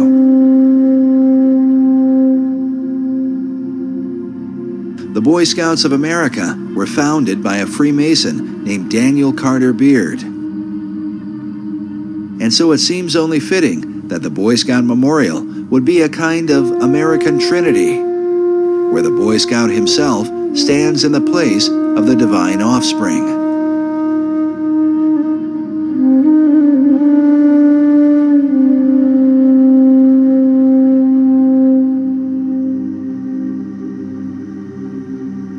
Yet esoterics argue that this divine offspring cannot come forth without help from above. Primary sources indicate, as Jefferson and other of those who were involved with architecture, that you lined up the heavens with whatever you were creating, have it built at a certain time, and that would pull the spiritual energies and powers into that location. The idea of receiving help from heavenly powers was the ancient practice of alchemists, Rosicrucians, and those in pursuit of secret knowledge. But on Pennsylvania Avenue, the General Gordon Meade statue seems to clearly capture this idea. Meade was the Union general who defeated Robert E. Lee at the famous Battle of Gettysburg, sometimes called the bloodiest and most decisive battle of the Civil War. One that ultimately decided that the American states would remain united. Notice the general standing in the forward position with a golden standard of victory above his head, while behind him are a series of mythical god and goddess-looking figures, as if they might be powers and principalities from the heavenlies. In total, the statue seems to represent the idea that Meade was empowered by heavenly forces to accomplish what he did. But exactly what forces are these? And what power do they represent? A Freemasonic website features General Meade's walking stick, with an image of the general carved upon it, the name and dates of the Gettysburg Battle, along with a skull and crossbones, while just above it is a Masonic square and compass. Consider also the golden standard that floats like a halo above the general's head, reminiscent of countless images of Christ through the Middle Ages. The theme of a Christ-like figure, empowered by heavenly beings, has many levels in Washington, D.C., and seems to be the perfect companion to the Virgin symbolism which appears throughout the city, not the least of which is the goddess Freedom that sits atop the U.S. Capitol. A replica of Freedom is found inside the Capitol itself. The Virgin is said to symbolize purity and perfection, and hence becomes the alchemical companion to the perfected man, who also brings forth the divine child. In front of the Supreme Court building are found a male figure to one side and a female to the other. But centered in the tympanum above is not a man, but a woman, said to be the goddess Liberty enthroned. But exactly what liberty does she represent? David Oveson's book is subtitled The Masons and the Building of Washington, D.C. Could all of this arcane symbolism have been the intentional working of Freemasons? David Oveson seems to think so. The author declined to be interviewed on camera, but did grant us a phone interview, where he told us he felt his lengthy book was merely scratching the surface. We also learned from the Masonic headquarters in Washington, D.C., that since the book's publication, David Oveson has become a Freemason. But while many Masons are proud to say that America's Capitol is full of Masonic symbolism, not all of them agree. From my studies of the design of Washington, D.C. and its history, I do not believe that there are any secret plans or designs related to Freemasonry. Dr. S. Brent Morris is an honorary 33rd degree Mason and the managing editor for the Scottish Rite Journal, Masonry's premier publication. His office is located inside the Masonic House of the Temple in Washington, D.C. Norman Vincent Peale, Harry Truman, Bob Dole, Gene Autry, John Philip Sousa, John Glenn. We know that he wore this medal. We're not sure that he wore it at the cornerstone. There is the apron that he wore. That apron is still in existence. So there he is laying the cornerstone. Now, while Dr. Morris is proud of Masonry's long heritage of prominent members, he disagrees with Oveson's notions of Masonic symbolism in stellar alignments and signs of the zodiac. Freemasonry uses the zodiac in only the most superficial way. They use it as an emblem to refer to the heavens. You can go to the National Academy of Sciences and you can see star maps representing the heavens. You can see in their mosaic floor, you can see designs of the gods and goddesses. And certainly if anyone in Washington is not influenced by astrology, it would be the National Academy of Sciences. Freemasonry uses the zodiac as a symbol for the sky, as a symbol for the heavens. We talk about the 7 liberal arts and sciences: grammar, rhetoric, logic, arithmetic, geometry, music, and astronomy. And the zodiac is often used to represent the science of astronomy. But there is no special Masonic importance assigned to the zodiac, no Masonic importance at all assigned to astrology.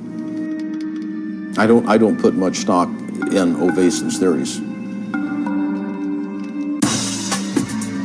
Dr. Morris is a prominent Masonic apologist. He's appeared several times on the History Channel and has written a number of books, including The Complete Idiot's Guide to Freemasonry. I wrote my book, The Complete Idiot's Guide to Freemasonry, because there is a growing interest in the Masonic fraternity. A great deal of this is caused by Dan Brown's recent book, The Da Vinci Code, and the anticipation that his next book is going to be about Freemasonry. Because of this growing public interest, I thought it was important to put a book, simple to read, that was factual and that addressed many of the accusations, the claims, the rumors about Freemasonry. Dr. Morris has even lectured at Canonbury Tower in London, the former home of Sir Francis Bacon, who is considered the first Grand Master of modern Masonry. Morris is highly respected by his brother Masons for his diligent defense of the craft. There are many theories out there about the influence of Freemasons on the United States. You can find websites that claim that all the signers of the Declaration, or 50 of the signers of the Declaration, were Masons, and that all or most of the signers of the Constitutions were Masons, and that the Great Seal of the United States is a secret Masonic emblem, and that the street plan of Washington, D.C. has Masonic emblems. And there are two groups of people that promote these ideas. The first group of people are the anti-Masons, the people that hate the Masons, that want to show that there is some evil, powerful, possibly demonic conspiracy that is guiding the United States. And the other group of people are the overeager Freemasons that want to promote the theory. Yet those who oppose Masonry are careful to point out that some of the overeager Freemasons have been among the most powerful men in America's history. Ed Decker is one of the leading Masonic critics and author of the book, The Dark Side of Freemasonry. Decker warns people about what he feels are the dangers of Masonry. My background in Masonry comes from my family. We've been Masonic family for as long as I can go back to. I've traced it back to over 200 years of Masonic involvement, every male member of my family, as well as the women and the kids. And, it went down from my grandfather, my great-grandfather, my great-great-grandfather, to my dad. Decker even claims to have been threatened by Masons when exposing their secrets in the past. I've been shot at, beat up, accosted, spit on, you name it. But when they're shooting at you, you know they're serious. My life has been threatened, been shot at a number of times. Praise God, I'm alive from that too. Decker believes that Freemasons use clever tactics and word games to cover up their influence in America's history and to hide the truth about their secret rituals. I was on a radio show in California one time years back, and I was talking about the 30th degree of the Scottish Rite, where they drink wine out of a human skull, the top of a human skull, and they talk about that the bread you eat in this Masonic communion is the actual bodies of Zoroaster and Confucius and Jesus and all the great teachers and Buddha and so forth, and that the blood you drink is the actual blood of the combination of all these great leaders and great teachers of mankind and the great Masons. It's a form of Masonic transubstantiation, and I was talking about this as when you go to a ritual and they have you drinking wine out of a skull, you got a problem. And I got a phone call that came in, and the caller said, "I'm a Mason. I've been a Mason for 60 years, and you're a liar. We don't drink it out of a human skull." And I said, "You're a liar. You do drink it out of a human skull. Don't tell me so. I know. I've been there, seen it." And he said, "Well, we drink it out of a plastic skull, not out of a real skull." I said, "Oh man, it was a word game with him." The question has arisen for many: if some of the leading and most powerful men in America's history take part in such occult practices, what will the consequence ultimately be for America's destiny? A destiny planned by secret societies, said to be written like so many riddles in the stones of Washington, D.C.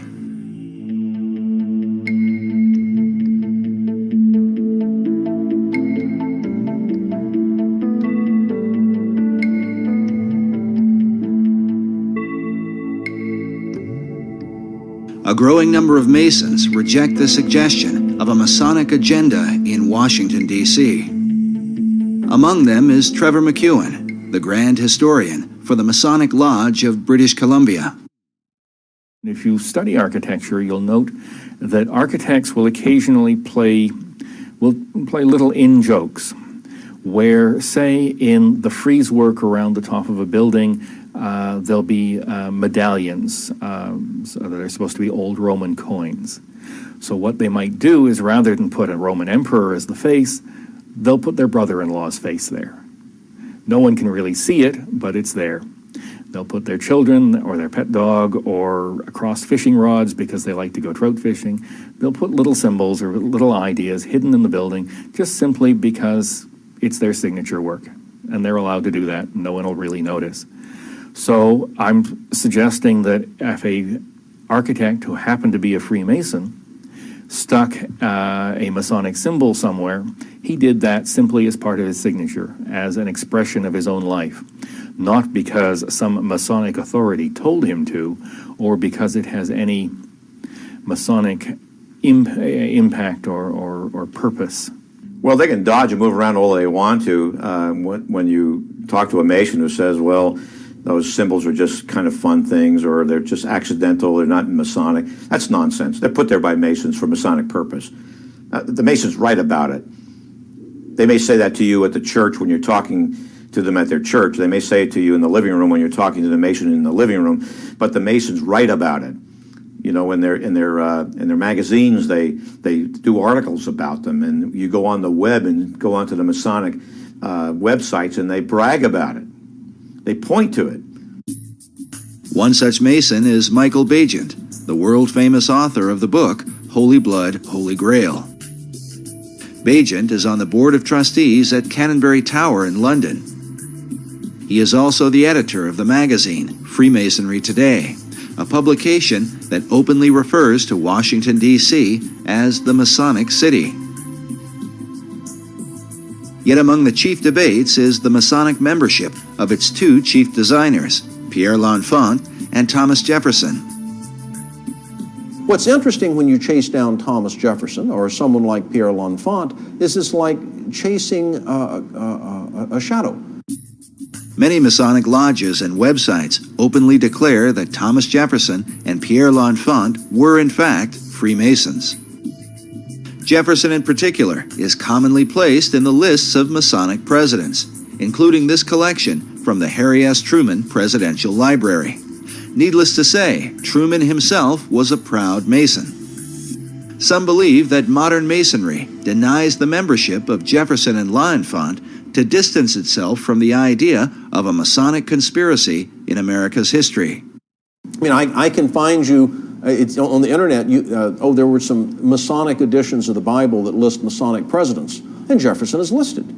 And so they say, aha, we know that Jefferson is a Mason, and you're trying to hide it because he was this awful deist, and you don't want to have an atheistic, non-Christian deist as one of your members. And the answer is no. The people that wrote the Bible, that wrote the supplementary pages for that edition of the Bible, made a mistake.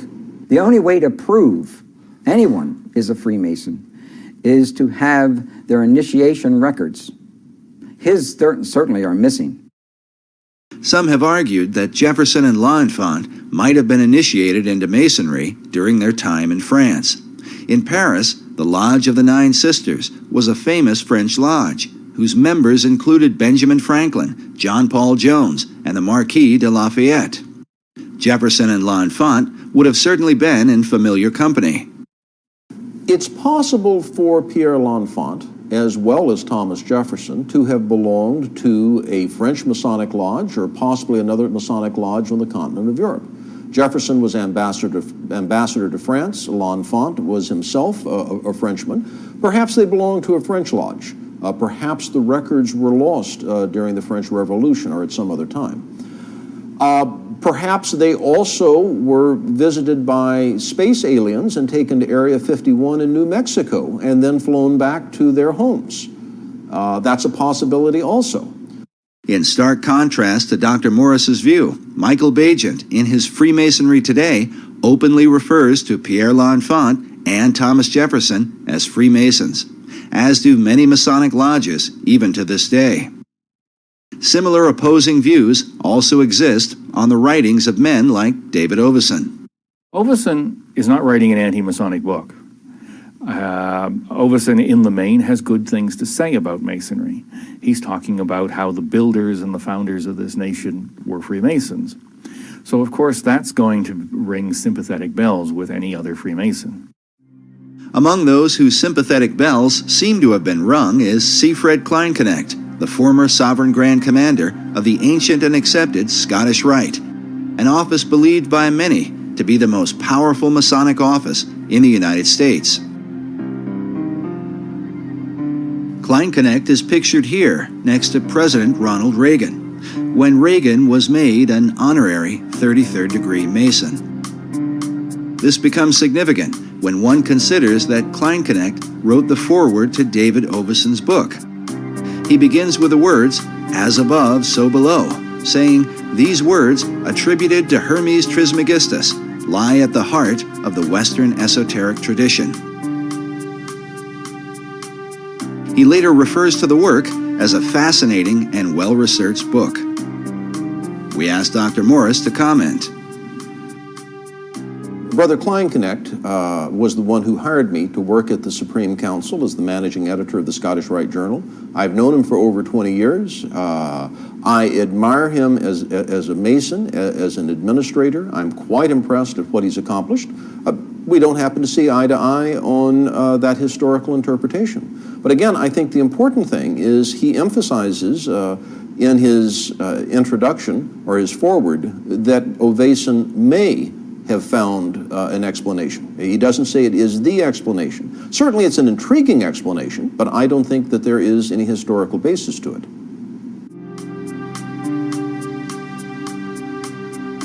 Of David Oveson's research, Siegfried Kleinknecht writes that recent scholarship demonstrates the undeniable influence of Freemasonry exerted on the American system of government.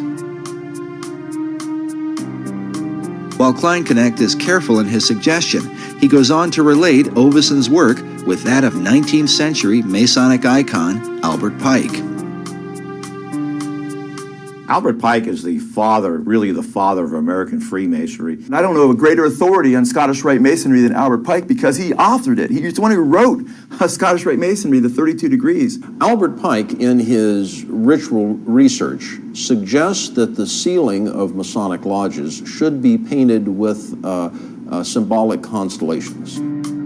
In the foreword to Oveson's book, Kleinknecht comments on Pike's suggestion for a ceiling design. He says, "The astonishing thing is that Pike's ceiling design reflects precisely the same mysteries observed by David Oveson in this book." Albert Pike was one of the most prominent 19th century Freemasons. He joined the fraternity, I believe, in 1859, just before the Civil War. He was a scholar of ancient languages, was very familiar with what we would call comparative religion today, and he was given the task by the Supreme Council for the Southern Jurisdiction to rewrite their rituals. And this he did just before the Civil War, and then after the Civil War, he was elected Grand Commander of the Southern Jurisdiction, and he served in that position until his death in, I think, 1891. Pike held the office of Sovereign Grand Commander for the Southern Jurisdiction, which is based in Washington, D.C. This is the same office that would be later held by Siegfried Kleinknecht. Albert Pike's great contribution to the Scottish Rite is his book, Morals and Dogma of the Ancient and Accepted Scottish Rite of Freemasonry. On the title page it reads, "Esoteric Book for Scottish Rite Use Only, to be returned upon withdrawal or death of recipient." It's given to the new Masons after they've gone through a series of stuff. Then they're given a copy of Albert Pike's book. Pike declared that the true definition of Freemasonry is an advance toward the light.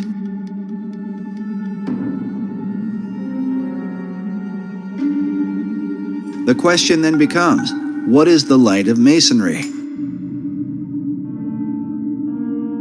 Many believe the answer comes from Pike's own words. In Morals and Dogma, Pike wrote, "Lucifer, strange and mysterious name to give to the spirit of darkness. Is it he who bears the light? Doubt it not." Masons and their critics will likely agree that these words, perhaps more than any other, continue to haunt Pike's memory. A statue of Albert Pike is located at 3rd and D Streets in downtown Washington, D.C. It was erected by Freemasons in 1901 through an act of Congress. Pike is shown with a maiden beneath him, bearing the standard of the Scottish Rite. More than a century after his death, Albert Pike continues as an important and controversial figure in America's capital. Not only does his statue remain, but he is the central focus of one of Washington, D.C.'s most unique buildings, the Masonic House of the Temple, the headquarters for the ancient and accepted Scottish Rite of Freemasonry. The building was designed by 20th century architect John Russell Pope, who modeled it after the mausoleum at Halicarnassus, one of the 7 wonders of the ancient world. Pope himself was not a Freemason, so he relied upon the esoteric knowledge of Elliott Woods, a 32nd degree Mason who was the architect of the United States Capitol at the time. The top of the temple is shaped like a step pyramid that some believe parallels the truncated pyramid on the back of the dollar bill.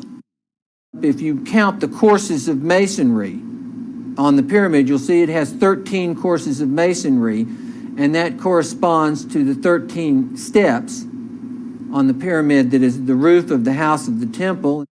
Not only is the number 13 present in the roof design, but the House of the Temple is said to be 13 blocks north of the White House, leading some to believe that a secret Masonic signature somehow ties Masonry with the seat of power in American government. One of the interesting theories put forward about the layout of Washington, D.C. is that the House of the Temple is exactly 13 blocks north of the White House. And the statement is usually said with a great deal of dread, and I'm sure that if we had a soundtrack accompanying it, there would be deep bass strings playing in the background to emphasize that sense of dread. Now, it turns out that there are some side streets at a halfway marker, and if you count them, and you don't count the streets that are in the circles, well, by golly, you can come up with 13 if you kind of squint your eyes and look at it sideways. Using a simple map, 13 individual cross streets can be identified between the White House and the House of the Temple, located on the south side of S Street. Dr. Morris's contention, however, is that if one counts the 2 streets that cross Scott's Circle, rather than only the street that runs between them, it would not amount to 13 blocks. Yet even prominent publications such as U.S. News and World Report have recognized that the Masonic House of the Temple is about 13 blocks north of the White House. But superstition about 13 seems ingrained in American culture. Even our modern elevators specifically avoid the number. It's said that President Franklin Roosevelt would invite his secretary to dinner to keep from having 13 people at the table, and would avoid going out on the 13th of each month. Yet it would seem that FDR was not so troubled about the appearance of 13 on the Great Seal of the dollar bill. 13 leaves in the olive branches, 13 bars and stripes in the shield, 13 feathers in the tail of the eagle, 13 arrows clutched in its talons, 13 letters in the phrase E pluribus unum on the ribbon, 13 stars in the hexagram above the eagle's head, the 13 levels to the pyramid, and 13 letters in the phrase Annuit Coeptus, said to mean God has prospered. When French architect Pierre L'Enfant laid out the design for Washington, D.C., David Oveson tells us he planned for 13 approximate straight lines of avenues for the city. But what does 13 mean in the occult? First, let us consider how those who are involved with mysticism look at numbers. William Wynne Westcott, a well-known Freemason and one of the co-founders of the Hermetic Order of the Golden Dawn, explains that the followers of Pythagoras referred every object, planet, man, idea, and essence to some number or other. The numerals of Pythagoras were hieroglyphic symbols, by means whereof he explained all ideas concerning the nature of things. He goes on to say that all systems of religious mysticism are based on numerals. Some believe the phobia about 13 comes from the Last Supper, where supposedly Judas Iscariot was the 13th person to arrive and then later betray Christ. Kabbalists say 13 represents man's ability to go beyond the zodiac, to ascend above the stars of heaven. With this in mind, consider this phrase inside the Library of Congress: "To lo they build, who build beneath the stars." For Kabbalists, the number 13 is not unlucky, but refers to their concept of God. The word Shekinah represents the manifestation of God's glory. It is taught that the Shekinah glory of God shone in Solomon's temple when it was first dedicated. This picture shows a group of Freemasons reenacting this dedication ceremony. But in the Library of Congress, we are faced with an interesting puzzle, as we find these words painted on the wall: "The true Shekinah is man." But what could all this have to do with the number 13? Biblical scholar E.W. Bullinger writes that as to the significance of 13, all are aware that it has come down to us as a number of ill omen. Many superstitions cluster around it. Unfortunately, those who go backwards to find a reason seldom go back far enough. We must go back to the first occurrence of the number 13 in order to discover the key to its significance. It occurs first in Genesis 14:4, where we read that 12 years they served Chedorlaomer, and the 13th year they rebelled. Hence, it stands in connection with rebellion, apostasy, and revolution. It was when America was made up of 13 colonies that its rebellion against England occurred. Was this just a coincidence, or the intentional working of the Freemasons who launched the Boston Tea Party? An event commemorated here on the ceiling of the Capitol building. Nearby is an illustration which had originally been designed by Benjamin Franklin. Franklin himself was a master mason and the head of several lodges in America and Europe. In his proposal for the Great Seal of the United States, Franklin coined the phrase, "Rebellion to tyrants is obedience to God." In this illustration, Franklin chose to represent the early colonies in the form of a serpent, divided into 13 sections, with the words, "Join or die," in the midst. The traditional belief is that all of that was based on the fact that there were originally 13 states in the Union, and that the number 13, that's the conventional view, is just simply because there were 13 states that the number 13 was emphasized. Another 13 is found about 13 blocks south of the Masonic House of the Temple. The cornerstone of the White House was laid on October 13th, 1792. The architect for the White House was an Irishman named James Hoban, who took his design from Leinster House in Ireland. Since 1922, Leinster House has been headquarters for the Irish Parliament, but before that was known as the first Masonic Lodge in Ireland. In 1307, the Knights Templar were betrayed in Europe by the Pope and the King of France. By now, it is well known that they fled to Scotland for refuge, hiding themselves in Masonic lodges. Yet according to 18th century Masonic author Baron Karl von Hunt, certain Templar leaders made their way to Ireland before they reorganized and formed their well-known power base in Scotland. The Knights had a foothold in Ireland since about the 13th century through their banking operations, and would have likely gone underground to protect themselves once the persecutions began. What we do know is that centuries passed, and in time, Leinster House became the birthplace of Irish Freemasonry, with obvious connections to the Knights Templar. Leinster House was once called Kilwinning Lodge No. 75, or the High Knights Templar of Ireland. James Hoban, the architect for the White House, was himself an Irish Freemason. But the White House cornerstone bears a further Templar twist. The Charleston City Gazette reported that the date recorded by the Freemasons for laying the first stone read the 13th day of October, 1792, in the 17th year of the independence of the United States of America.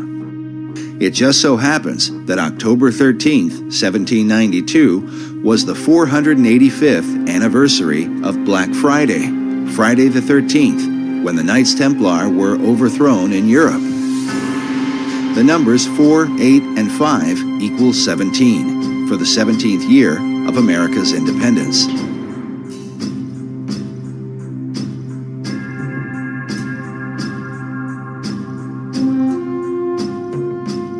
Meanwhile, the day before, on October 12th of 1792, was the first celebration of Columbus Day in America, and supposedly commemorates how Christopher Columbus sailed for 33 days before he made his first landfall in the New World.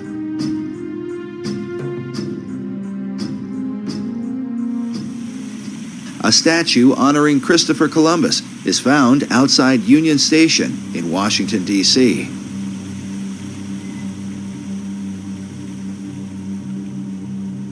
The Columbus Monument declares that it was the faith and courage of Christopher Columbus that gave to mankind a new world. Yet for years, researchers have wondered why American historians have given such credit to Columbus when there were others who had reached the New World earlier. Columbus in 1492 only got as far as the Caribbean islands. Even the sealing of the state capitol acknowledges the coming of the Vikings. Historians argue that Leif Erikson made it to the New World some 500 years before Columbus. You do have history. You just don't recognize it. Or could it be that the recognition is intended to represent something else? After all, when Columbus sailed the ocean blue, he did so with sails bearing a red cross on a white background, the symbol of the Knights Templar. These same ships are found painted on the interior ceiling of the U.S. Capitol. When they were arrested, the Templars were accused of devil worship, a charge that has been a point of controversy to this day. Many hundreds of knights were captured, they were tortured, and that makes a lot of their confessions rather suspect. However, I think the old saying is where there's smoke, there's fire. And it is interesting that in England, the Templar Knights were not tortured. They were interrogated, but they weren't tortured because that was against the law in England. And some things do emerge. One is that they do seem to have been required as part of their ordeal, their initiatic ordeal, if you will, to trample on the cross and spit on the cross. Also, they were alleged to have worshipped this god Baphomet, and which is either described as a three-headed deity or as a skull or as a goat-headed being. And those things, I think, were probably true. While mysteries abound concerning the relationship of the Templars to Masonry, the connection was clearly made by Albert Pike. In front of the Masonic House of the Temple are two 17-ton sphinxes, cut from single blocks of stone. One representing wisdom, with its eyes half closed, as if in contemplation, while the other represents power, with its eyes wide open. These two chief elements are said to represent Plato's ideal balance for the perfected man. The man who has wisdom and the man who has power. To the Scottish Rite, Albert Pike seems to represent such a man, as he is a central focus of the temple itself.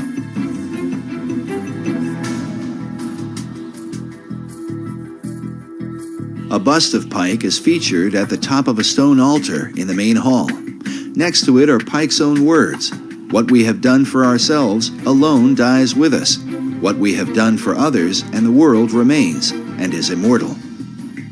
But exactly what immortal works Pike did for others and the world remains an issue of constant debate among critics of Masonry.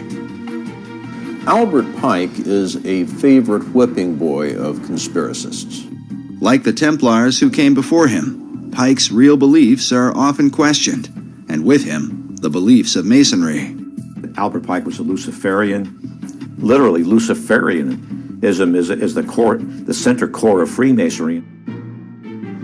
Pike's body is buried inside the temple itself, with this stained glass memoriam, next to a bust of his likeness. And they revered him so much that they actually dug him up and buried him in a wall underground. And you go to the house of the temple, and there's an actual room dedicated to Albert Pike. The Albert Pike Room is located in the lower level and is filled with Pike's many books, a number of portraits and photographs, the pipes, memorabilia, and even the death mask of the man thought by many to be America's most important and notorious Freemason. In his lifetime, Pike would have seen the completion of the U.S. Capitol and the Washington Monument. He lived much of his life in Washington, D.C., and devoted himself to the promotion of Freemasonry. Indeed, some have argued that Pike's controversial form of Masonry was the result of a radical struggle that occurred during the years just after the American Revolution. But how did this struggle come about, and what was its purpose? More importantly, could this influence have somehow impacted the design for Washington, D.C., and with it, the ultimate destiny of America? The answer to these questions may be found by examining a group that today has much to do with Washington, D.C., one that is thought by some to be the most mysterious and dangerous secret society in the world.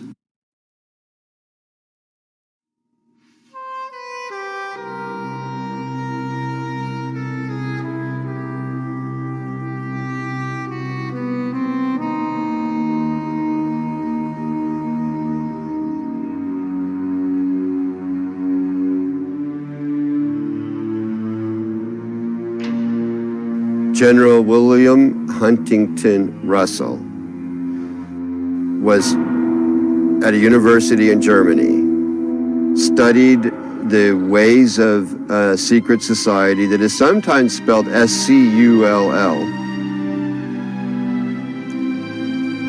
asked permission to transfer it to North America, and he did.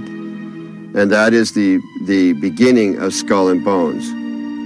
Some 50 years earlier, during the time of the American Revolution, Germany had been the home of a secret order that many claim would be responsible for all the wars and conspiracies of the next 200 years.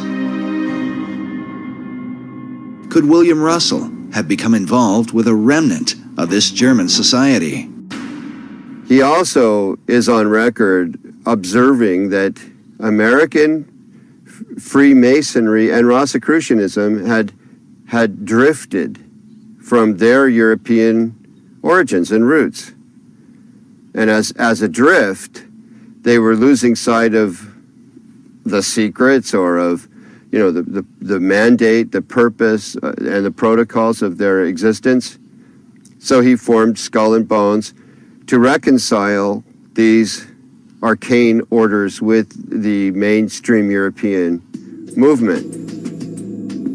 During this era, the mainstream European movement, especially among secret societies, was on fire with a concept of revolution, which involved overturning old systems of government, monarchies, and the influence of organized religion in particular.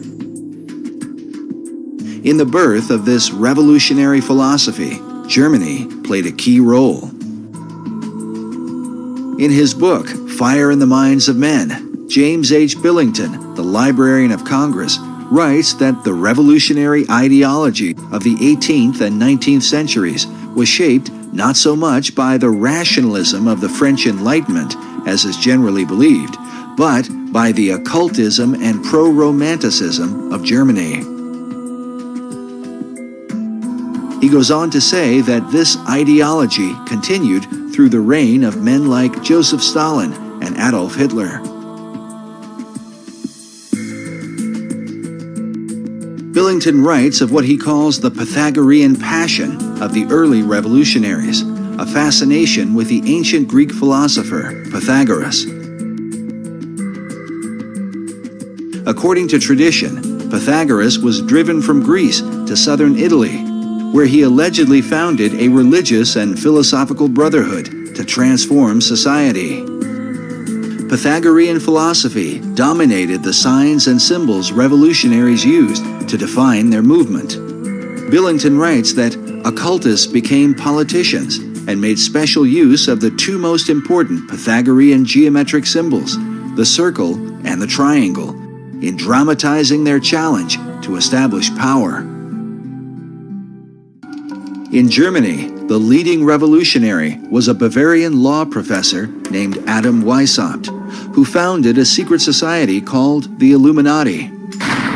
Billington writes that Weishaupt's final blueprint for politicized Illuminism, written during the first year of the French Revolution, was entitled Pythagoras. Pythagorean geometry plays an important role in the design for Washington, D.C. The entire layout of the city is based around Federal Triangle, a right triangle which represents the Pythagorean theorem. Could this have been the influence of Adam Weishaupt and the revolutionary faith of the Illuminati? And if so, in what other ways could this mysterious and highly controversial group have impacted America? The Illuminati was an organization created in Bavaria. A Freemason named Adam Weishaupt created the Illuminati as an inner circle of Freemasons. And he was very definitely taken by the period of the Enlightenment. He saw liberal democracy and liberal government, not liberal in the sense that we use it today in political talk, but liberal in the sense of giving rights and freedoms to the citizen as an important way to improve the world. And his plan was to create this inner circle of Masons called the Illuminati. That means the enlightened ones. And that this inner circle of Freemasons would then spread out among Masonic lodges, and then the Masons in turn would see to it that their members were put in prominent positions in government, and that then the Illuminati's influence would enable the liberal democratic principles of the Enlightenment to be spread throughout the world. It had three ideals: separation of church and state, controls on the power of the state, and the emancipation of women. Three planks in their platform, if you will. Now, one could say that the Bavarian Illuminati won, because that, in effect, defines Western society. Because the Illuminati plan to change the world in many ways came to pass, some believe the order functioned through the revolutionary movements of the 18th, 19th, and 20th centuries. The cry for revolution around the world seems to have impacted all the countries of Europe and spread beyond to Russia, China, North Korea, and Cuba. But most controversial is the society's influence in America, something hinted at in the very date in which the Illuminati in Germany was founded. I think they were supposedly formed in 1776, the same year of the Declaration of Independence. And the Illuminati was established as an organization, you know. He says, no longer are we going to take the orders of the monarchs in 1776. Now that's a pretty important date, isn't it? Now, you made reference to 1776 and the Illuminati. Can you draw a line and I do associate the two because the language was so symbolic. It's too direct and too precise not to know that these people who envisioned such a new world were actually combined in the underground secret societies of Europe. Fire was an important symbol to the revolutionaries, who were determined to destroy the old world in preparation for the new. As one of them declared, with a match, one does not lift up the world, one burns it. Weissaup's Bavarian Illuminati sparked the flame of the revolutionary faith, but some researchers believe that at some point their flame was put out. They lasted about 10 years. Now, what lasted for centuries after them was the rumor and reputation that there is a secret inner circle of Freemasons that are plotting to take over the world. John Robison in Scotland wrote a book, Proofs of a Conspiracy, where he talks about how the Illuminati are trying to take over Masonic lodges, and Masonic lodges are trying to take over the world. But the American lodges, by and large, externally, we know, did not accept that because it wasn't needed. However, it doesn't mean that there weren't lodges within the United States that did. You had to have had some Freemasons that were members of the Illuminati, but were they in control of any lodges? Don't think so, because it would be against the law. In the lower levels, they could talk all they wanted about it, but to get together as a group, as a function, as Freemasons, they couldn't. There was an Illuminati scare. How frightening is this? We've always known there was a Masonic lodge down the street.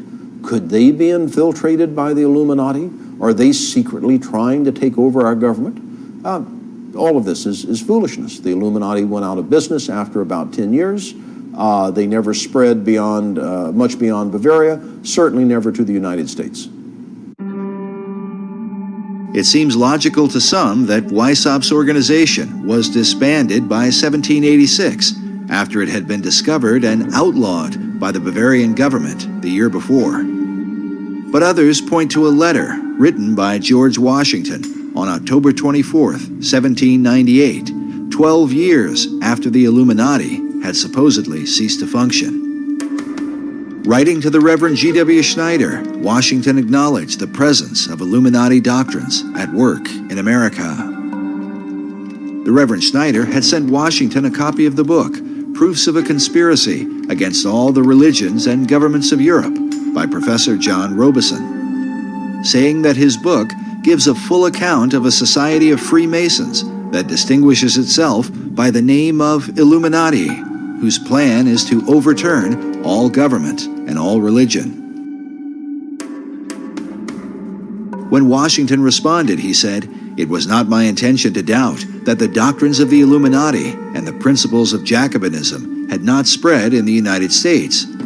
On the contrary, no one is more truly satisfied of this fact than I am."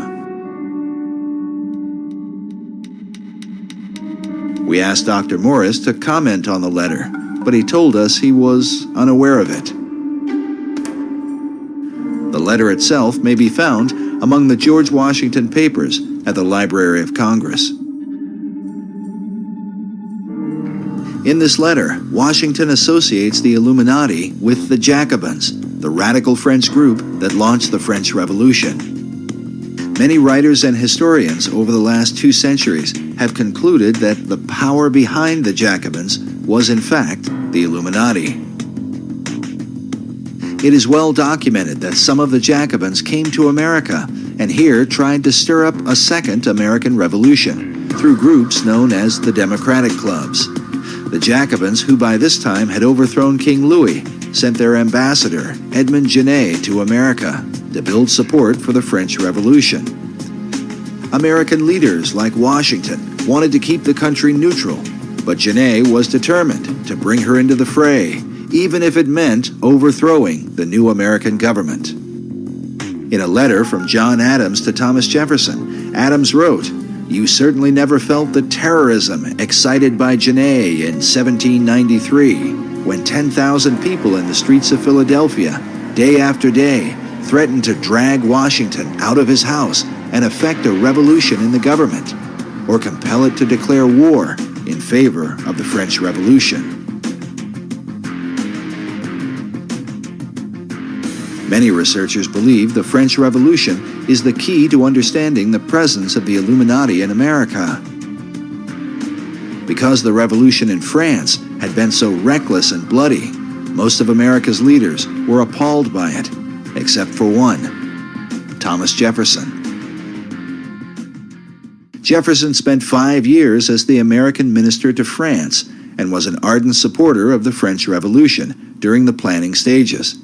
He even allowed his residence to be used as a meeting place for the rebels, who were led by the Marquis de Lafayette.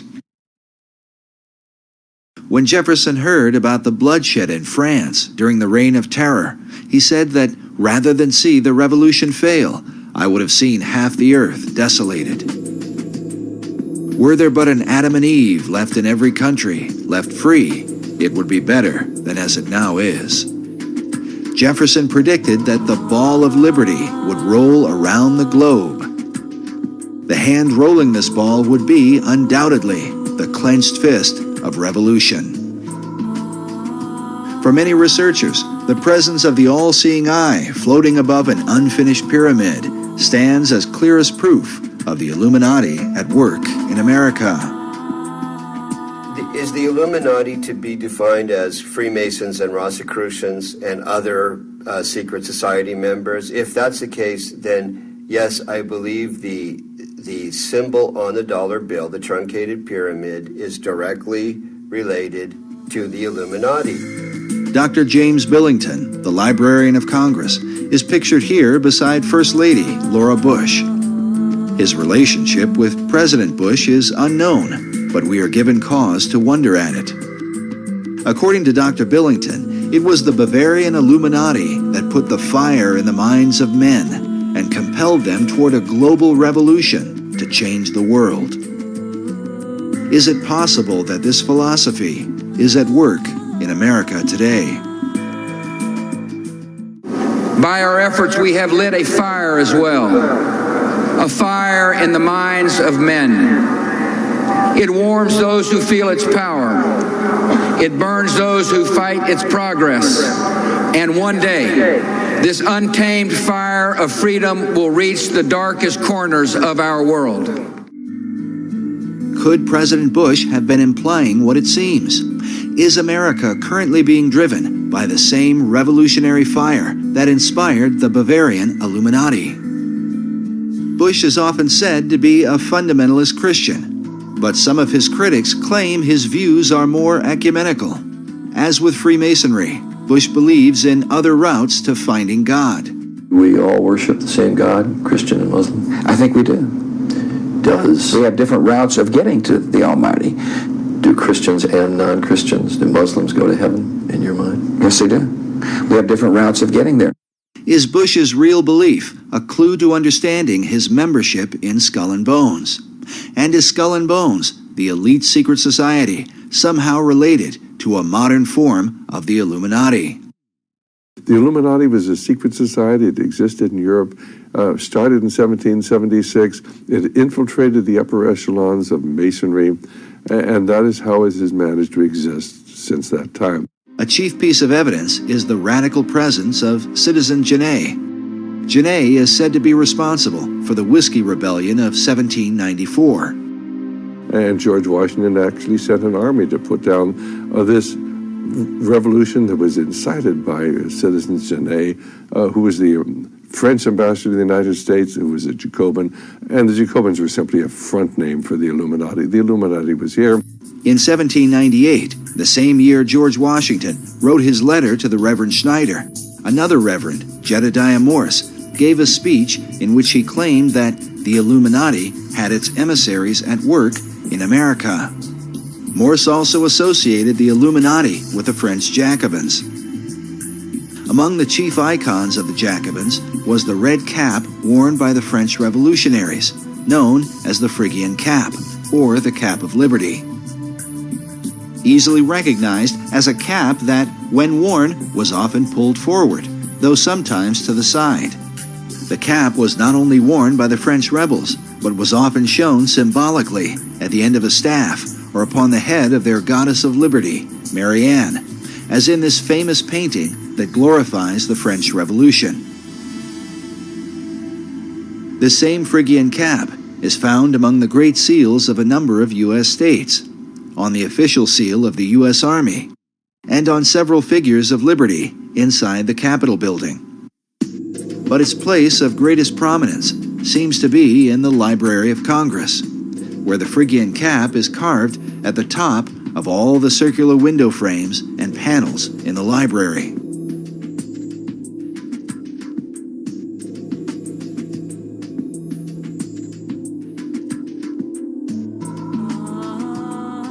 The Phrygian cap dates back to ancient Rome and was said to be worn by slaves who had obtained their freedom, and as such became a symbol of liberty. The chief god worshipped at that time was Mithras, who is seen in many images and sculptures wearing this headpiece. Like the gods Baal and the Egyptian Horus, Mithras was a dying god who was later resurrected. In the pantheon of pagan gods, Mithras occupies the place of the Masonic Christ. The Phrygian cap is also associated with the mythical figure of Ganymede, often portrayed as a handsome young man wearing this cap of liberty. Because of his beauty, Ganymede was carried away by Zeus in the form of an eagle and made the cupbearer of the gods. In time, Zeus gave him a place in the heavens, where he became the constellation Aquarius. Throughout the 20th century, esoteric teachers have taught that mankind is entering into the Age of Aquarius, also called the New Age. In fact, Freemasonry's premier publication, the Scottish Rite Journal, was once called the New Age magazine. The Phrygian caps are also seen in this image of the ancient Magi, who followed the star at the birth of Christ. Freemasonry teaches that this is where the Eastern Star gets its name. The use of that is actually deceptive because if you think about it, the three wise men were in the east. They were probably Persian. They were looking west and saw the star in Bethlehem. So what that passage means is we have seen his star while we were in the east and looking west. That only makes sense geographically. Nevertheless, esoterics have long believed that the star looked upon by the Magi was in fact Sirius, the blazing star that brings light from the east. It is about a much more ancient connection to the Magi, to, we three kings of Orient are, bearing gifts who traveled so far. Those Magi are Zoroastrian. Yet not everyone accepts that the Magi were originally followers of Zoroaster. Many Bible scholars believe the Magi were Persians, who were influenced by the writings of the Old Testament prophet Daniel, who lived in that region during the time of Nebuchadnezzar the Great. One of the titles given to Daniel was Rab Mag, or Chief of the Magi. In his writings, Daniel was inspired by an angel who gave him a timeline in which to expect the Christ of Israel. Many scholars believe the Magi were in fact following the prophecies of Daniel. In contrast, Freemasons believe they were Zoroastrian mystics, guided by the star Sirius, and hence Sirius came to represent the Masonic concept of the Christ. This image shows the prophet Zoroaster wearing a Phrygian cap. Yet Zoroaster is most often portrayed with a beard, wearing a robe, belted at the waist, with an Eastern head garment. The name Zoroaster is said to mean Radiant One, and is a reference to the light that shines above his head, said to be the light of Sirius. The dog star Sirius is said to be at least one of the origins of the Masonic pentagram, which leads us, by far, to the most controversial element in the design for Washington, D.C.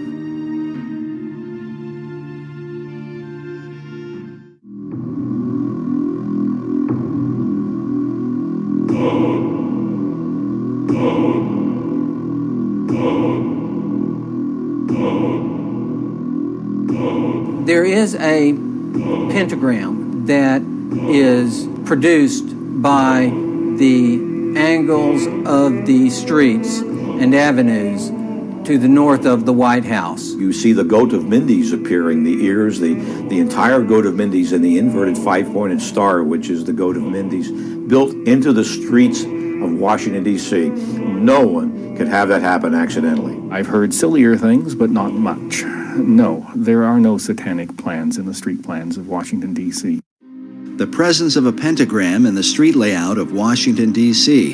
is said to represent the darkest influence of Masonry in America's capital, and is the driving force behind images such as this one, which suggests that all the other buildings and monuments are of satanic origin. As many are aware, the presence of the pentagram is greatly disputed.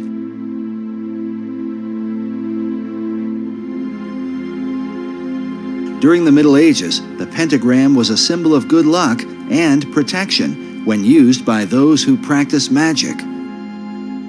And one of the things they came upon was the idea that if there were such things as demons and spirits, then they should be able to summon them, either just to observe them to prove that they existed, or to control them to whatever purpose they might want to.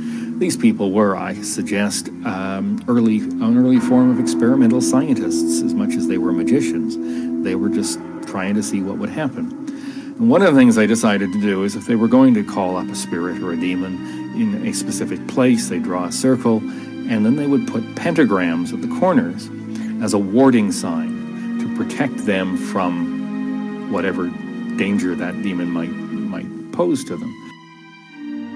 The inverted pentagram is seen as a highly satanic symbol. Meanwhile, placing a goat's head in the center of it is most often blamed on 19th century French occultist Eliphas Levi, who arbitrarily decided to say that the pentagram, one point up was a positive good luck, good fortune symbol, and one point down was a negative evil symbol.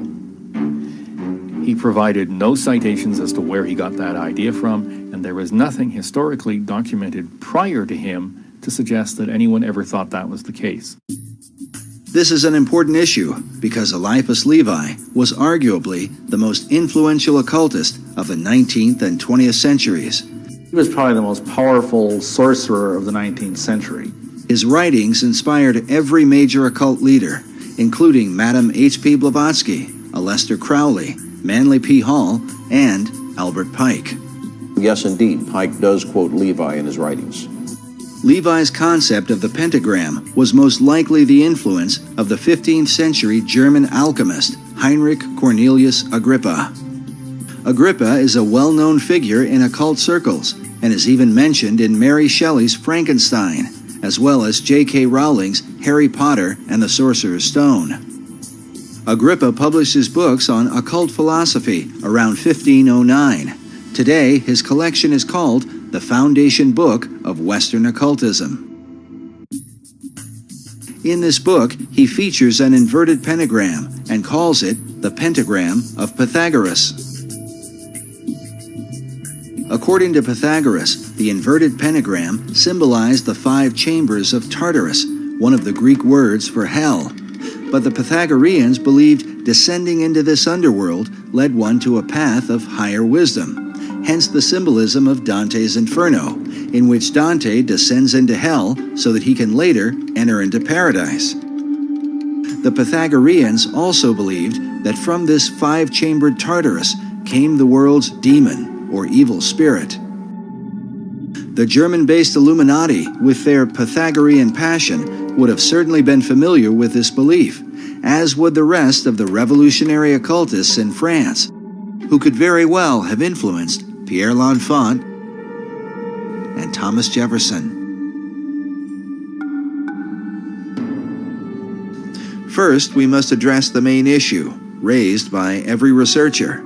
Is there really a pentagram in the street layout of the city? One segment of the pentagram is missing. I started to look carefully at the maps and draw my lines, and then I find out that, hey, it's not a real five-pointed star. It doesn't have legs. And you can draw a pentagram over some of the major streets, but the streets don't actually connect to form a pentagram. There's absolutely no doubt that a partial pentagram appears in the street designs of Washington. You can look at a satellite photo of Washington, D.C. and see the pentagram. It seems to be symmetric around 16th Street, which is the street that runs into the White House.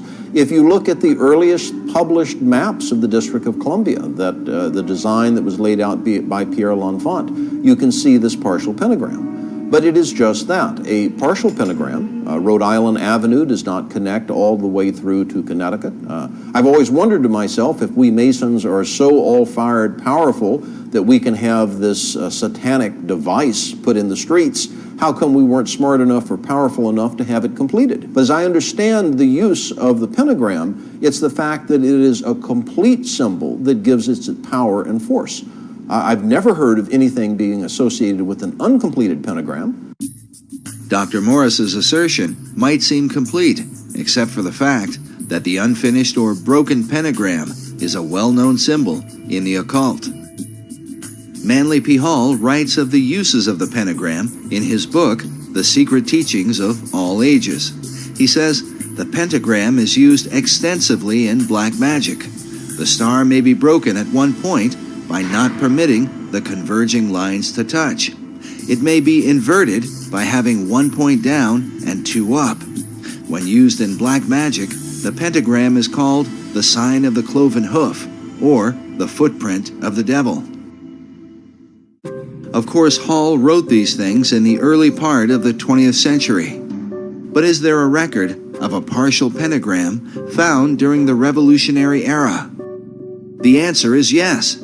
In fact, it is a record that shows up during the same time that the street design for Washington, D.C. was being laid out by Pierre L'Enfant, and is mentioned in the play Faust by Johann Wolfgang von Goethe.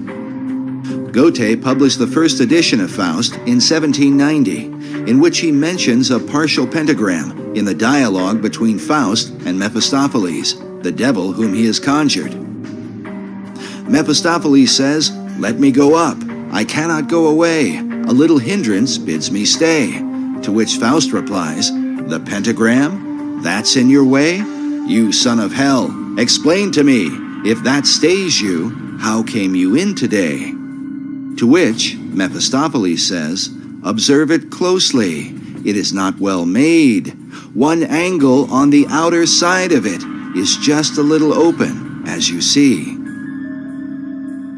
While Goethe published his first edition of Faust in 1790, it was between 1791 and 1792 that Pierre L'Enfant drew up the initial street design for Washington, D.C. This might all be seen as a mere coincidence, if not for the fact that Johann Wolfgang von Goethe was not only a master mason, but also a famous member of the Bavarian Illuminati.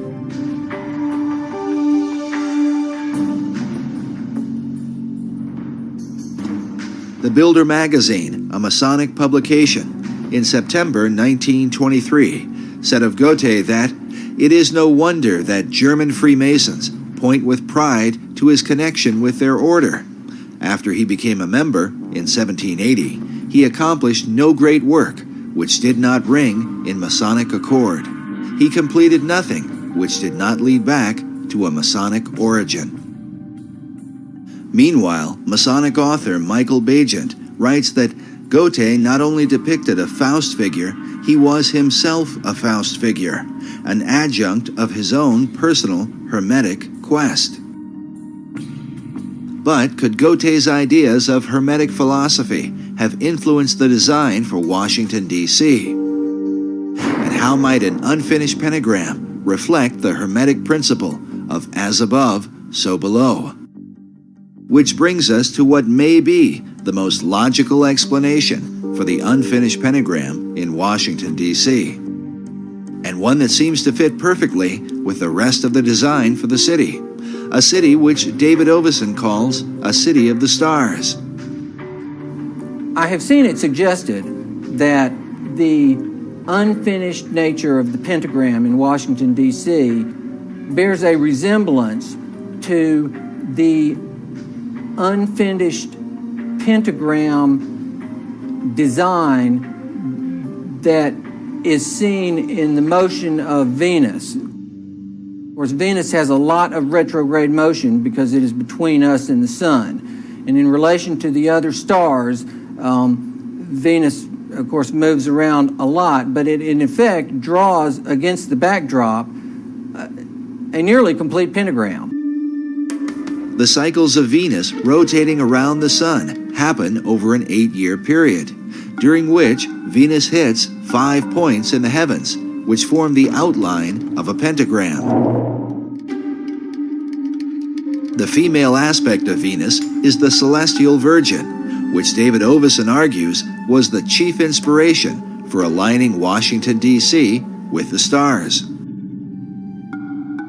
It would support his theory that there was an intentional astronomical relationship in the layout of the city.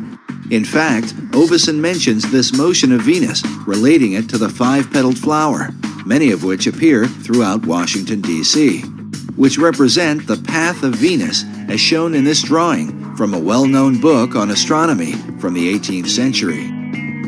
Now, what about the broken pentagram? Most astrologers plot the 8-year course of Venus in relation to the zodiac, and their diagrams look like this. But according to Theosophic author David Pratt, this is not entirely correct.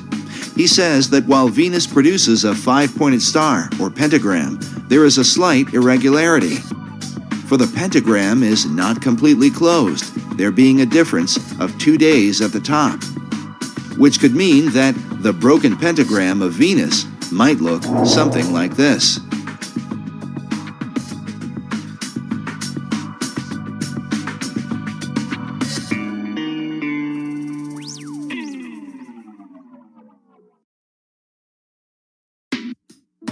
But which conclusion seems most plausible?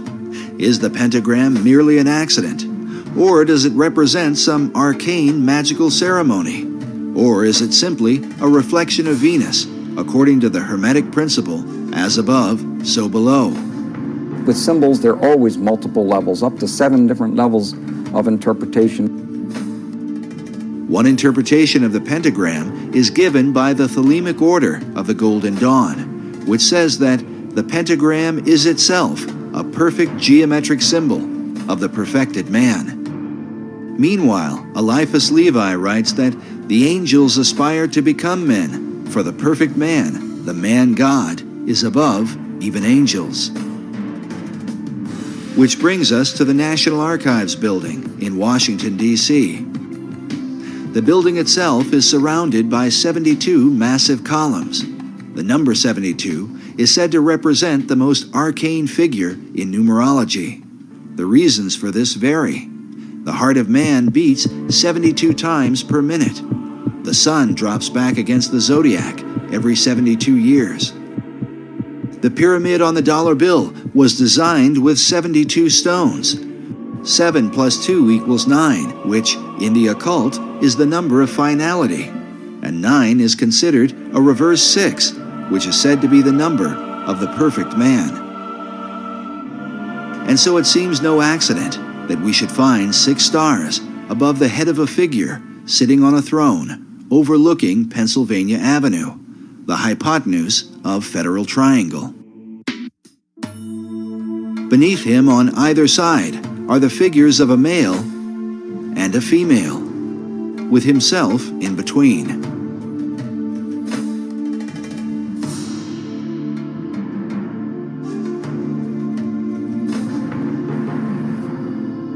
Manly Hall wrote about America's assignment with destiny, while FDR spoke of her rendezvous with destiny.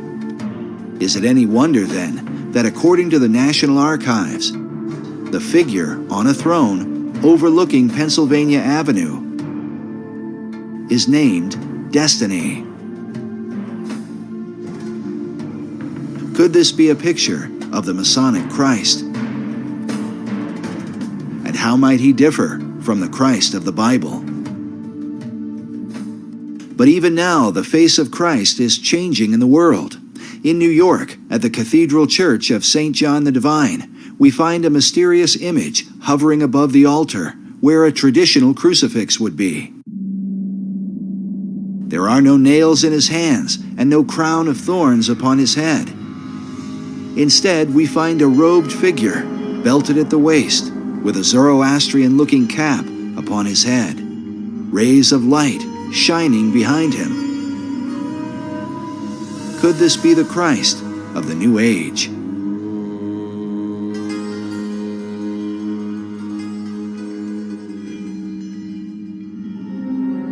But even now, there are those who believe such a figure is about to take his place on the world stage.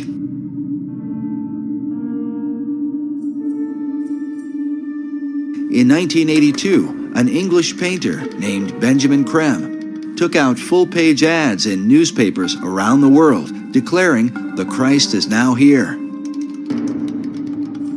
For more than 20 years now, Creme has traveled the world, telling all nations that the Christ, whom he calls Maitreya, is about to appear.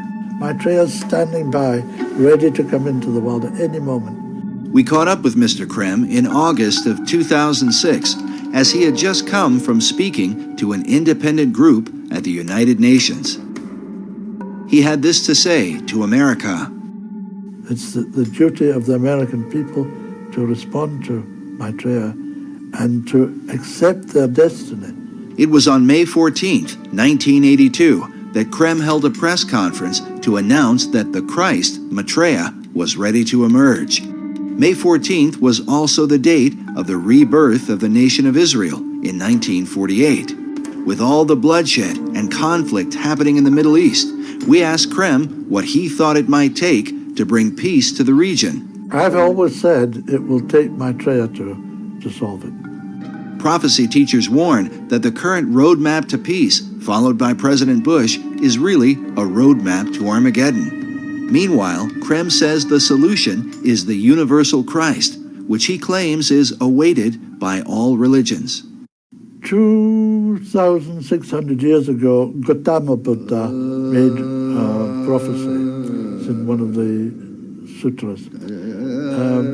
That at this time would come into the world another great teacher, a Buddha like himself, by name Maitreya, who by dint of his extraordinary spiritual stature would galvanize and inspire humanity to create a brilliant golden civilization based, as he put it, on righteousness and truth. Maitreya is the name of Maitreya Buddha. All the religions are awaiting him. The Muslims are awaiting a teacher they call, or a prophet they call the Imam Mahdi. The Hindus are awaiting the return of Krishna or Kalki Avatar. Buddhists are awaiting Maitreya Buddha. He is in fact the world teacher for this age, the age of Aquarius, which is beginning now. But how have Creme's teachings been received by Christians who are awaiting the return of Jesus Christ? Jesus Christ teaches very clearly, he said, I'm the way, the truth, and life. No one comes to the Father but through me. If we want to try to bring everything together and say, hey, we all worship the same God, well, then we're going to find ourselves offending the one true God. Many of them believe that what I'm talking about is what they call the Antichrist. Some even think I'm the Antichrist. Many of them think, if I'm not the Antichrist, I'm the leg man for the Antichrist. Creme is very significant to the New Age movement because he's kind of like the John the Baptist of the New Age movement. He even as John the Baptist was the voice crying in the wilderness that the Messiah had come, at Jesus' first coming, Creme believes that he's the one who's heralding his second coming. However, it's a New Age Christ. It's not the Jesus Christ of the Bible. And he comes in a way that the New Age Christ or the Antichrist is portrayed to come, not the way Jesus Christ is coming. You don't know what the Antichrist is. The Antichrist is not a man. It's an energy. It's an energy, destructive energy, deliberately released to break down the old order. It's in Revelations of St. John, if you know. The beast 666, the name of the number of a man, is the Antichrist, Nero. the Emperor Nero. It was released through the Emperor Nero to bring about the dissolution of the Roman dispensation to prepare the way for Christendom. Oddly enough, Krem's teaching is very similar to a doctrine taught in the Christian community called preterism. Preterism comes from a Latin word that means past. In a nutshell, preterism teaches that the prophecies from the book of Revelation were fulfilled by 70 AD, a teaching many Christians reject. It's really a recipe for apostasy to set up the church for the Antichrist. While many prophecy teachers warn that the coming of an Antichrist is imminent, Benjamin Creme strongly disagrees. It has been, it has gone, it's done its destructive work and made possible for the Christ himself to return to the world. Could Benjamin Creme be right? Were all the prophecies concerning the Antichrist fulfilled in the past? And does the world now stand ready to receive the Masonic Christ of the new Aquarian age? And what can this mean for America? Even now, some believe that America's true destiny is to establish the kingdom of God on earth. Could they be right? Is this the key to understanding the secret architecture of Washington, D.C.?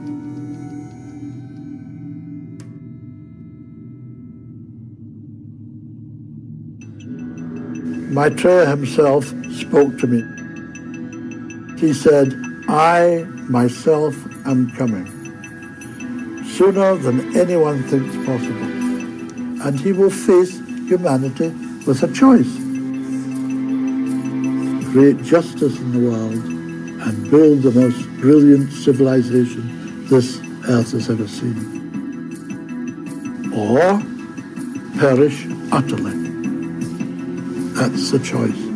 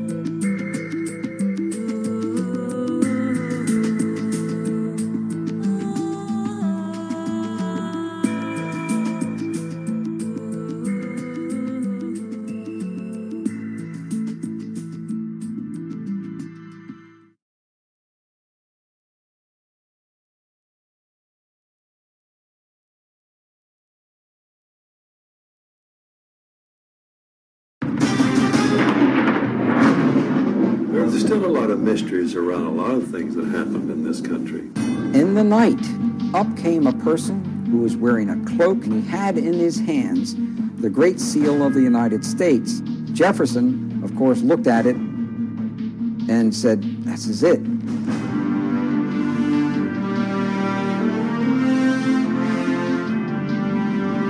It's a very dangerous thing to reveal the truth, but we have to. Let's go back to really important individuals here. His name is Nicholas Roerich. The truncated pyramid with the all-seeing eye on the top, Nicholas Roerich, is the person who is responsible for that ending up on the dollar bill. Franklin Delano Roosevelt was the President of the United States, and Henry Wallace was the Secretary of Agriculture. Now, Henry Wallace was deeply involved in the occult. Roerich to Wallace to FDR to the dollar bill. I was initiated into this very ancient order. Here we are at the Nicholas Roerich Museum. You really think it has anything to do with the Illuminati? The owl is the totem symbol of the Illuminati. Yes, because Roerich was the Illuminati. They all seem to have been Masons. His son was murdered. Those who normally get out, they're killed. Hexagrams are used during occult ceremonies when you're summoning up demons. Because we're dealing with Lucifer. And the all-seeing eye of God is one of the emblems that the Freemasons use. He said, "You're trying to say that Masonry is evil." I said, "It comes right out of the same pit of hell." Didn't win a lot of friends that day.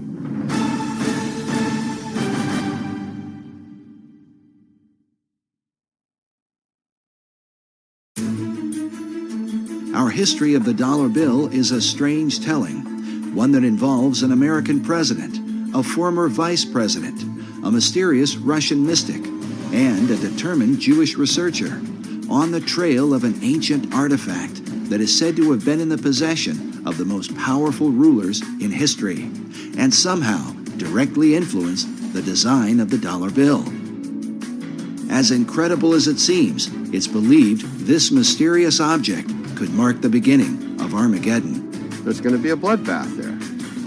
With them is an expert in the signs and symbols of the occult world. This is not the eagle. Who claims that the details of the dollar bill are no accident, but represent the diabolical working of secret societies.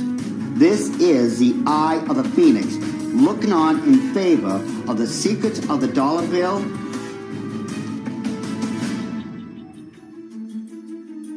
Most debates about the design of the dollar bill usually involve the founding fathers of America, but it's important to remember that they only designed a Great Seal. There are many details to the dollar bill that go far beyond the seal itself. The Great Seal was developed through 3 committees involving a total of 14 men. But in the end, the work was submitted in June of 1782 by essentially one man, Charles Thomson. What is little known is that while Thomson presented a preliminary sketch, his final design was submitted to Congress only in the form of a written description.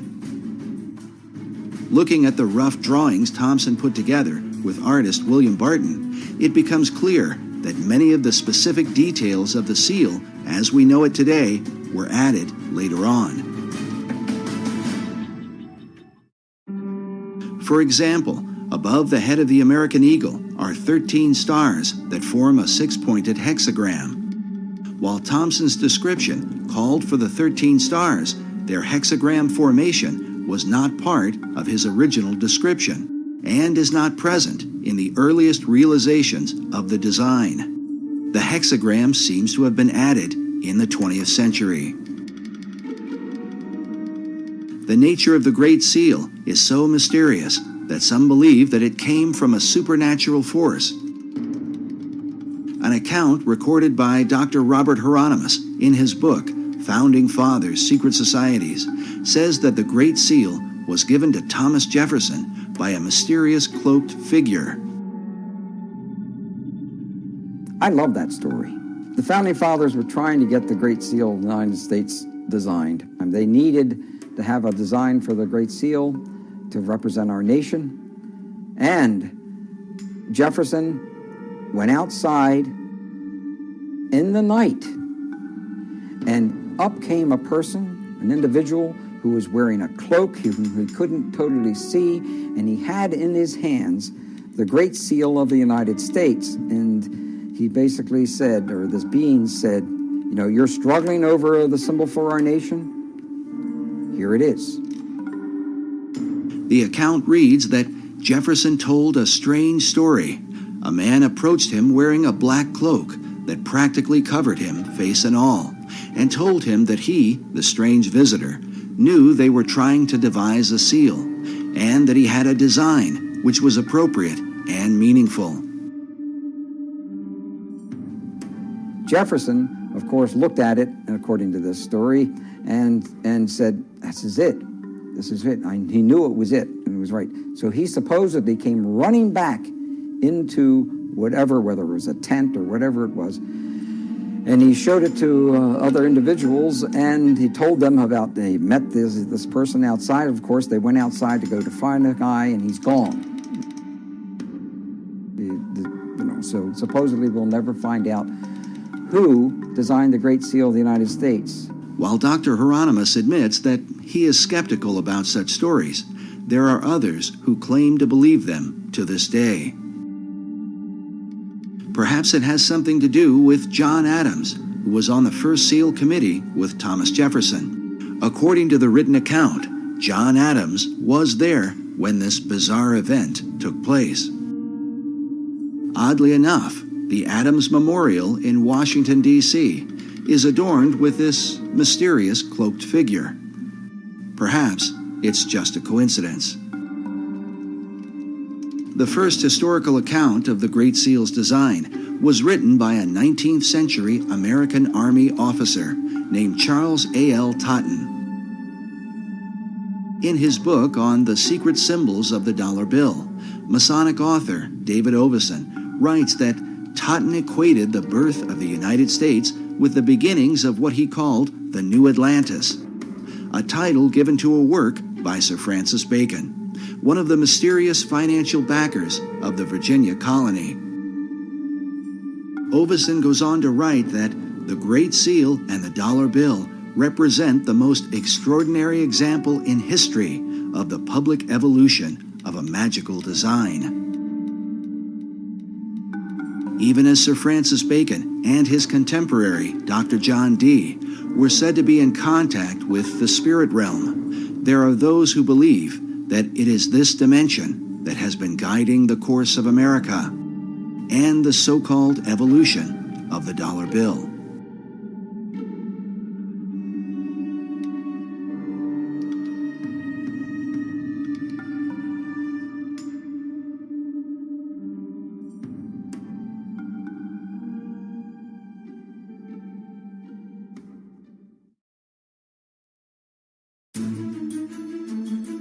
Debates have gone on for years about the secret symbolism of the Great Seal of the United States, whether or not these symbols represent secret societies, or if they are what the White House and the U.S. Congress currently tell us, symbols of divine providence, of stability, and the patriotism of America.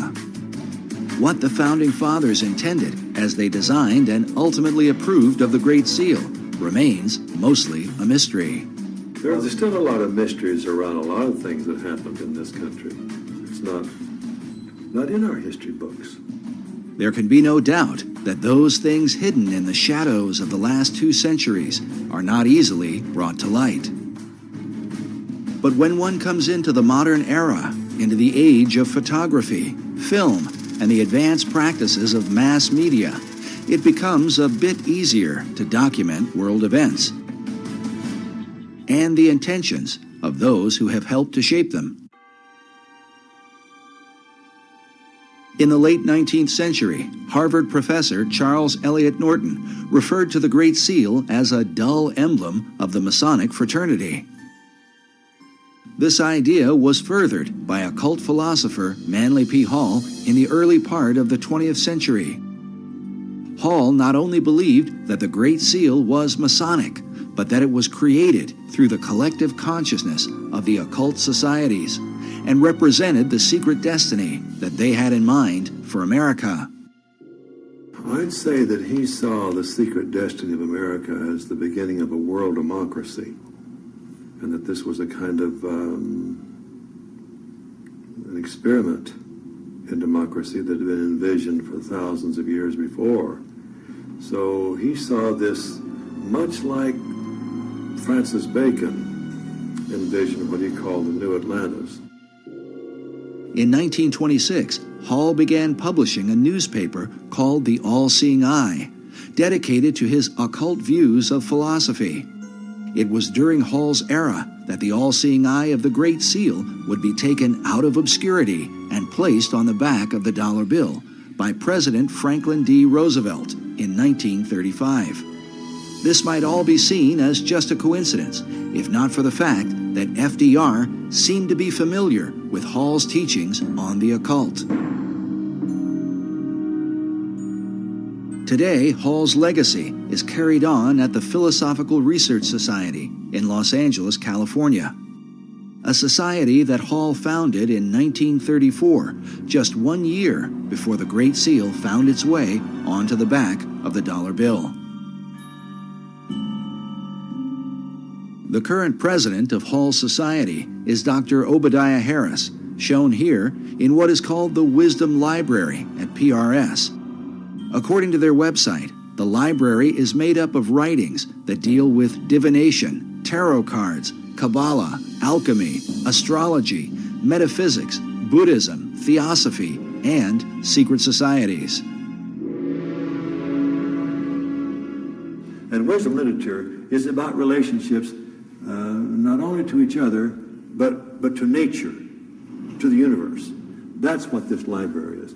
This library is a library about the wisdom that is in nature and in relationships, and how it is that you can tap into that wisdom in any culture.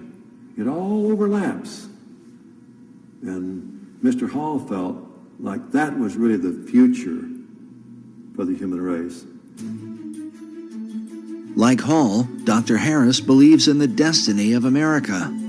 Even more interesting is that Dr. Harris's own writing on the subject was unofficially acknowledged by an important figure in FDR's White House. I wrote a little book one time. One of my first books I wrote was The Reawakening of the Americas. So we usually lose sight of the fact that the whole continent. And I got a little 1-cent postcard from Eleanor Roosevelt thanking me for that. I carried that around for years because I thought that was a great compliment. But even more important was the familiarity that President Franklin Roosevelt had with the arcane literature in Manly Hall's so-called Wisdom Library, a collection of occult books that Hall had gathered from all over the world. And Mr. Roosevelt himself, you know, back in 1942, after the Pearl Harbor invasion, sent some of his people here to microfiche the works in this library because he looked upon it as a national treasure. He wanted to preserve it. And I was surprised that when I first heard that, just how much he seemed to know about such a treasure of wisdom that is contained here.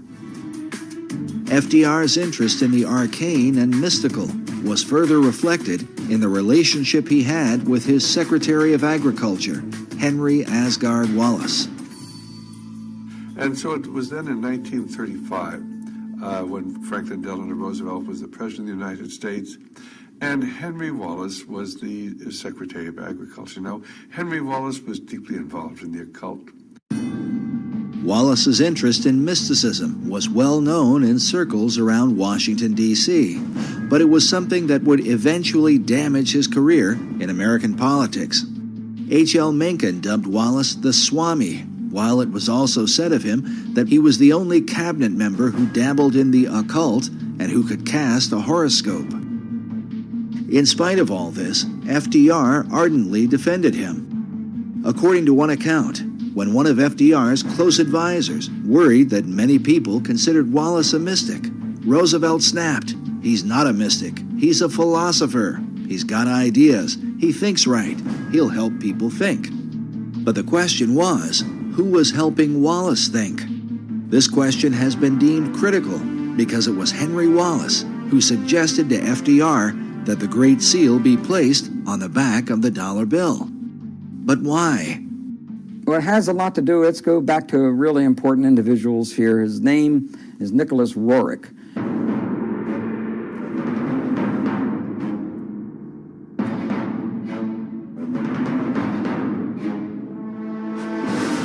And Nicholas Roerich was a very advanced spiritual soul with considerable vision.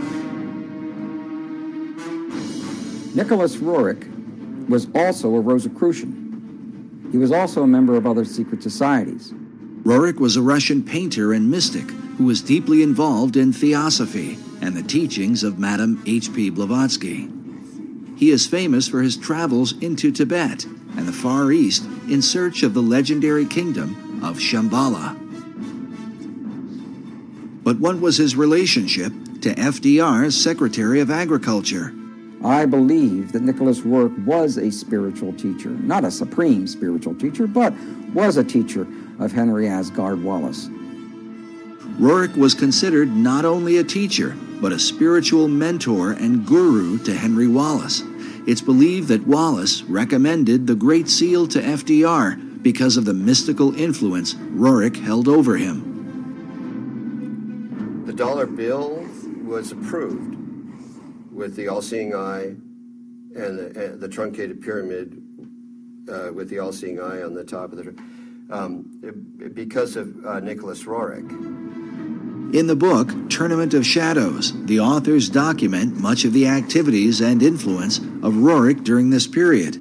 They write that Roerich's influence was suspected in the adornment of the $1 bill, with a verso of the Great Seal showing a pyramid crowned by an all-seeing eye. The story of Wallace's role with FDR is told by the State Department in an official history called The Eagle and the Shield, a history of the Great Seal of the United States. Henry Wallace, while sitting in the State Department, found a booklet on the Great Seal of the United States. Wallace recollects that day in letters he wrote in 1951 and in 1955. He says, turning to page 53, I noted the colored reproduction of the reverse side of the seal.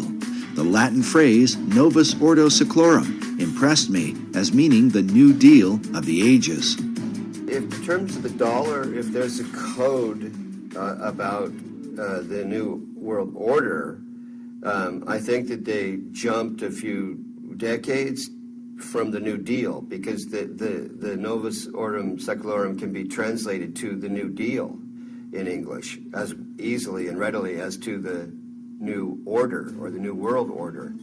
Initially, Wallace envisioned the Great Seal appearing on a coin. He took the idea to President Roosevelt. So when Henry Wallace saw this booklet and saw this pyramid in the eye and the triangle, he was a Freemason. He was a member of a secret society. Immediately he said, whoa, what a symbol to have and not use. Let's use this. So it was he that went to the president, FDR, and FDR, being a Freemason, looked at those symbols and said, hey, yes, wow, this is New Order of the Ages. What's the New Deal? He actually thought to a degree that the Novus Ordo Seclorum was the New Deal. Wallace wrote that Roosevelt, as he looked at the colored reproduction of the seal, was first struck with the all-seeing eye, a Masonic representation of the great architect of the universe. Next, he was impressed with the idea that the foundation for the New Order of the Ages had been laid in 1776, but that it would be completed only under the eye of the great architect. Roosevelt, like myself, was a 32nd degree Mason. He suggested that the seal be put on the dollar bill rather than a coin, and took the matter up with the Secretary of the Treasury. The Secretary of the Treasury at the time was Henry Morgenthau. And he talked to Henry Morgenthau, who was the Secretary of the Treasury, and got him convinced that we should put this esoteric emblem from the back of the Great Seal of the United States onto the back of the dollar bill. This really symbolized the fact that now the esoteric influence dominated the American government. And Morgenthau, the Secretary of Treasury, wrote extensively about this point, and he said there's some strange cabal, some mystical order behind the scenes, calling shots on the artwork that appears now on our dollar bills. He had to approve it, and he later had found out that this was all Henry Wallace's. It was all based on Henry Wallace's relationship to Nicholas Roerich. Nicholas Roerich is the person who is responsible for that ending up on the dollar bill. Today, the story of Roerich's mystical influence is told by a variety of occult researchers. You know, the dollar bill thing was about the New World Order. Actually, that came from Franklin D. Roosevelt and others around him, even Nicholas Roerich. It's almost like baseball. Roerich to Wallace to FDR to the dollar bill. While many people have never heard of Roerich, he was a well-known figure during the FDR era, in the years preceding World War II. His works of art were internationally recognized, so much so that an entire building in New York was erected to house his many paintings. Roerich was nominated 3 times for the Nobel Peace Prize and was the inspiration for the Roerich Peace Pact, which was signed by Henry Wallace in the presence of President Roosevelt at the White House. In 1986, Mikhail Gorbachev called Roerich one of the cultural pillars of Russia. The Russian cosmonaut Yuri Gagarin, the first man in outer space, when asked what the Earth looked like from orbit, answered, very much like the paintings of Nicholas Roerich. He was a great oil painter, bar none. He's one of the greatest in terms of the Himalayan Altai scenes that he depicted. He did some wonderful work. He was a gifted artist.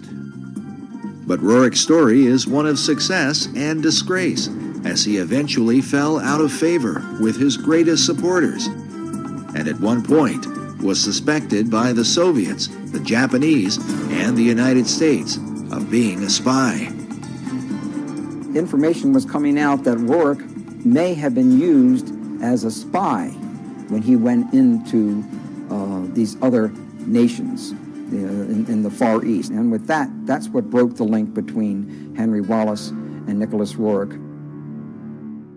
To learn more about this mysterious figure and his influence on the dollar bill, we traveled to the Roerich Museum in New York, along with cipher expert and international codebreaker Buff Perry, who has long been associated with the museum and its curators.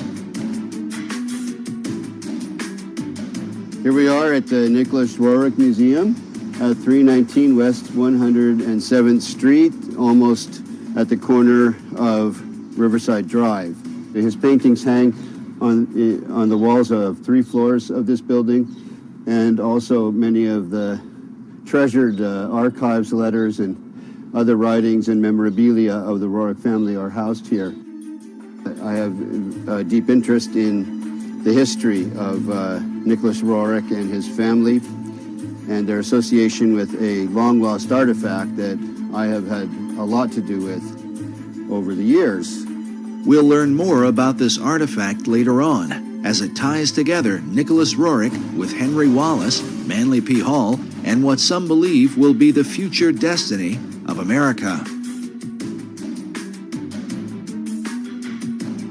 Like many who are involved in New Age and occult ideas, Nicholas Roerich dreamed of a united one-world order.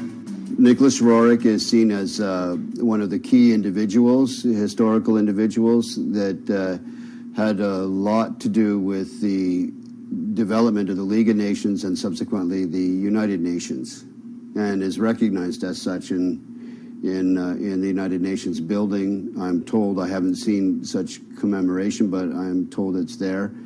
And the history of the United Nations is often characterized in association with Nicholas Roerich's global peace efforts.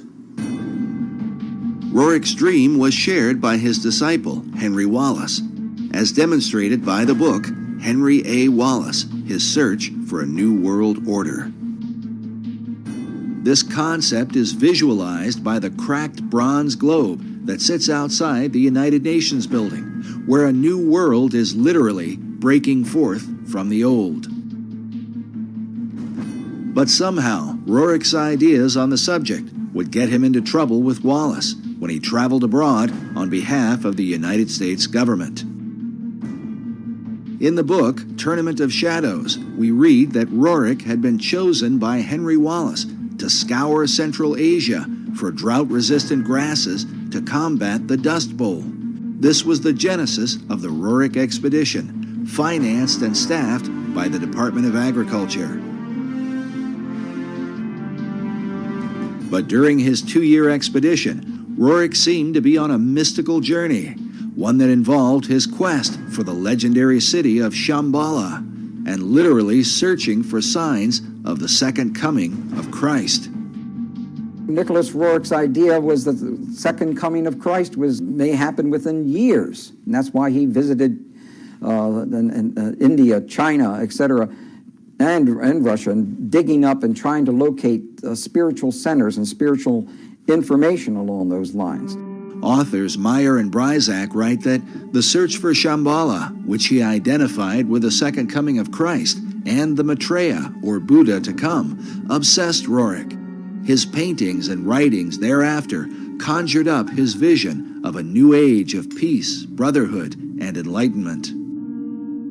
But Roerich's concept of Christ, shown here in one of his paintings, was dramatically different from that of traditional Christianity. Both Roerich and Wallace were members of the Theosophical Society that was founded by Madame H.P. Blavatsky in the late 19th century. Blavatsky's view of religion can be summed up in her book, The Secret Doctrine. She makes use of the phrase, Demon est Deus inversus, which means the devil is God inverted. Her view was based on the ancient Gnostic belief that in the Garden of Eden, the serpent who tempted the woman was really an angel of light, and that God, who had created Adam and Eve, was really the devil. The reason is because God had forbidden man from partaking of the tree of knowledge, or gnosis. This is the origin of the term Gnostic, or Gnosticism. Blavatsky further argued that Jesus was only one Messiah among many, like Buddha, Krishna, and Muhammad, and that the fifth Buddha, also called the Maitreya, is the last Messiah who will come. She says he will appear as Maitreya Buddha, the last of the avatars, or way-showers. This belief and expectation are universal throughout the East. This is the event that is said to have consumed Nicholas Roerich, and that he would have taught to his devoted disciple, Henry Wallace. The proof of their bizarre relationship was more fully revealed in a series of letters penned by Wallace to Nicholas Roerich. Newsweek with Westbrook Pegler and others made a very big story out of what they called the Guru letters, the letters that Henry Wallace would send to Nicholas Roerich, which obviously he considered him a spiritual teacher from that standpoint. Wallace had gone from being Secretary of Agriculture to FDR's Vice President. Though his falling out with Roerich had happened some years earlier, The Guru letters would surface once he decided to run for president. They had been obtained by cantankerous news columnist Westbrook Pegler through an unidentified source. Pegler, along with H.L. Mencken, questioned Wallace in a news conference about the letters, but he was, at best, evasive and refused to answer their questions in a direct manner. The letters were signed H.A.W., assumed to be Henry Asgard Wallace. In one of the letters, Wallace allegedly wrote of curing his headaches at formal dinners by rubbing his forehead with a Tibetan amulet. In another letter, he said to Roerich, "I have been thinking of you holding the casket, the sacred, most precious casket, and I have thought of the new country going forth, and I have thought of the admonition, await the stone, the sign of Shambhala." There's these letters, and they indicate very strongly, no matter how you want to interpret them, that he was his teacher. Wallace went on to say, "We await the stone, and we welcome you again to this glorious land of destiny." The stone he's referring to is the artifact that cipher expert Buff Perry has been following for many years now. We learned about this mysterious stone during our first interview with Perry at Manly Hall's Philosophical Research Society, where a statuette of Nicholas Roerich, holding a casket like the one described by Wallace, sits on one of the tables in the library. It was first mentioned to us by Dr. Obadiah Harris. Now, Dr. Harris, will you tell us about this statue here? Oh well, this would be a very favorite thing to Manly Hall. This is Nicholas Roerich, who lived in the early part of actually, he lived even in the 20th century up until 1947. There's a Roerich Museum in New York, and this, of course, is of Mr. Roerich himself. Then there's this little casket, and in this casket symbolizes what he was given, which is the foundation stone of America. And we don't know where that stone is today. I think that Buff Perry knows a little more about where it might be now. We then asked Buff Perry to explain the stone in relation to the statue of Nicholas Roerich. The statue is based on a painting his wife Helena painted of him. The casket he's holding with a cloth fabric, a kind of sacred, appearing to be Tibetan cloth fabric over it, is a casket that contains a stone that variously has been called the Chintamani in Sanskrit, meaning the stone of wisdom, the Bethel stone, which was Jacob's pillow stone, that you read about in Torah in the Old Testament, which became known as a Bethel stone, because it was used at the location of what became the town of Bethel, so Bethel. So this stone has an incredible history to it that has only recently really surfaced in terms of how it ended up in the hands of Nicholas Roerich, where it came from. There can be no question that this stone in the casket consumed Roerich through the latter part of his life. His paintings are filled with the repeated imagery of it. And here you have a man delivering that casket up again. It appears in, it seems like almost all of Roerich's paintings. These are supposed to be his family and ascendant masters carrying the Rothenberg casket in which that stone was kept. Roerich called the stone the treasure of the world. Even his wife, Helena, is pictured in this portrait, which hangs in the Roerich Museum, with the casket resting next to her, something she and her husband had received under mysterious circumstances in 1923. Everything changed once they received this. But why would this artifact be of interest to FDR's Vice President, Henry Wallace? And how could it relate to the design of the Great Seal on the dollar bill? As Buff mentioned earlier, the stone is said to be the pillow stone of Jacob, upon which he had his dream of a ladder that stretched from earth to heaven, with the angels of God ascending and descending on it. The ladder itself is a recurring symbol in secret societies, especially Freemasonry. Master Mason Albert Pike wrote extensively of Jacob's Ladder in his book, Morals and Dogma, and even suggests that Jacob's Ladder may in fact have been a pyramid.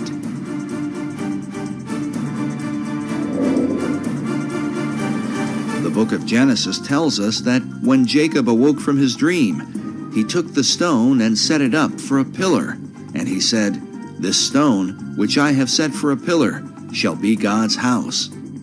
As a result, some have come to believe that God, or the power of God, resides in the stone itself.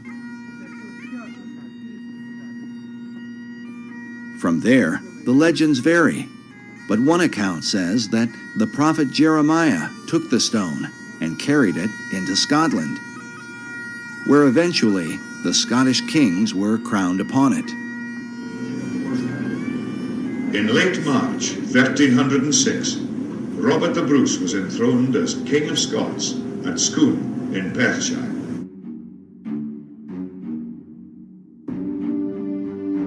An old Scottish poem says, "Except old seers do feign, and wizard wits be blind, the Scots in place must reign, where they this stone shall find."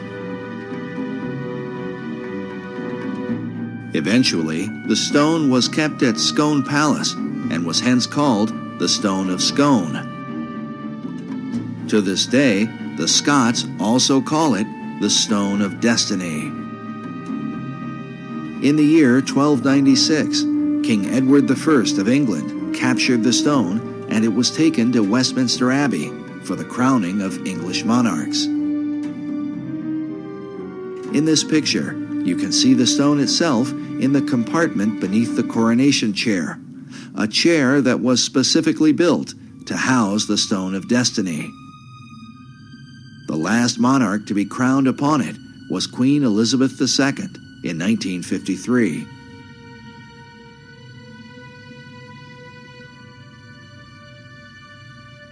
But in 1997, the English supposedly returned the ancient stone to the Scots, with the understanding that the future monarchs of England would continue to be crowned upon it. Today, the stone is said to be housed inside Edinburgh Castle in Scotland.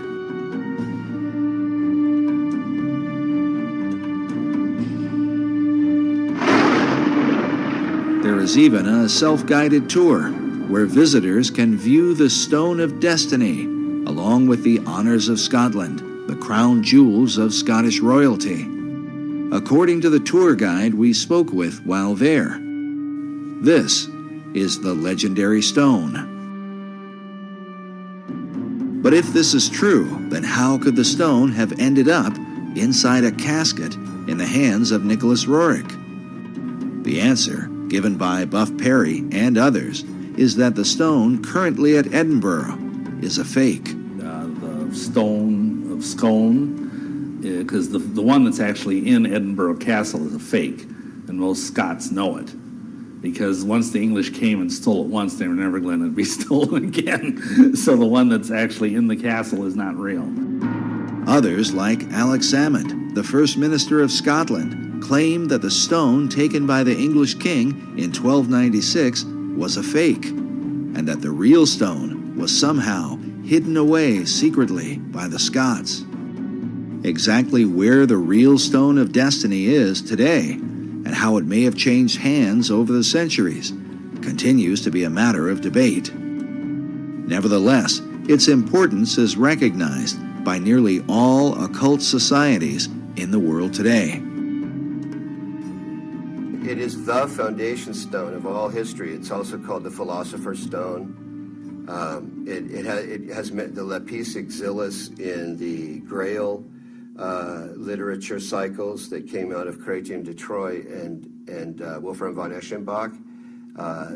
Wolfram von Eschenbach writes in Parsifal that the stone is called the Grail. While the Holy Grail is traditionally thought of as the cup of Christ, those involved in secret societies believe that the original and oldest form of the Grail is the Stone of Destiny, written of by Wolfram von Eschenbach in his Grail legend, Parsifal. And he calls it Lapis Exilis, which is a way of saying the exiled or wandering stone. He does that because of the history known in Freemasonry and in the secret societies of this stone's movement around here and there, and where it would be would indicate the importance of that place. The stone, mentioned in Eschenbach's Grail legend, is a green stone that some believe is similar to a type of meteorite known as moldavite. This description is said to have been confirmed by Nicholas Roerich while he claimed to have the stone in his possession. The secret societies believe that this stone, that supposedly fell from heaven, empowers that person or place of its location. And it has to do with the secret history of America and why that stone arrived here, who brought it. As we showed earlier, Dr. Obadiah Harris referred to it as the foundation stone of America. What is the significance of the foundation stone of America? Well, the foundation stone is really about what America is about, and also what England seems to be about. And so it's really, it implies the great mysteries that was contained in the great mystery schools and of those who had this vision. Was it this mystery school vision that guided FDR and his fellow Mason, Henry Wallace, as they set the all-seeing eye of the great architect on the back of the dollar bill? When one considers the repeated use of the word destiny by Manly Hall, who wrote of the secret destiny of America, along with FDR, who had knowledge of Hall's library and who said that Americans had a rendezvous with destiny. And then Henry Wallace, who referred to America itself as the land of destiny. It only makes sense that such men would have taken an interest in the Stone of Destiny. That Henry Wallace had an interest in seeking the Holy Grail is proven by the letters he wrote to Nicholas Roerich. As a Freemason, he would have seen an occult connection with America, since the Stone of Destiny is said to have come from heaven to earth, from the dog star Sirius. Known as the brightest star in the heavens, Sirius is an important key to understanding the stone and what the secret societies intend for the destiny of America. When the United States was founded, the architecture of Washington, D.C. was designed in alignment with the rising of Sirius in the east. July 4th, Independence Day, is the day when the sun is in conjunction with this star, said to be 23 times more powerful than the sun itself. Also consider that Sirius is the blazing star or pentagram used in Masonic lodges. But as this mystical symbol relates to the dollar bill, we read that the famous emblem of the all-seeing eye, seen hovering above the unfinished pyramid, is a depiction of the Eye of Sirius and is a common motif found throughout Masonic lore. The importance of Sirius to the secret societies cannot be overstated. Some believe that the secrets of this star are a matter of life and death. In our last documentary, Riddles in Stone, Dr. Robert Hieronymus explained the importance of the dog star Sirius. This happened during a casual discussion, and some of what he said took us by surprise. Listen now to his uncut explanation to understand how critical the secrecy of this symbol is to Freemasonry and all the secret societies. And as you listen, remember, it is Sirius that rises in the east behind the sun, which stands as a picture of the twofold nature of every symbol in the occult. Interesting thing about all Freemasonry is that symbolism is ultimately very important. They don't put a lodge in the east because it's a nice place and it looks good. They put it in the east. The masters have put it in the east, so because it's the rising sun. It's the rising sun. You're catching the energies of the light, right. and to them, they didn't believe that the sun was God. All right, like we're told, the ancient Egyptians, we're told all the time that they thought the sun was God. Well, to simplify it, do I have time to tell them this part? Yeah. Oh, yeah. Okay. All right. As with all secret societies, you have levels, and if you're on the lower levels, you don't even know they're upper levels. They don't even tell you. Right. You bump into it by accident, or someone comes along. Now, in Scottish Rite, that's something different, because they know that there's a. But before then, and basically, secret societies such as, let's go to ancient Egypt.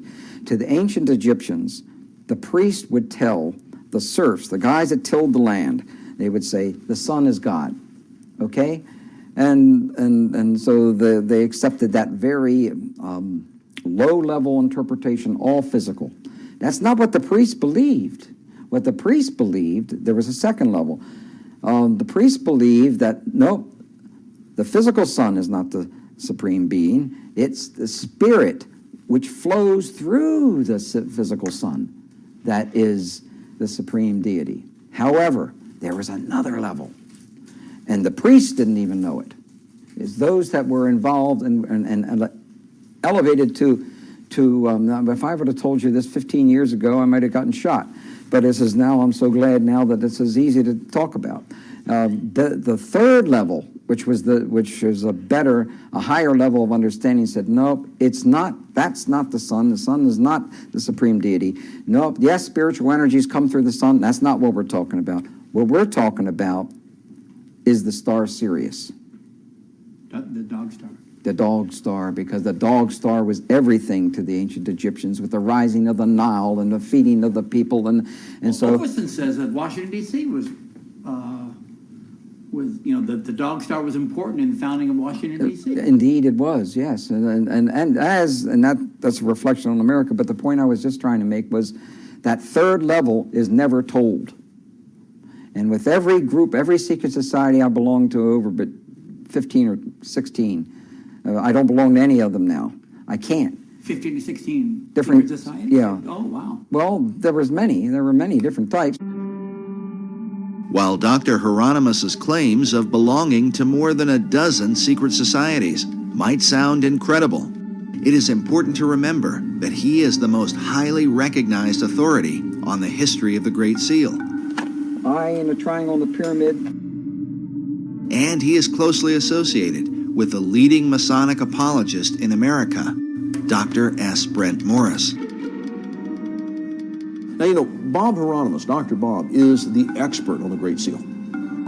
Because of this, we believe the insights of Dr. Hieronymus, not only into the Great Seal, but also on the importance of the dog star Sirius to secret societies, becomes that much more significant. Listen again to what he says about Sirius when we make mention of the book on the secret design of Washington, D.C. by Masonic author David Oveson. And so Oveson says that Washington, D.C. was the dog star was important in the founding of Washington, D.C. Indeed, it was, yes, that's a reflection on America. That's a reflection on America. How is Sirius a reflection on America, according to the secret societies? And is it just a coincidence that the Stone of Destiny, awaited by an American vice president and supposedly in the possession of his guru, is said to have come from this blazing star? In the occult, this stone is not only a type of the Holy Grail, but seems to be a symbol for the secrets of Masonry as understood by Henry Wallace. In his book, The Occult Conspiracy, Michael Howard says of Wallace that the Secretary of Agriculture was well versed in occult knowledge. In a letter to his Russian guru, he stated, "The search, whether it be for the lost word of Masonry, or the Holy Chalice, or the potentialities of the age to come, is the one supremely worthwhile objective. So may we strive for the chalice and the flame above it." Howard says the chalice he refers to is the Holy Grail, regarded by the Rosicrucians as a feminine symbol for perfection, and the age to come is the dawning of the Aquarian Age. The concept of the flaming chalice is another repeated theme in the paintings of Nicholas Roerich. And you can see this entity holding the chalice, and there's a flame coming up from the middle of the cup part of the chalice. This is a painting of Prophet Muhammad, and interestingly, he's viewing a specter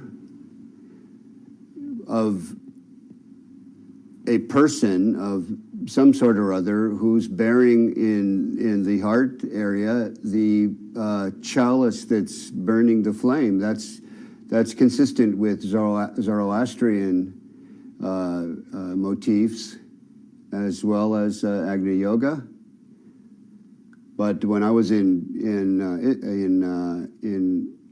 Isfahan, for example, and in Tehran, I visited the Zoroastrian temples, and those chalices that bear the flames are as big as I am. And I'm sure that Nicholas Roerich had the occasion to see those chalices in the Zoroastrian temples in his journeys through the East and the Near East. But this is definitely Muhammad. He's named it Muhammad the Prophet. But for some interesting reason, Muhammad is viewing some kind of spiritual entity with that fire-bearing chalice in the heart zone. While Roerich's paintings are today kept in a modest museum in Manhattan, they were once kept in a towering building on the Upper West Side. In the 1920s, Roerich was supported by a wealthy benefactor and Freemason named Louis Horch. Like Wallace, Horch considered Roerich to be his guru and financed the construction of a massive building to honor him. It was called the Master Building. During this era, Roerich designed what he called a peace banner that went along with the Roerich Peace Pact that had been signed by Henry Wallace. The symbol was simply 3 circles in a triangle formation. This symbol can be seen even today, engraved on the black cornerstone of the Master Building. Buff Perry and others believe that certain arcane contents, including the Stone of Destiny, were placed inside this cornerstone when it was laid. This is the seal over the cornerstone of the Master Building that is at the corner of 103rd and Riverside Drive. And here you see 1929 and the 3 circles with an M and then an R beneath it. And I believe that means Master Roerich, meaning master building in effect. He was like an edifice to people at that time. So the idea of the master building was the idea that Roerich himself was the master. Is that Absolutely, correct? Absolutely. The whole building was built for him, for his use, in his honor, and in his name. And it was to be used as a place where there would be art galleries, art studios. Great writers of the past lived there. Joseph Campbell was there? Joseph Campbell lived there for a period of time. Joseph Campbell was a highly regarded esoteric who wrote about the power of myth. His works are still celebrated by the Theosophical Society to this day. Another 20th century luminary who frequented the Master Building was Manly P. Hall. Hall was clearly interested in Roerich, and in his books wrote about the symbolism of the stone that is called the Grail. And we don't know where that stone is today. I think that Buff Perry knows a little more about where it might be now, but some believe it's in the foundation stone of the Roerich Building, the Roerich Museum there in New York. Mr. Hall used to go to the Roerich Museum in his early days, just after he had written the big book called The Secret Teachings of All Ages, because there in the penthouse of the Roerich Building met the very elite, the esoteric elite, you might say, who were really into not only the mysteries of the great world religions, but also the mysteries that many people don't know that was part of the motivation in the founding of our own country. While the Master Building today is used mainly for apartment living, the penthouse, located in the upper levels, is still there. Is it possible that Henry Wallace could have been one of those esoteric elite who met there with men like Manly Hall? There is at least one record of his meeting with Nicholas Roerich at the Master Building. American Heritage reports that Wallace visited the museum and was thrilled beyond measure to receive a brief audience with Roerich. He found the artist's appearance, demeanor, and plans to promote culture and peace extremely impressive. He admired Roerich's paintings because he said they gave him a smooth feeling inside. The article goes on to say that Wallace avidly read the painter's writings and frequently communicated with the officials of the Roerich Museum. Whether FDR himself ever attended the penthouse meetings is unknown, but it is reported that the president's mother was an admirer of Roerich, and Roosevelt himself had once met and been favorably impressed by the artist. It is also worth noting that in 1932, First Lady-elect Eleanor Roosevelt gave a lecture at the Roerich Museum Lecture Hall. American Heritage writes, the State Department grew very nervous about Roerich, but he had influence in the Oval Office. With such connections, is it possible that inside the mysterious penthouse at the upper level of the Master Building, the so-called esoteric elite decided on the design for America's dollar bill? Remember that the Master Building was finished in 1929. The Great Seal was not placed on America's currency until 6 years later in 1935. All of the players in this drama were involved in Masonry, including the Secretary of Treasury, Henry Morgenthau.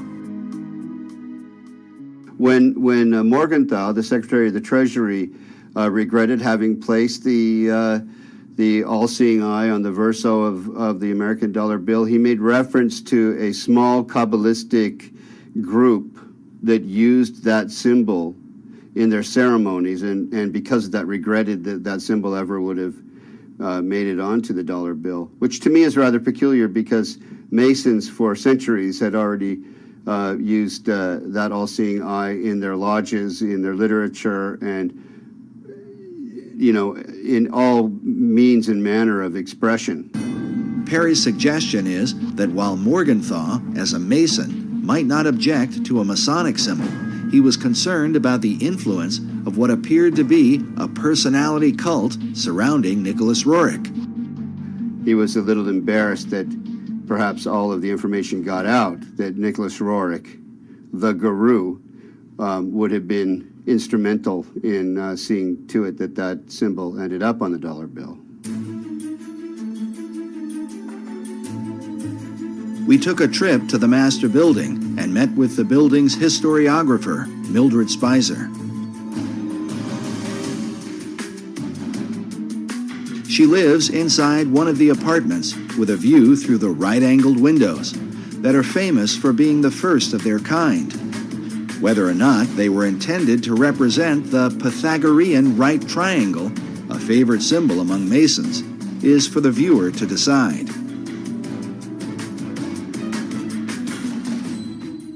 Rorik's idea was to have that Mason symbol put on the dollar bill, so every resident in the U.S. is connected to Rorik through the dollar bill.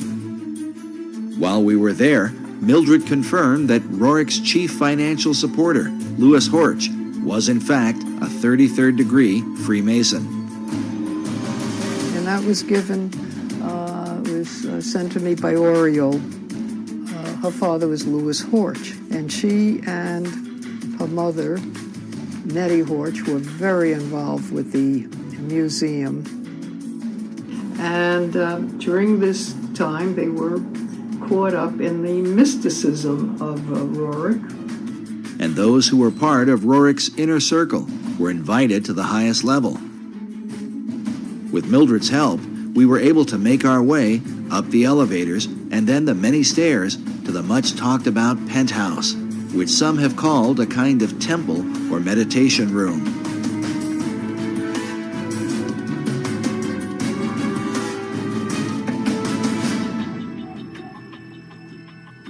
There, is that where they had their meditation? No, meditation was right back of you.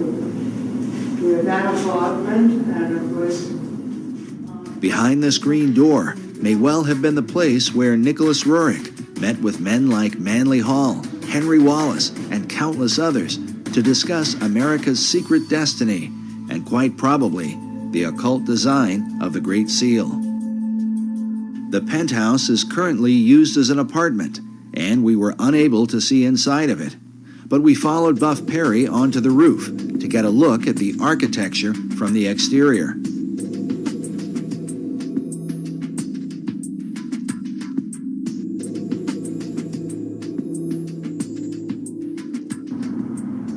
We're at the very top of the master building, and behind you is the river, and in front of you is the outside walling of the meditation room or temple or whatever one wants to call it, the chapel that Rorik had constructed for his private spiritual purposes.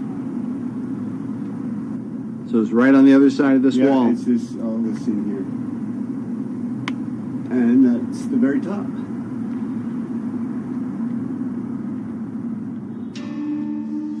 The staggered layers at the top of the penthouse seem to bear some resemblance to one of Rorik's paintings titled Arhat. In Buddhism, Arhat is the highest level of enlightenment, said to be the ultimate goal of nirvana.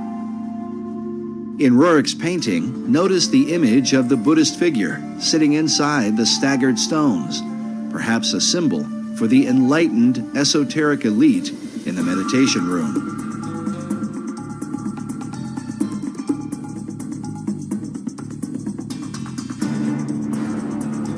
The master building rooftop is undoubtedly interesting, especially since it overlooks the Cathedral Church of St. John the Divine, the largest cathedral in the world, where many of the occult concepts of America all seem to come together. What's interesting is that much of the cathedral was being built during FDR's administration. On the outside, there is a cross before what is called the Rose Window, an obvious symbol of Rosicrucianism. Inside the cathedral, we find praying saints alongside lurking demons. An image of what looks like a Zoroastrian Maitreya hangs upon a cross at the altar. Meanwhile, an upside-down cross is seen in one of the alcoves, serving as a monument to September 11th. Elsewhere, a phoenix bird is carved beneath the pulpit. A carving of George Washington is found next to that of William Shakespeare. And on the floor is the seal of St. Albans. St. Albans was one of the names given to Sir Francis Bacon. And in the midst of it, we find obvious imagery pertaining to the Holy Grail. Some more obvious than others, like this seal on the floor of the cathedral. But notice that there are 2 cups beneath the cross.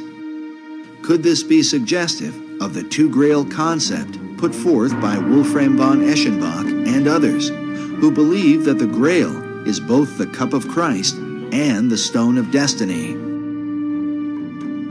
It is worth noting that Grail legends were of great importance during the time of FDR and the whole World War II generation. Not only in America, but in Europe, Richard Wagner based his famous opera, Parsifal, on the writings of Wolfram von Eschenbach. This opera would become a central focus for Adolf Hitler, and as a result, there are some who have argued that Hitler's whole life was dedicated to the Holy Grail. Occult historian Tracy Twyman writes of what Hitler and other occultists believed about the Grail, that it dates long before the time of Christ, all the way back to ancient Atlantis. She writes that just as Hermes possessed a magic stone, which has been associated with the Holy Grail, Hercules also possessed a heavenly stone and a special cup that he carried it in. According to Plato's dialogue, the Pillars of Hercules were the gateway to Atlantis. This may be why Sir Francis Bacon used these same pillars as a symbol for achieving greater knowledge. Oddly enough, about the same time the Masons were finishing the work on the master building, Nicholas Roerich finished this painting titled The Last of Atlantis. Which brings us back to the greater mystery of the Roerich building and what may be the secret key to understanding the dollar bill. But first, how did the Stone of Destiny come into the possession of Nicholas Roerich?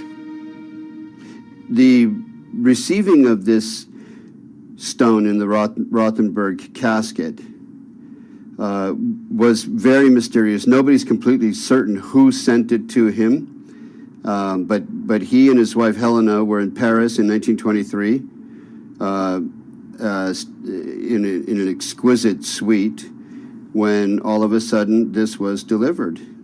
And it was delivered in this box, and the box says 5 Place Vendôme, and that's 5 Vendôme Place, which was where they were staying, and it was sent from Bankers Trust, from M.M., and it's addressed to Madame and Monsieur N. Roerich.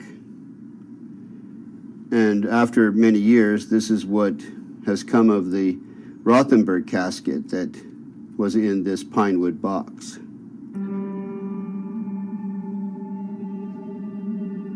But why would this artifact have been delivered to Nicholas Roerich? And could it have really ended up inside the cornerstone of the master building, as Buff Perry and others believe? When it was mysteriously delivered to Nicholas Roerich in 1923, he carries it around. He ends up going to India with it. By 1929, he's had this huge building, a 29-story Art Deco building built for him in New York City by Louis Horch, an investment banker, with a cornerstone prepared to have this sacred casket bearing the stone and other artifacts sent from India, because he's now taking it in 1923 from Paris to India, and placed in the cornerstone for posterity. All of this might seem a bit too incredible, except for the fact that the laying of the cornerstone for the master building was a major event in 1929, attended by foreign dignitaries from around the world. From Spain, France, Poland, Australia, Romania, and a host of other countries. Why would they all turn out for this event? This 1929 event is very important. Albert Einstein sent a tribute, which I have a copy of, to the construction of the building, to the meaning of Nicholas Roerich, who he was, what he was doing for humanity, and why the laying of this cornerstone was so important. Rabindranath Tagore, many luminaries and notables, government officials and the like, including Henry Wallace, who became FDR's vice president, first Secretary of Agriculture and then vice president in the next decade. And that becomes very intriguing, what all the connectedness is in terms of FDR, Freemasonry, and the stone.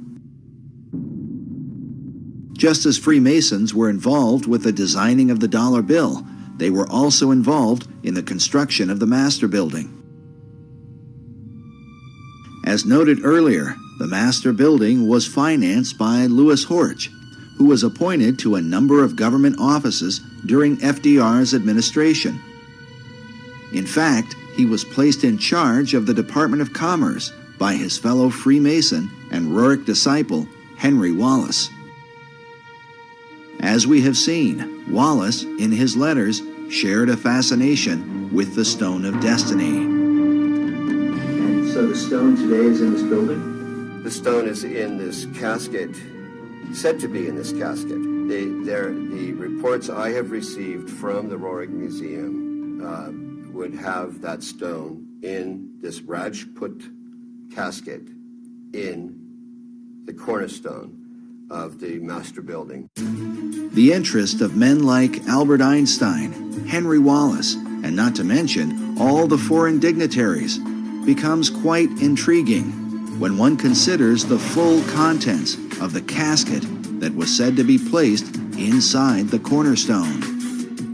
I'm familiar with the ingredients of the Rajput casket by having read letters from Zina Fosdick and her own notebook entries, and also because Aida Tolskaya herself, one of the co-curators of the Roerich Museum, wrote out what Zina Fosdick had stated they had placed in the Rajput casket in Darjeeling before it was delivered to the city of New York to be placed in the cornerstone.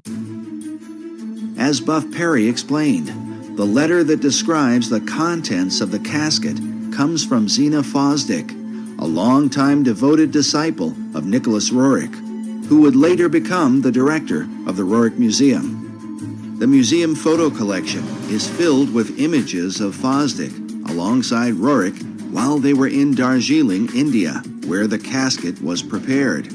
As such, it stands to reason that she would have known the details of what they put inside.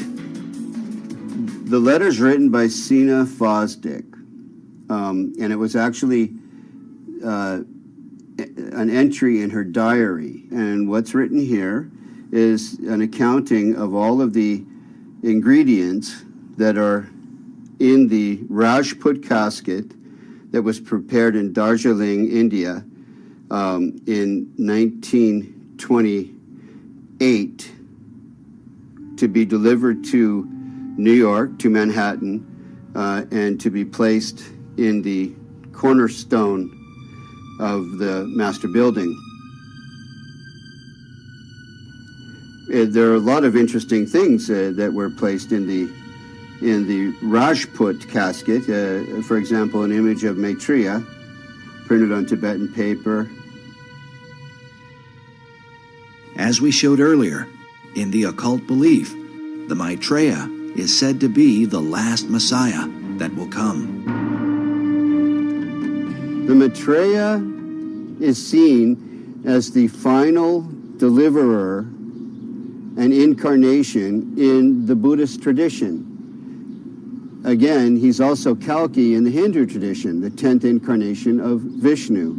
Vishnu is the great god of Hinduism. So they're not mixing up Jesus with Maitreya, but they are seeing Maitreya as a messianic figure, a world Messiah who would answer all of the expectations of all the world religions at one time.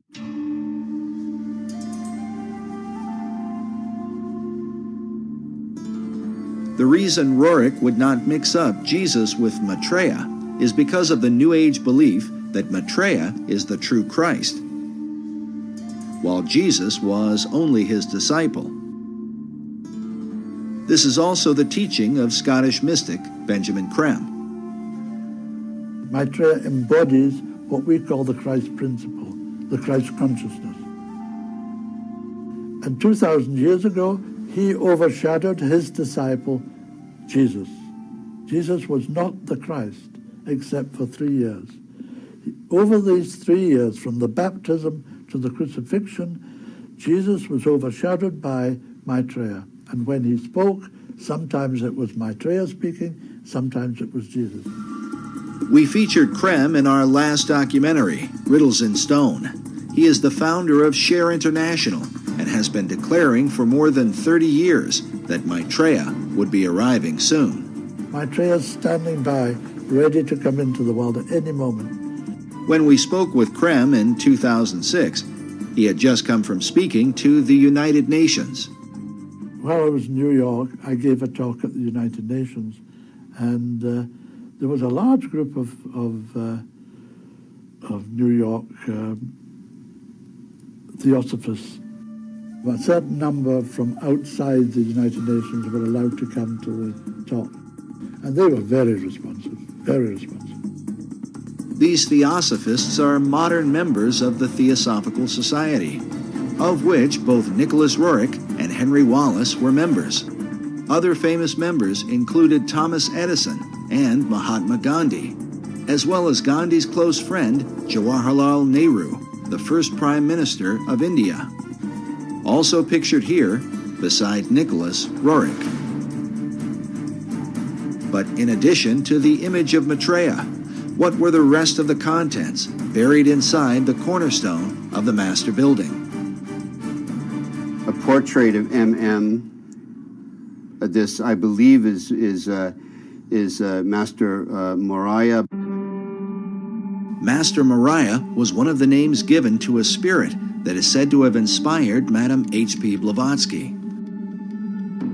Roerich's wife, Helena, claimed that the same spirit was in contact with her and inspired her writings.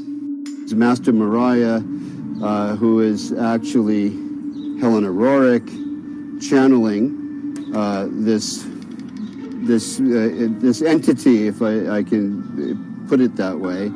One of her books was titled On Eastern Crossroads, in which she wrote extensively about the stone in her husband's possession, calling it the Serpent Stone, and saying, "The stone cometh, and it is a most grievous error to deny the stone." In fact, the quote from one of Henry Wallace's Guru letters about the new country that goes forth and the admonition to await the stone comes directly from this book. Nicholas Roerich tended more to write about, sort of physical reality and the adventures in the Himalayan mountains in the Altai region toward the Himalayan mountains, where his wife, Helena, wrote about the channeling and the esoterica, the theosophical kind of side of things. While Roerich's writings may have dealt with reality, his paintings were anything but. Dedicated to universal archetypes, and with them, the promise of a sacred treasure. That brings us to the third, and perhaps most important item, placed inside the cornerstone of the master building. They're all people who had varying kinds of relations with Nicholas Roerich. They were channelers, they were followers. But to me, personally, greatest interest is this side statement that Aida Tosqueya, who was also one of the curators of the Roerich Museum, wrote. Sina omits a piece of the stone that was placed in the casket. This goes back to that famous stone that the Roriks became a cause célèbre because of, and many other people wrote about later.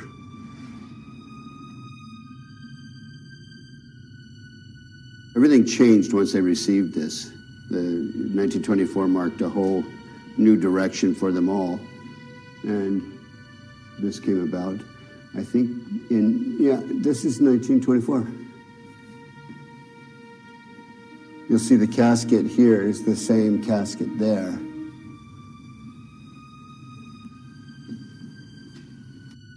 And this is a burning casket of some kind. Yeah, Chintamani. Chintamani is a Sanskrit term that means the stone of wisdom, that he calls the treasure of the world. And that's how he depicted the treasure of the world, the ultimate treasure of the world. It seems only appropriate that this treasure hunt would take us back to Manly Hall's society in Los Angeles, and in particular to one of the graduates there from the University of Philosophical Research, a Freemason named Gavin Wentz. On his website, he quotes a curious passage from Eschenbach's Grail legend with a clear reference to the Knights Templar. The passage reads, "Wherever these Templars receive victory or defeat, I will tell you by what they live. They live with a stone. If you do not know it by name, I will name it for you. It is called Lapsite Exilis. The stone is also called the Grail." Eschenbach's reference to the Knights Templar is curious. During the same period that he wrote his Grail legend, the Templar Church of Garway, England, was built. Inside, we find mysterious symbols carved above what appears to be the outline of a man.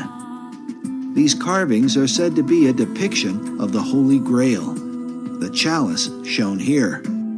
In the midst of it is a traditional Catholic host with a cross in the center. But inside the chalice, just beneath the host, is what appears to be a truncated pyramid. Which brings us back to Gavin Wentz, who produced an award-winning documentary which he titled Lapis Exilis, based on a variant spelling of the Grail name given by von Eschenbach. This slight alteration to the original name had been recorded in the diary of Nicholas Roerich. And it seems to be a contraction of several words in the Eschenbach example, but clearly in Roerich's example, Lapis Exilis means the exiled stone or the wandering stone or the stone that comes in from somewhere else. The word lapis is simply Latin for the stone. But how was this stone envisioned by Roerich and his disciple Henry Wallace? Roerich described the stone as a type of moldavite, the meteoric stone of green or emerald color. This would seem to fit with the description given by von Eschenbach in the 12th century. On his website, dedicated to the stone's history, Freemason Gavin Wentz came to this conclusion about just what Nicholas Roerich envisioned as Lapis Exilis, the stone they call the Grail.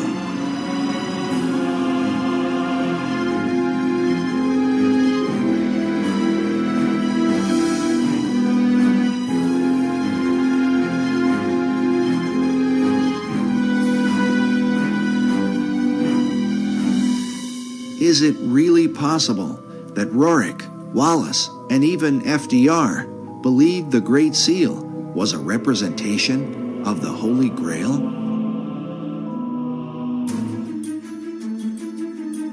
And if so, then, as the treasure of the world, would this explain why the US dollar has been used from the time of FDR onward to send financial aid to nearly all the countries of the earth, for the establishment of a global society?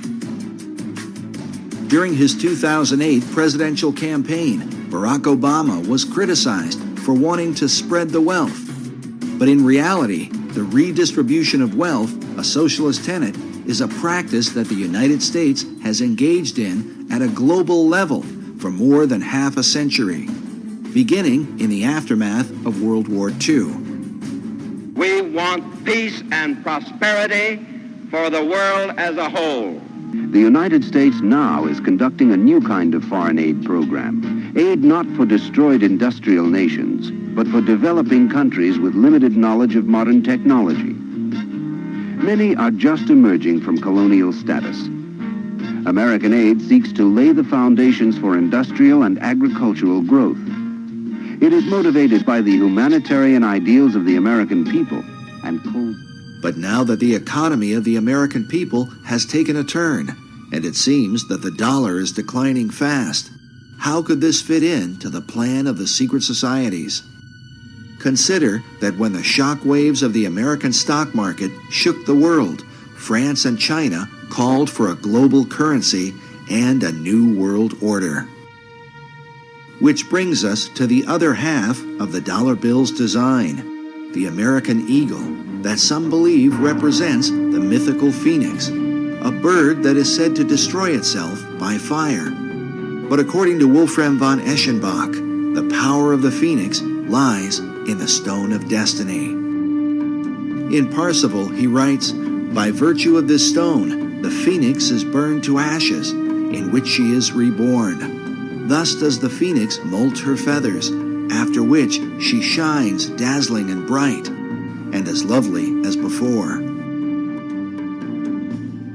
If these ideas are truly embraced by secret societies, could this suggest the intentional destruction of the American dollar, which will then force our financial networks into a global economy, resulting in a new Atlantean empire that extends to all the earth?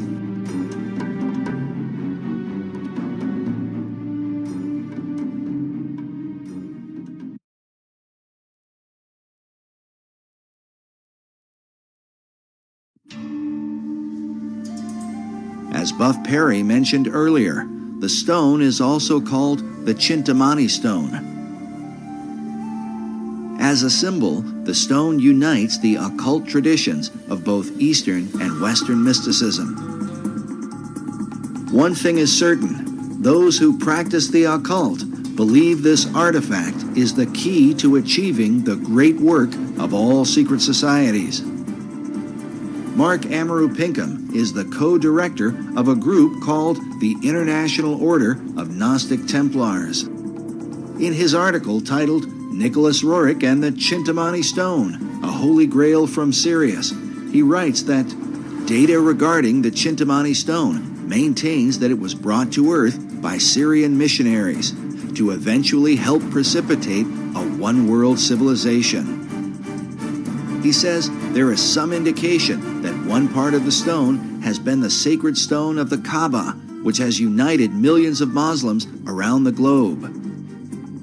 Pinkham goes on to write that it is known that a portion of the Chintamani stone was given to the League of Nations, whose stated goals were the creation of a one-world civilization. The association of the stone as a symbol of unity is an important part of how it is said to have come to America. It has to do with the secret history of America and why that stone arrived here, who brought it. Oddly enough, this mysterious artifact may provide the missing link to understanding how America has gone from being a Christian nation to a country beset with pagan statues, pagan monuments, and occult icons. For years, Buff Perry was financed by a leading member of the Philosophical Research Society to hunt down this Stone of Destiny. I learned about this stone going into Roerich's hands through the director of the Rosicrucian Order, the curator of the Rosicrucian Museum in San Jose, California. The whole concept of the stone as the Holy Grail represents the so-called perfecting of mankind. This is the theme of Rosicrucianism and Freemasonry. As Manly Hall writes, to the mystic, the stone is divine power, an ancient symbol of the perfected and regenerated man, whose divine nature shines forth. After years of research, Buff Perry now believes the stone was brought to America by secret societies from Scotland in the years preceding the American Revolution. For them, the stone was to empower the foundation of a new republic. Why is it called the foundation stone for America? The foundation stone for America because it was brought here by the Jacobites who had been arrested at Preston in 1715 in their attempt to overthrow the kings. The kings in question are the line of English kings who succeeded King James II, who was deposed from his throne in 1688 and succeeded by William of Orange. But the supporters of James rebelled against the deposing of their favorite monarch. They were called Jacobites, a name derived from Jacobus, the Latin version of James. In short, the Jacobites were mostly Scottish Highlanders who were determined to restore James and the House of Stuart to the English throne. But the reason King James II was deposed presents a powerful clue as to why America has been steadily transformed into a cornucopia of pagan and occult philosophies. King James had proclaimed that Jews and Presbyterians and Quakers and Catholics and even Ottomans should be embraced by the Church of England. That's why he was deposed. So the subsequent formation of this Jacobite revolutionary social order was in reaction to his deposition and in support of his embrace of Jews, Presbyterians, Quakers, Catholics, and Ottoman Muslims. Since the Protestant English rejected James' ecumenical ideas and also feared that the hand of Rome was somehow involved, the Scottish Jacobites engaged in a series of rebellions against the new line of English kings. But their rebellions were ultimately crushed, and as a result, many of the Jacobite fugitives fled across the waters of the Atlantic to America. In 1715, there was a rebellion in a place called Preston, northern England. Many of the Jacobites were arrested and deported or exiled to America. Standish family, Anson family, notable families in American history, pre-revolutionary history. Families that then went on to become part of the War of Independence, the American Revolution. Notable Masons and Freemasons. These notable Freemasons were the survivors of the Jacobite resistance in Scotland, a land with a long history of secret societies, whose influence is both mysterious and extensive. Consider that centuries earlier, the Knights Templar fled persecution and are said to have hidden themselves within the Masonic lodges of Scotland.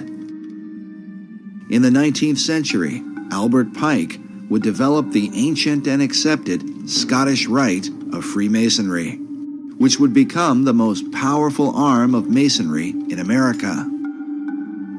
Meanwhile, President Woodrow Wilson once said that every line of strength in American history is a line colored with Scottish blood.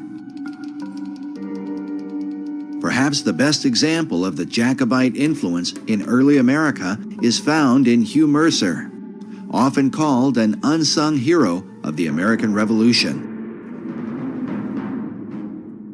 Mercer was a Jacobite doctor who supported the cause against England until their final defeat at the Battle of Culloden in 1746. He was then forced to flee to America leaving his homeland behind. He served as brigadier general in the Continental Army and was a close personal advisor to George Washington.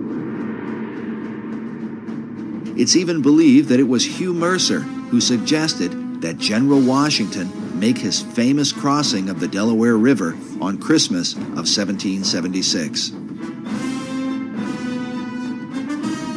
Incredibly, one of Hugh Mercer's children would marry into the Patton family and ultimately produce World War II hero General George S. Patton, whose blood and guts reputation was certainly in keeping with the Jacobite tradition.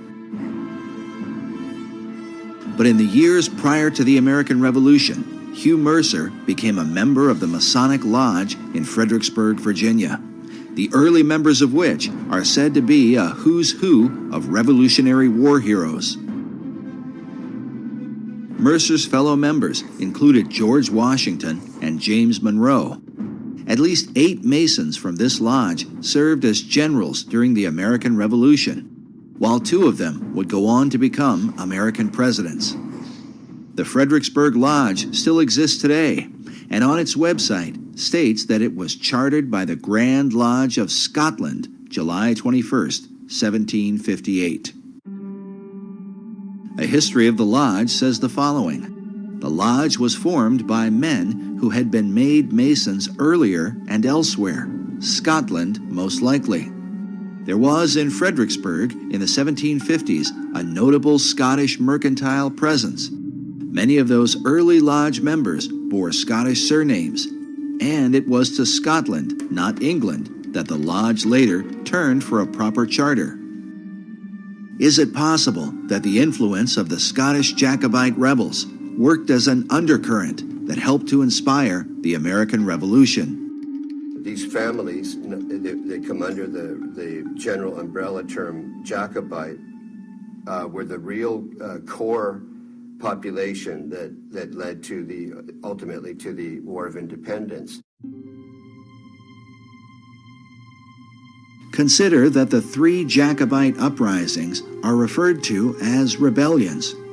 During the Revolutionary era, the motto, "Rebellion to tyrants is obedience to God," was adopted, a motto that Benjamin Franklin wanted to include on the design of the Great Seal.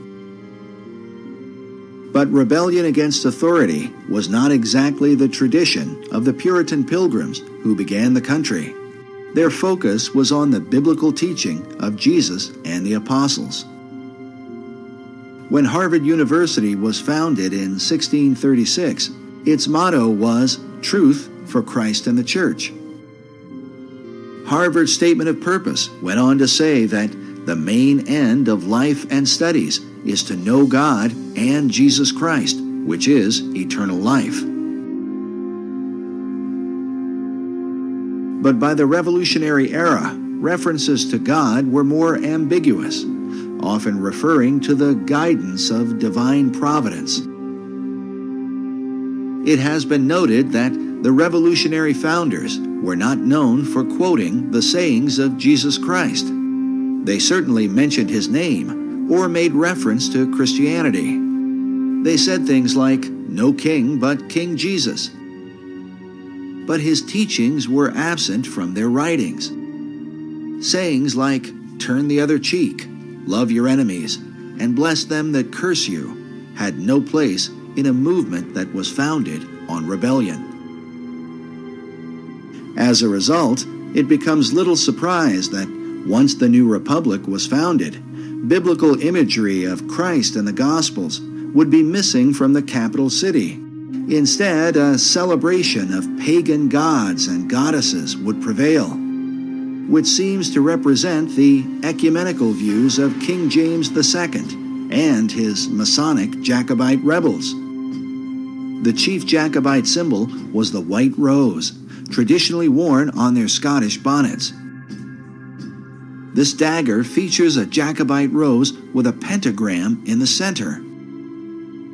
Notice that the pentagram has a dot in the middle, which usually signifies the sun. The 5 points of the star symbolize the rotation of Venus around the sun, forming a pentagram over an 8-year cycle.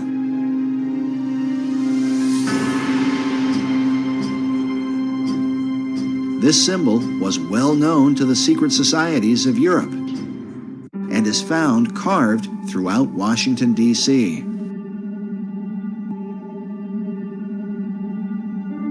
In light of these things, the question Americans today should ask is, if the idea of rebellion was in obedience to God, what God did they mean?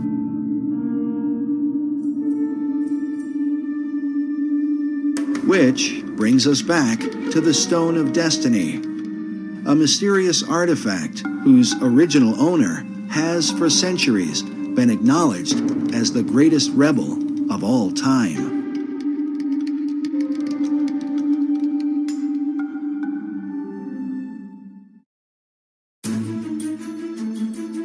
The belief is that the real stone was not captured by the English in 1296, but was somehow hidden away by the Scots. Buff Perry believes that centuries later, the Jacobites brought the stone with them to America.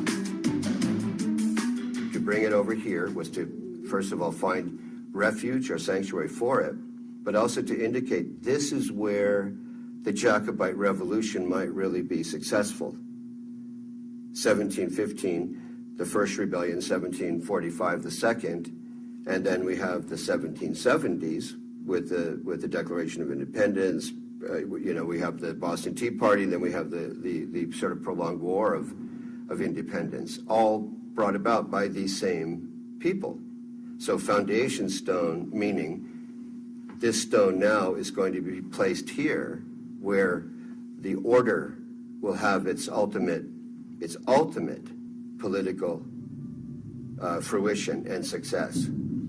Well, this is Helena Roerich, a painting of her, I believe by Nicholas, and she's bearing the white rose, which came to mean what you swear an oath of secrecy in relation to. And the Jacobites would swear sub rosa with a single white rose. Her left hand, hand and elbow, are right alongside of the casket. The symbology is extremely interesting.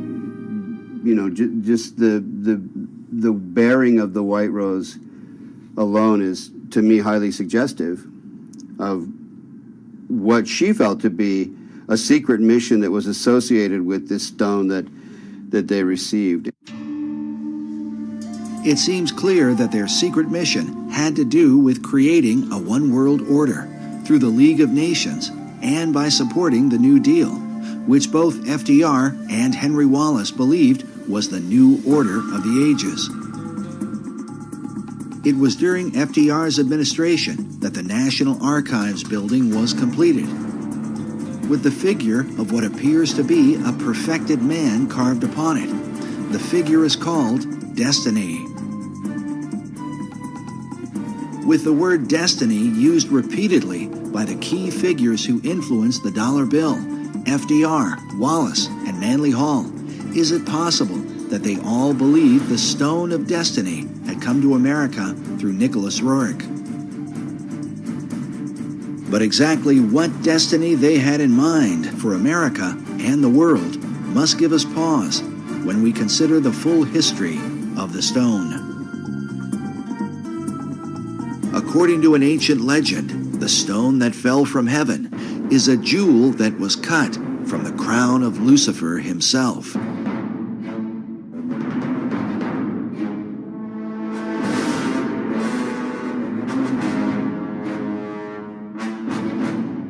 Commenting on this, Manly P. Hall writes that the lapis exilis, crown jewel of the archangel Lucifer, fell from heaven.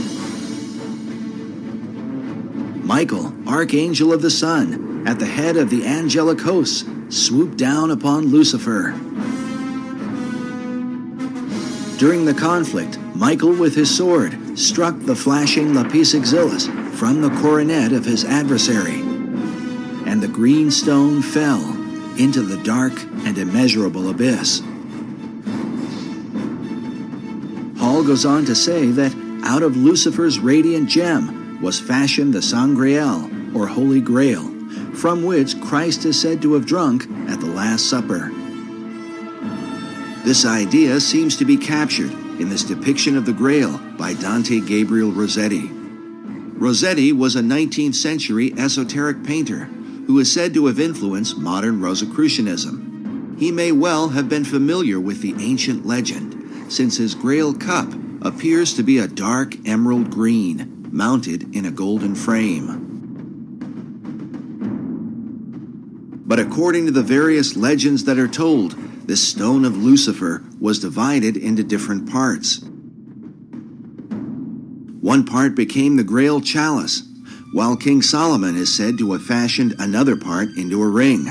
Yet another part became the stone of the Kaaba. While this stone is black, Manly Hall suggests that Islam venerates the color green because of its association with the Grail stone. Others believe the Grail stone is the same as the Emerald Tablet. A depiction of this tablet can be found in the floor mosaic of the Cathedral of Siena, next to an image of Hermes Trismegistus, or Hermes Thrice Great. As such, it is known as the Emerald Tablet of Hermes. Written upon it is the Hermetic maxim, "That which is below is like that which is above." The tablet is also called the Philosopher's Stone and is well known in the ancient world. Sir Isaac Newton even did his own transcription of the Emerald Tablet. In the modern world, Carl Jung is said to have had dreams of the Emerald Tablet. Manly Hall obviously knew about it and even published his own illustration. Hall writes that the oldest and most revered of all the alchemical formulae is the sacred Emerald Tablet of Hermes.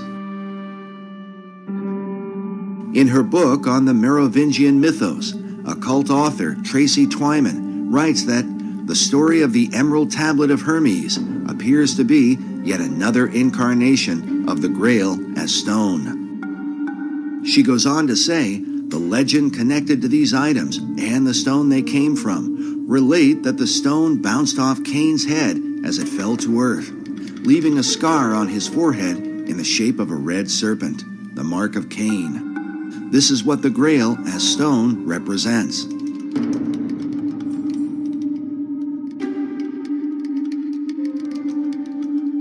Meanwhile, Nicholas Roerich called his stone a Chintamani, an example of which is shown in this image of a Buddhist figure who holds a greenish Chintamani stone in his hand. While the legends of these stones vary and researchers often disagree, it is curious that both Roerich and Manly Hall use the same variant spelling of Eschenbach's term for the Grail stone. Eschenbach wrote lapsit exilis rather than lapis exilis. In each of their writings, both Roerich and Hall used the term lapis exilis. This might be written off as mere coincidence, if not for the fact that Hall was meeting with Roerich in the upper penthouse of the master building. This suggests that they had the same understanding of the stone. Furthermore, both men were involved, along with Henry Wallace, in the theosophical teachings of Madame H.P. Blavatsky, who openly asserted the ancient Gnostic belief that the true God is Lucifer. As such, for Roerich to have a piece of Lucifer's gemstone would have had great significance. Dr. Obadiah Harris explained to us the importance of Madame Blavatsky to Manly Hall and to his writings about the founding and destiny of America. There's another important lady over here that Mr. Hall wanted to honor, and that is Helen Blavatsky, a Russian woman. By the way, her little house in Russia, I understand now, is a National Museum. But in the early days, he wanted to pay tribute to her contribution, and she was the co-founder of the Theosophical Society, whose headquarters now is in India. She wrote Isis Unveiled, The Secret Doctrine, and it is said, I don't know if this is true, but she died in 1891. Manly Hall was born in 1901, but it is said that he had read The Secret Doctrine by the time he was 12 years old and understood it. So there's a feeling that Manly Hall had a bond with this woman, a kind of spiritual bond, and that when he wrote Secret Teachings of America, he was really writing the next book for her secret teaching, secret doctrine, that he was taking it farther, and he did. So he felt that in her was a kind of something of the isthmus of the spirit that gave birth to the Philosophical Research Society.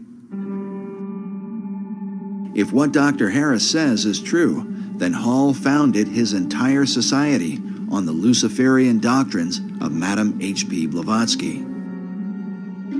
Well, Manly Hall, of course, really was one of the leaders of this whole world esoteric movement for probably 70 years or more. And he wrote extensively about the ancient mysteries, and he eventually joined the Masons, and of course moved up very rapidly to 33rd degree Mason, and then to the upper levels of Masonry, which are truly into the Luciferian, which most Masons have no idea even exists. In his writings, Hall said that when the Mason learns the mystery of his craft, the seething energies of Lucifer are in his hands. This quote comes from the book, The Lost Keys of Freemasonry, that was first published in 1923, the same year the casket had been delivered to the Roriks in Paris. The Luciferian Freemasonry, described by Hall, could very well have been known by such Masons as Henry Wallace and FDR, especially if FDR was so familiar with Hall that he sent emissaries to Hall's library. Also consider that FDR's successor, Harry Truman, a fellow Mason, had Hall's books on his shelves. And certainly, Manly Hall's view of Lapis Exilis as the gemstone of Lucifer would not likely have escaped the attention of Nicholas Roerich.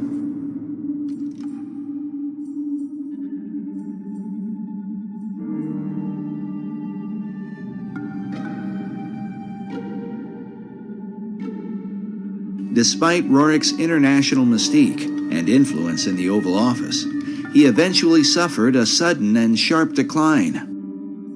While searching for seeds and grasses for the Department of Agriculture, he was also heavily involved with the politics of Central Asia. Buff Perry believes that prior to his fall, Roerich was working to amalgamate the countries of Asia into a united Buddhist theocracy that would ultimately be joined to a one-world government.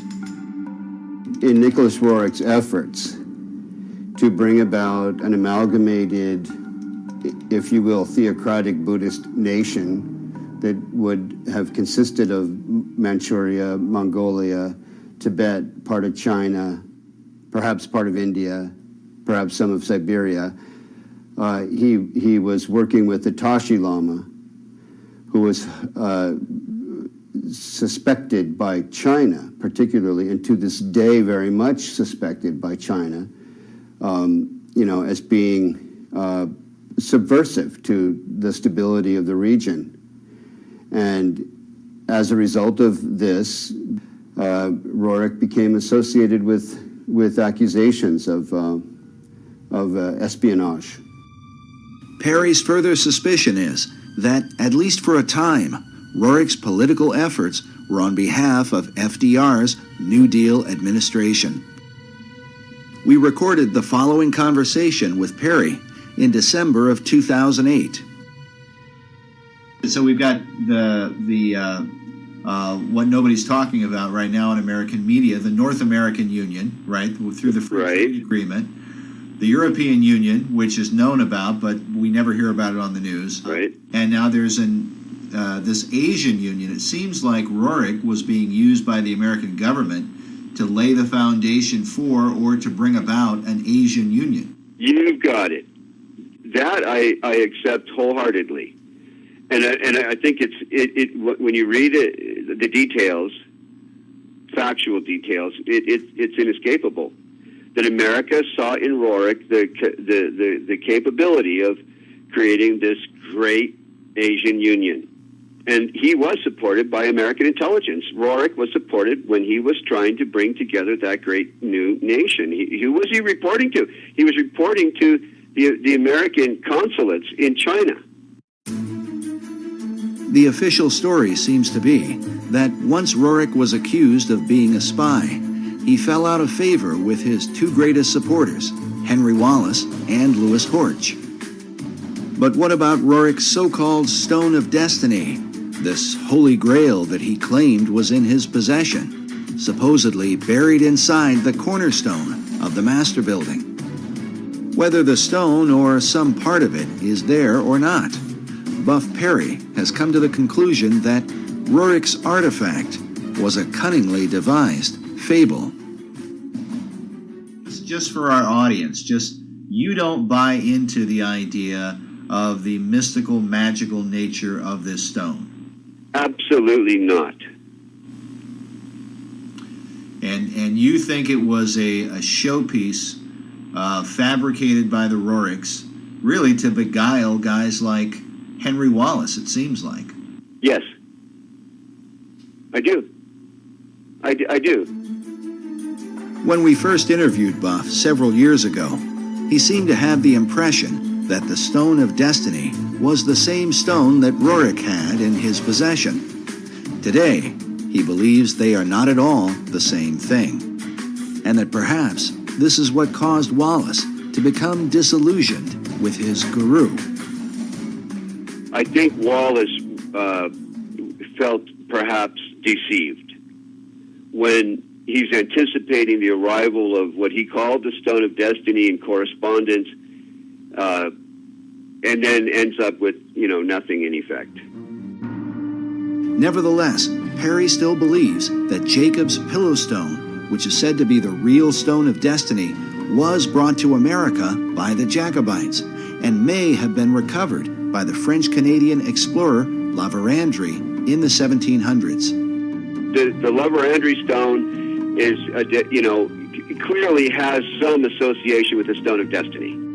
But the whereabouts of the stone today are still unknown. As a Jewish researcher, the real stone holds special significance for Buff Perry.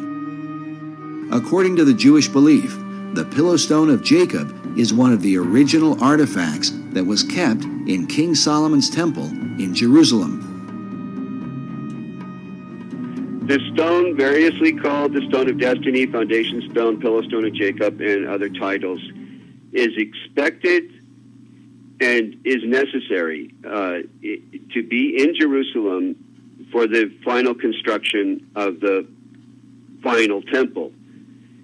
The Jews believe that temple, and not all Jews, but most of the Jews today, active in rabbinical orders that are preparing to, conduct all the rituals in the final temple as we speak, believe that all articles that were in Solomon's temple have to be returned if they're known to exist. If they're not known to exist, then it's a different matter. But all those that are known to exist must be returned and would then go into use again in the final temple. Buff believes that Nicholas and Helena Roerich aligned their Chintamani stone with the Stone of Destiny in order to sensationalize their own cause. But others continue to believe that Roerich's stone was from the stars and had real power. The Roerichs themselves were known for tapping into the supernatural realm. The Roerichs were particularly eccentric. Helena Roerich spent much of her lifetime channeling a spirit that called itself Master Mariah, the same spirit that inspired Madame Blavatsky to declare that Lucifer was God.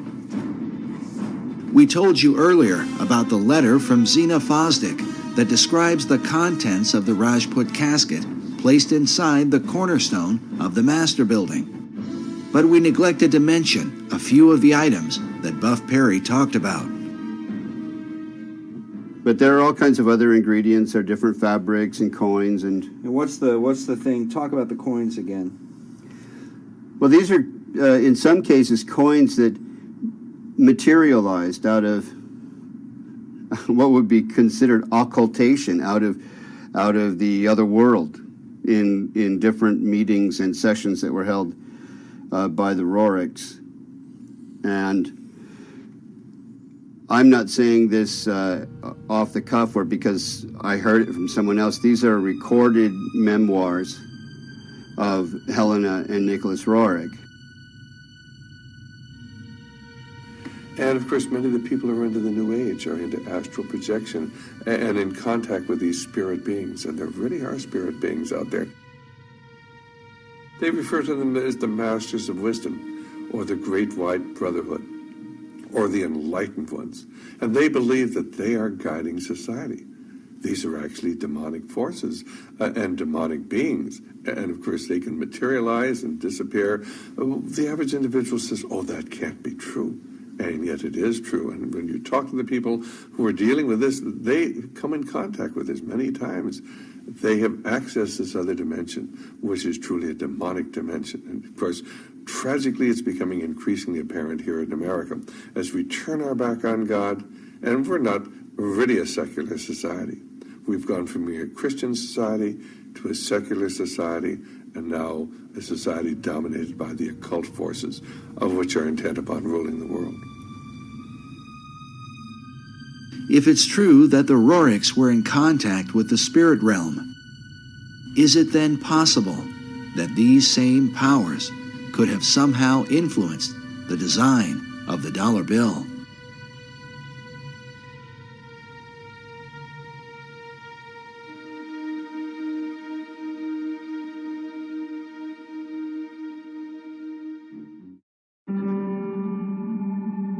While the history surrounding FDR's administration is disturbing, there is said to be a darker level, and one that is openly satanic, in the design of the dollar bill. These allegations begin with a group founded in Bavaria in 1776, known as the Illuminati. The order was founded by a man named Adam Weishaupt, with the alleged purpose of perfecting society. The symbolism of the dollar bill, Adam Weishaupt, do you really think it has anything to do with the Illuminati, in your opinion? Is the Illuminati to be defined as Freemasons and Rosicrucians and other secret society members? If that's the case, then yes, I believe the symbol on the dollar bill, the truncated pyramid, is directly related to the Illuminati because Roerich was the Illuminati. In the 18th century, the original order was thought to have a bloodthirsty agenda, and it was believed that they secretly worshiped Lucifer. George Washington warned about the Illuminati in his letters, while Thomas Jefferson and Benjamin Franklin were thought to be members of its inner circle. Which brings us to our next speaker. He claims to have been raised in a modern Illuminati family that dates back to the 1700s. He says that, as a child, he was made to practice black magic and witchcraft. His name is Doc Marquis. My family goes back into the Illuminati all the way back to 1789. Of course, we have no way of either confirming or denying Doc's claims, but it is worth noting that he has acted as an expert on the occult for law enforcement and the FBI. According to his publisher, in the past he has appeared on and consulted for Geraldo Rivera and Oprah Winfrey, and for shows like Hard Copy, Inside Edition, and Unsolved Mysteries. Doc has been a Christian since 1979, but he says that part of his upbringing in a family that worshiped Lucifer was to be taught about the secret Illuminati symbols of the dollar bill, and that understanding them begins with the Rothschild dynasty. Meyer Amschel Rothschild had made a very interesting and profound statement. He said, "Allow me to control and issue the money of a nation, and I care not who writes its laws." And he was right. Meyer Amschel Rothschild is called the founding father of international finance. In 2005, Forbes magazine ranked him 7th on their list of the 20 most influential businessmen of all time. All this happened back in 1776, and this was during May 1st and shortly thereafter. The significance behind that is that on May 1st, 1776, Dr. Adam Weishaupt, who was a devout Jesuit priest, who was given the chair of the professorship of religious studies at Ingolstadt University, was approached by Meyer Amschel Bauer, who would later change his last name to Rothschild, along with 12 of his most financially influential friends. They knew Weishaupt at that particular time was not only a genius when it came to the occult world, but Weishaupt also had an axe to grind, because it was the Catholic Church that just recently defrocked him. He was no longer a Jesuit priest, and he was going to send a message to them, to the monarchies of Europe, and to all other people who would try to have their will over his.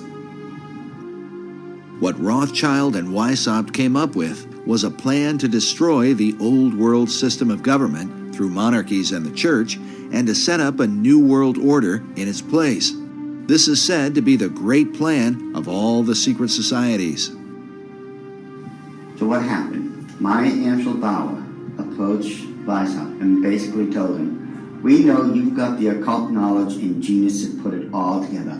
We've got the money. You do it, we'll back it." Just to paraphrase what really happened. So in 1773, Weishaupt started creating what had never been created before. The idea of Illuminism had always been around, ever since the days of Babylon, with the co-founders of being that Nimrod and Semiramis. But no one had ever been able to actualize it. However, May 1st, 1776, the Order of the Illuminati had become a reality under the auspices of Dr. Adam Weishaupt. Now, like other nations, orders, countries and such, they have their two great seals. The Order of the Illuminati does.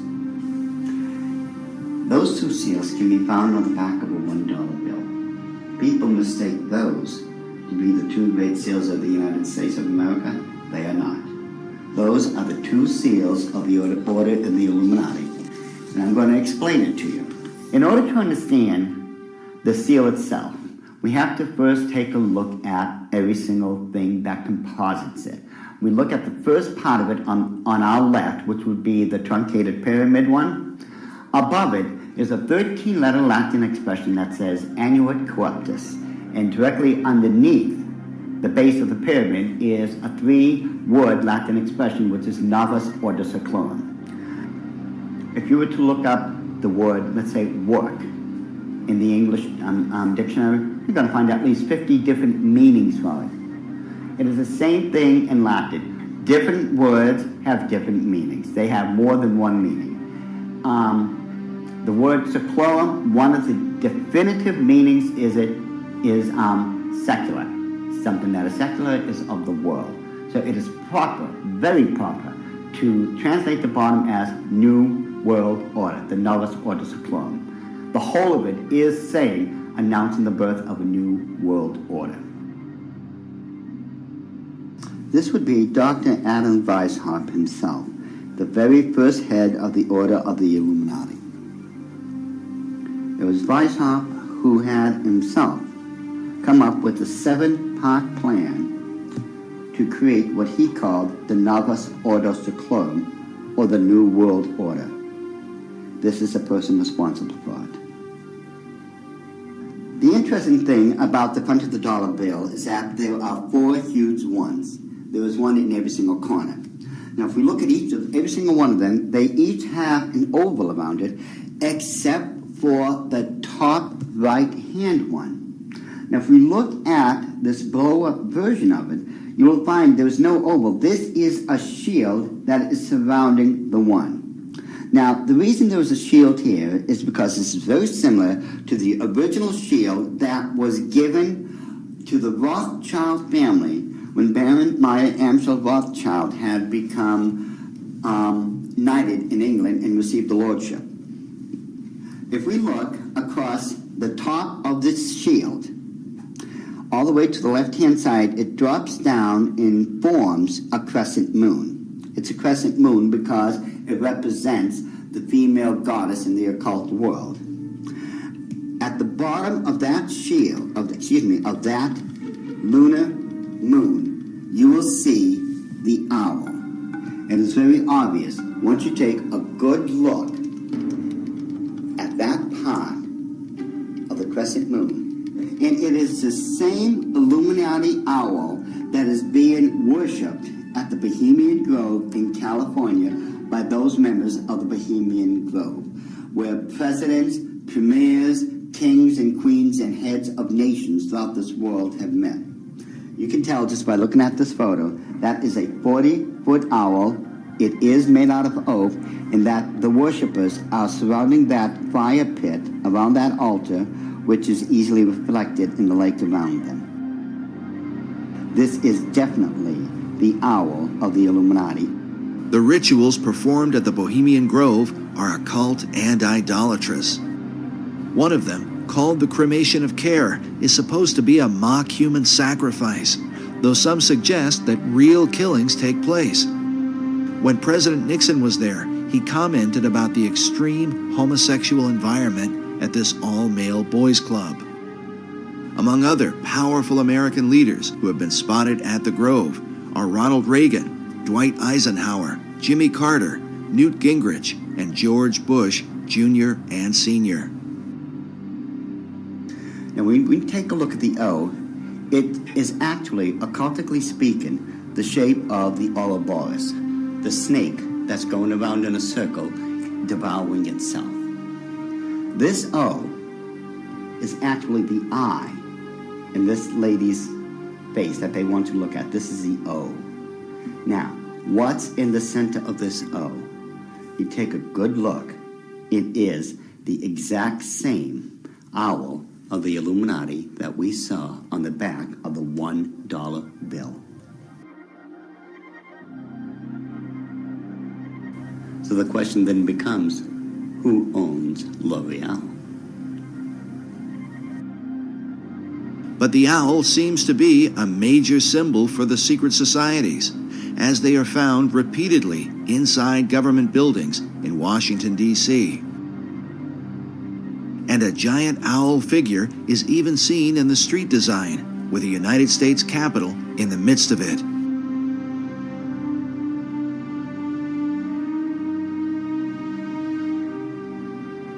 Now the Druids the Gaelic means, Druid means men of oak.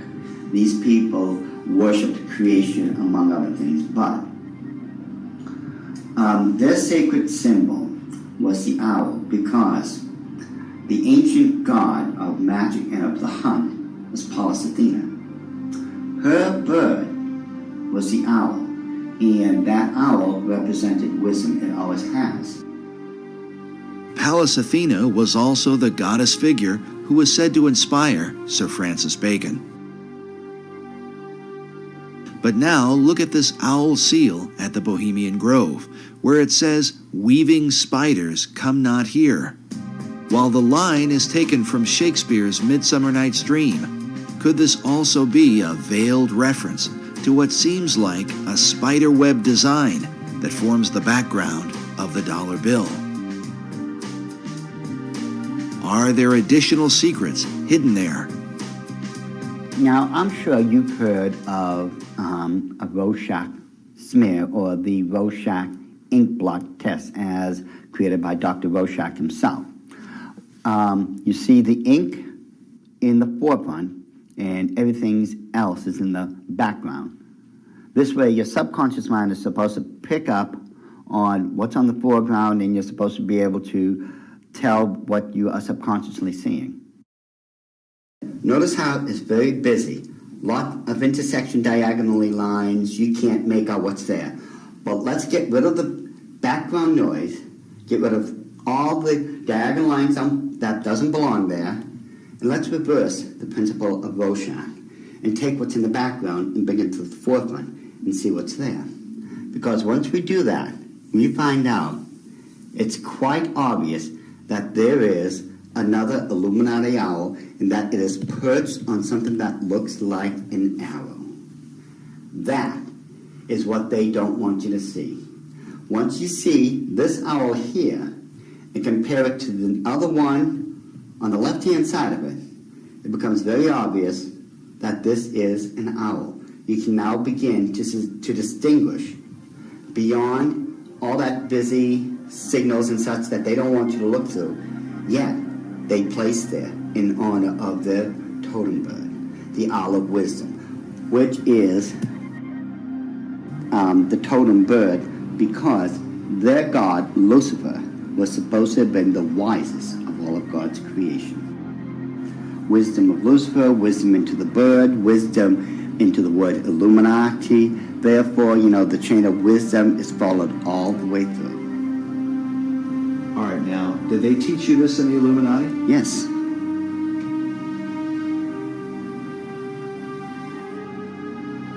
Well, I want you to understand that the first symbol is known as a pentalpha, from the Greek word for five, pente.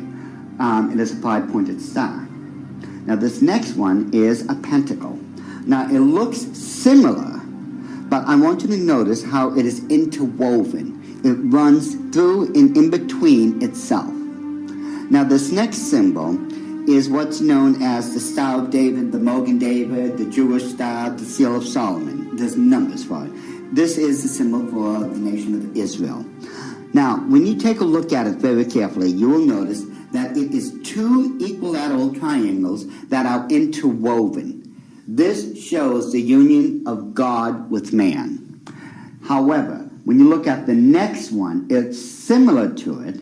It's known as a hexagon. This is when you take two equilateral triangles, place one on top of another. Symbolically speaking, you're placing man above God.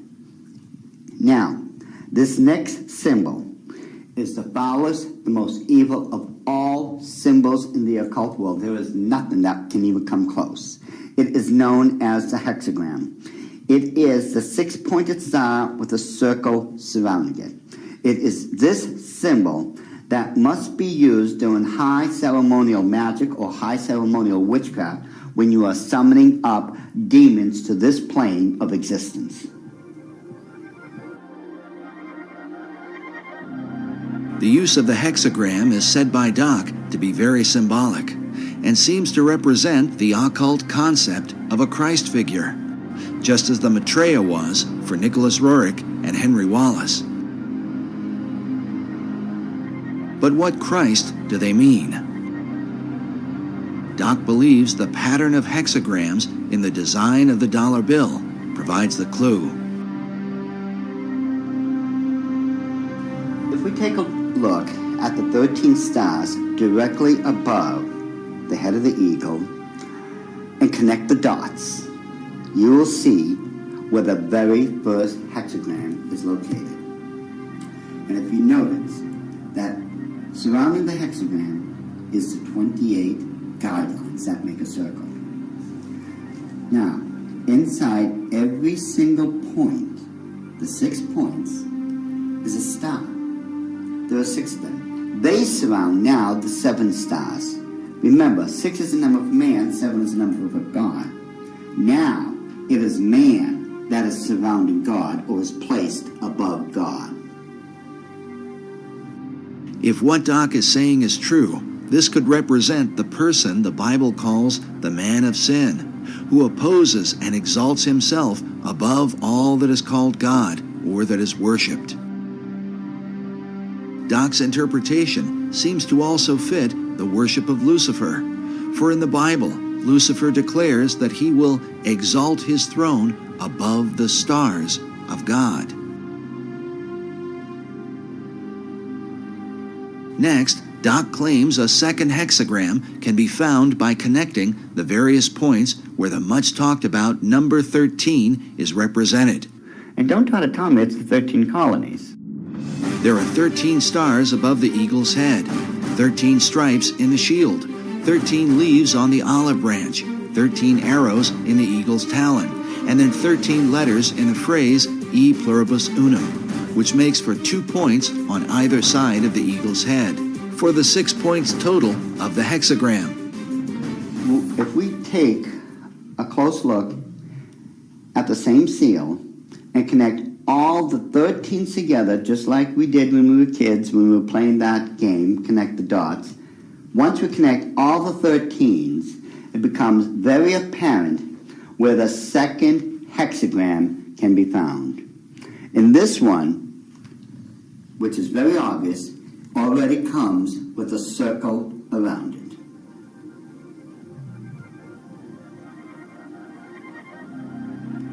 So this is the second hexagram here in figure 2. Yes. And then where's the third hexagram? The third hexagram can be found on the other part of the Great Seal. Again, connect all the 13 together, the 13 letters, the 13 steps in the pyramid, connect all this together. And you'll note with the circle that's already there, it forms the third hexagram.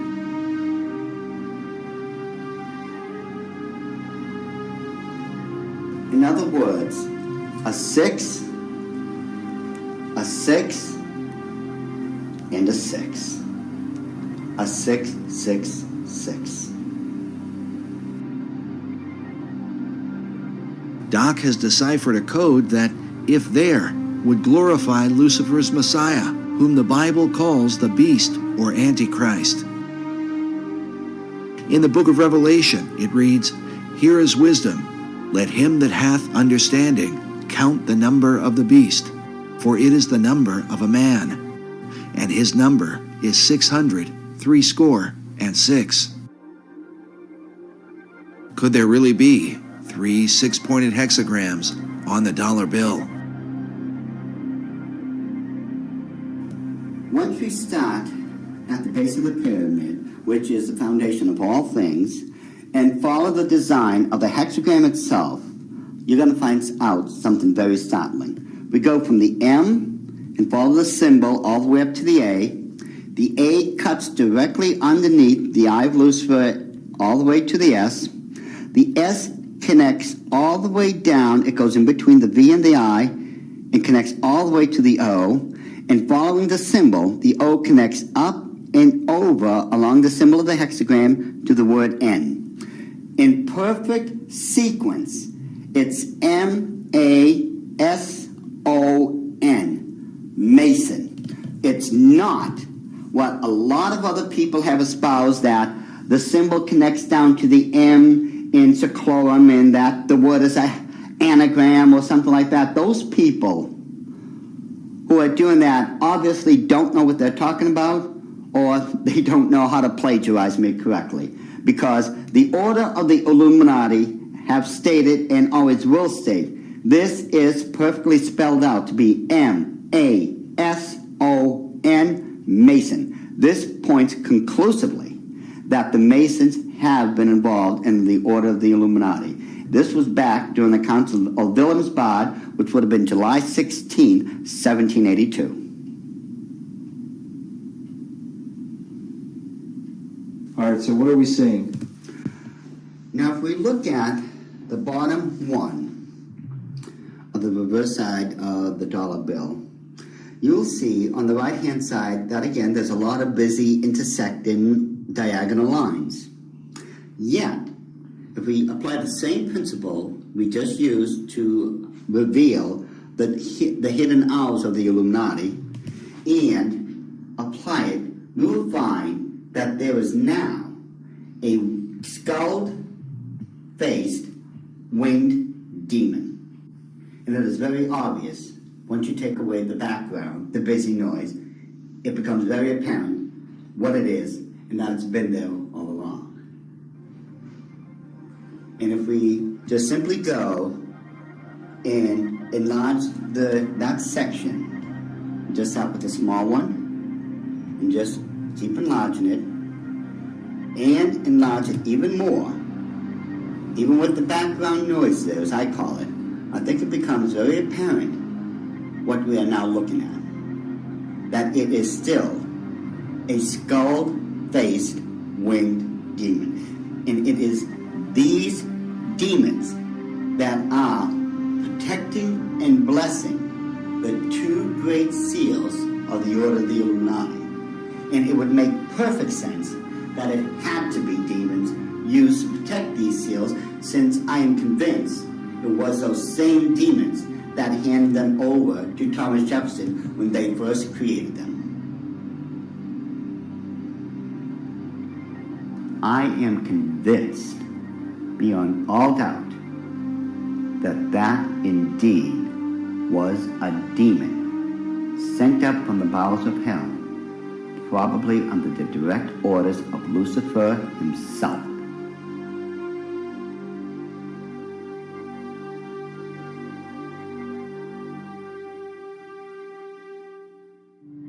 Doc Marquis makes it clear that he is no longer involved in the occult, and that since becoming a Christian, he has dedicated himself to warning others about the activities of the secret societies that worship Lucifer. I've been doing this now since the late 70s when I first left the Order of the Illuminati, and that's when at that point I had become a born-again Christian. At that time, I realized what I had been doing all along. Maybe in my own way of trying to make up for what I had done, and I've done a lot of heinous things in this life, I begin to wonder if I'm not trying to make up or atone for some of those things I had done. And I know in my heart of hearts that as a born-again child of the King, my sins have already been bought and paid for. But still, there's just that part of me that still feels so guilty about everything I've done. So it could be in my own way, and I'm somewhat convinced that in my own way, I'm still trying to make up for all those crimes I was guilty of when I was in the Illuminati. Doc makes it clear that he believes demonic forces were behind the design of the dollar bill and are working through secret societies. One of them is the Order of the Eastern Star, the female chapter of Freemasonry, whose icon is an inverted pentagram, a symbol associated with the satanic goat of Mendes. Ed Decker told us a story about a woman he once counseled who was involved in this society. I got a call one day after I had published a book on it, and a little book called The Question of Freemasonry. And in that book, I had, on one page, is the actual goat of Mendes. The goat of Mendes is a very significant symbol, since it was designed by 19th century French magician Eliphas Levi, without question the most influential occultist of the last 200 years. In his books, Levi glorified Lucifer and Satan, and his writings were quoted extensively by every major occult leader, including Albert Pike, Madame H.P. Blavatsky, and Manly P. Hall. Now listen carefully to Ed Decker's story. I got a call from someplace back in Pennsylvania, New Jersey, and this is years ago. And a lady called me up and she said, "I want to talk to you."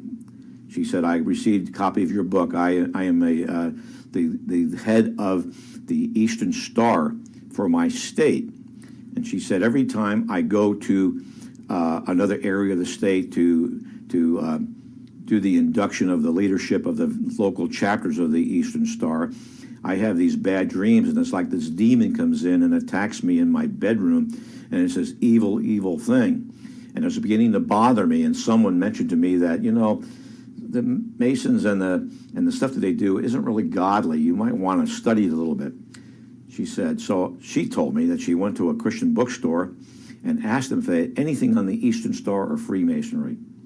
And the lady said, in the mail, I had just gotten this booklet. It's called A Question of Freemasonry by this guy, Ed Decker. And she said, I opened the book, I opened it up to the page. It just opened to the page that you have the Goat of Mendes on there. And I looked at that, and that's the demon that's been coming into my room and attacking me when I'm going around the state and doing the inductions of the ladies of the Eastern Star. She said, I ran down 3 blocks to my husband's office, left my car right in the parking lot of the Christian bookstore, ran down there, got my husband out of his, I think he was an insurance agent or something, and said, look at this. They left there, went home, read the book, got on their knees, confessed it as sin, renounced it, and had that thing taken off their back. And from that time on, all that heaviness left her. When it went away, it just moved off her entire spirit. It was a spirit of darkness and evil. And it was the Goat of Mendes, the same thing that's on the Medal of Honor, the same thing that's built into the Capitol and the Mall and the White House, built in there. It's the same evil spirit.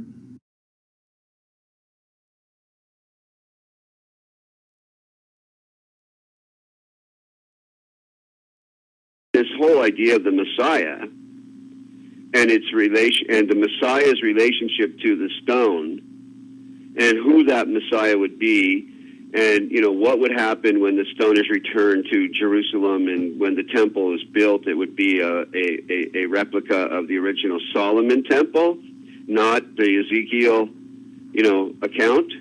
Which is what most Jews believe, the Ezekiel account. No Jews believe that the Solomon's temple is going to be rebuilt in that architectural style.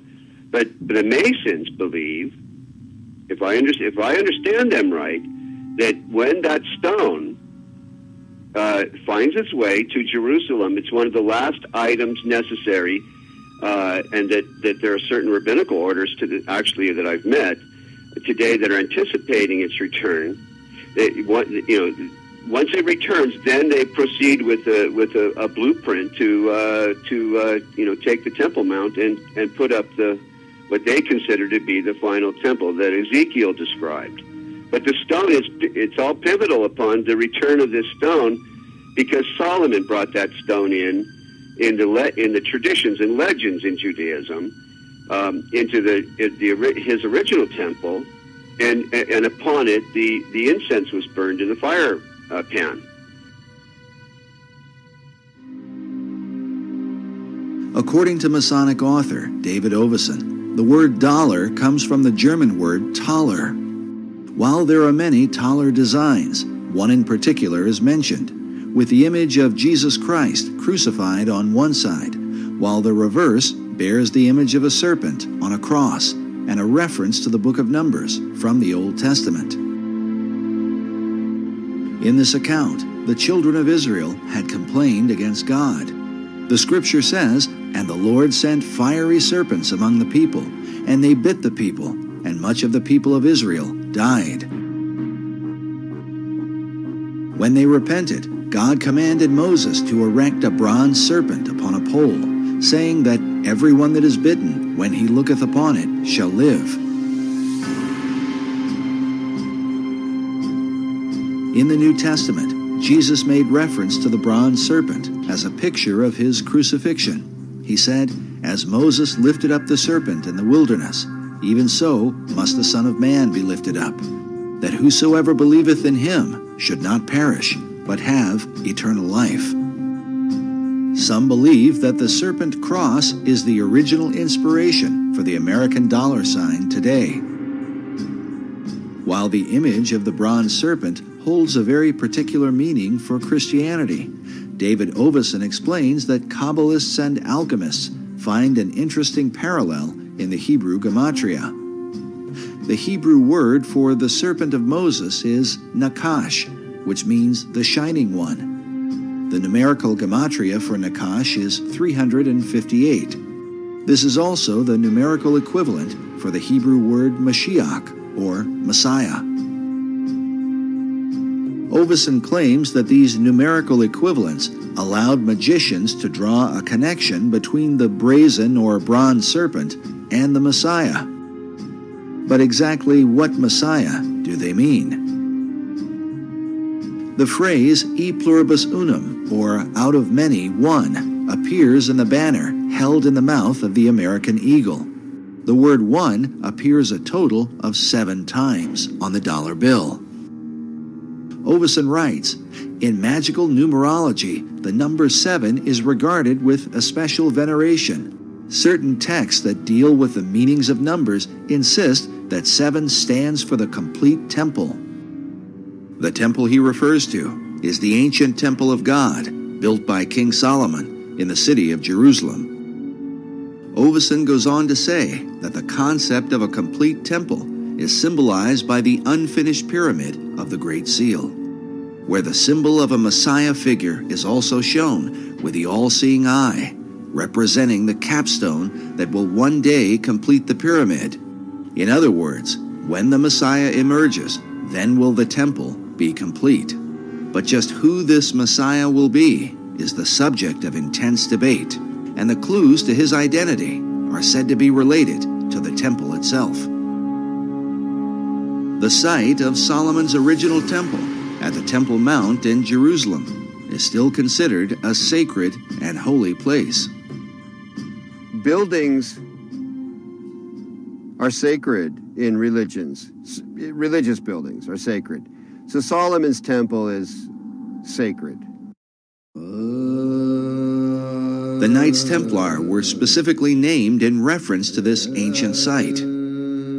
They were known as the Poor Knights of Christ and of the Temple of Solomon. The Knights Templar lived on the Temple Mount. Today, the Temple Mount has on it the Dome of the Rock and Al-Aqsa Mosque.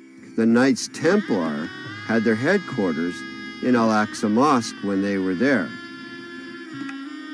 So the association between this arcane direction and tradition in Europe with the Knights Templar and the temple of the Temple Mount is direct. The sacred nature of the temple was handed down from the Templars to the Freemasons, who are said to have originated from the ancient Knights.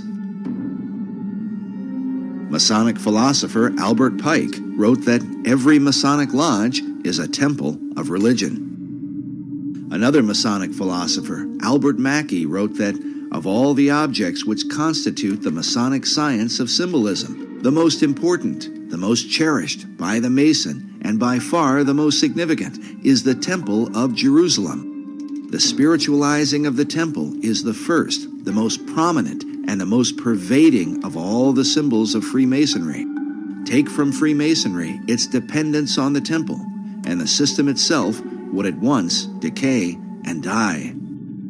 According to David Oveson, who is himself a Freemason, the dream of a rebuilt temple in Jerusalem is the true symbolism of the unfinished pyramid on the back of the dollar bill.